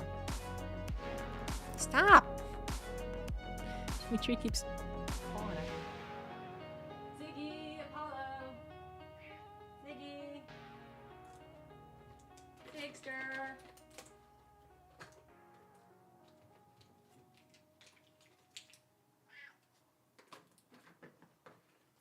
Apollo.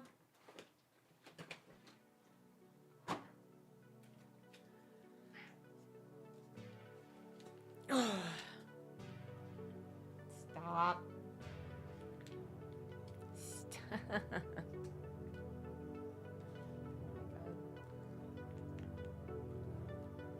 Ah, boss. Cat treats are an ordeal. I don't think you guys appreciate this. This is an ordeal. This is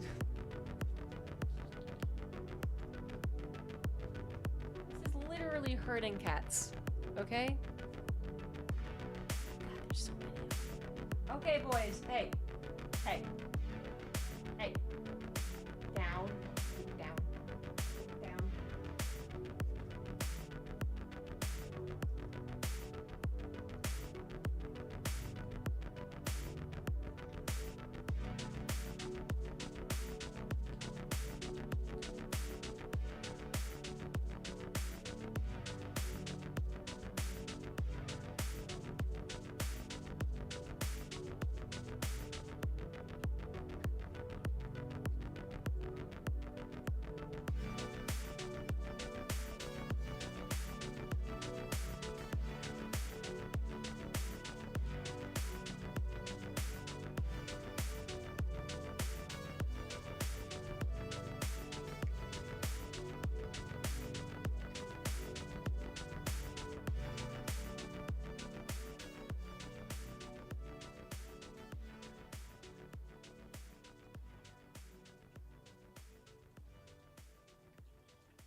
Your claws out of me.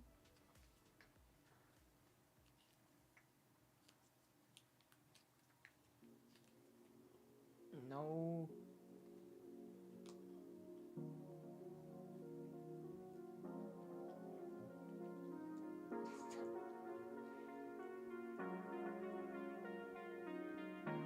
Wicket, stop that. She keeps like deep throating it.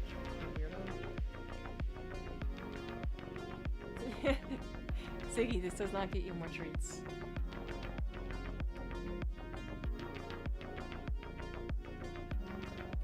Get down. Get down.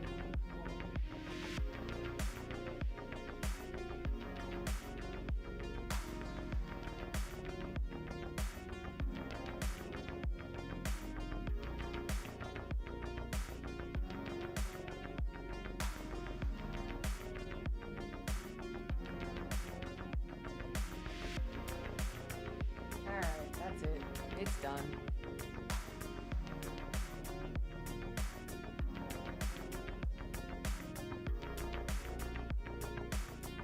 Yeah, I couldn't. There I go.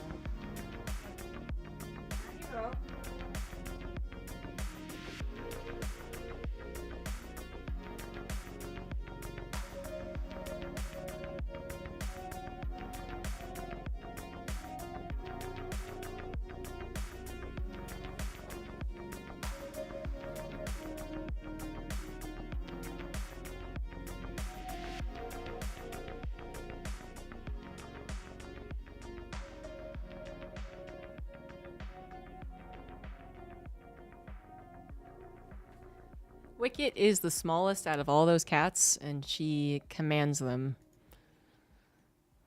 They're all scared of her. Right, Wicket?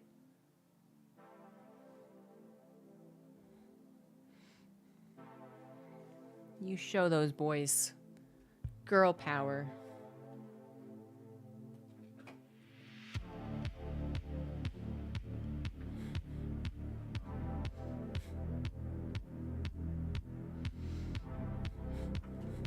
Productive stream because of the cat treats.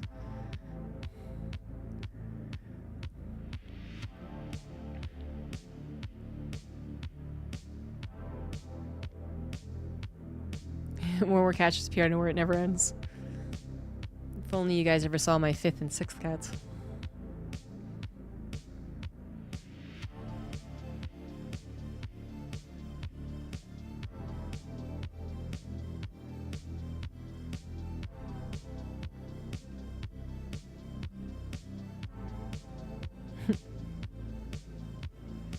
You don't think Nugget and Nixie are real? Well, they're never seen on stream, so they must not be real. That's it for the stream, guys. My voice actually kind of hurts. There's all that hype casting I was doing.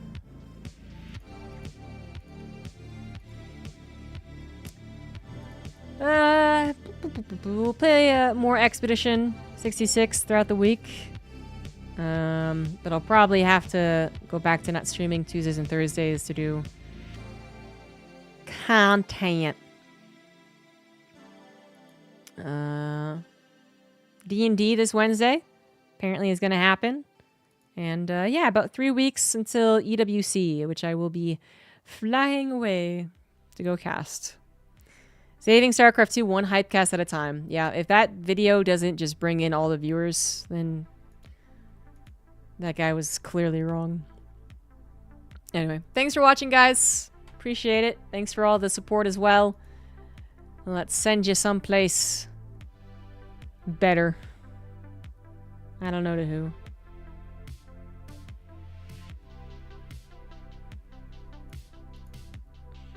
Steadfast might not be streaming past this point. Micro Battle versus Estrella. I don't know why. But if he is continuing to stream... Oh, Livy B's streaming. I haven't rated her in a while. Okay, thanks guys. Have a good Monday. Bye-bye.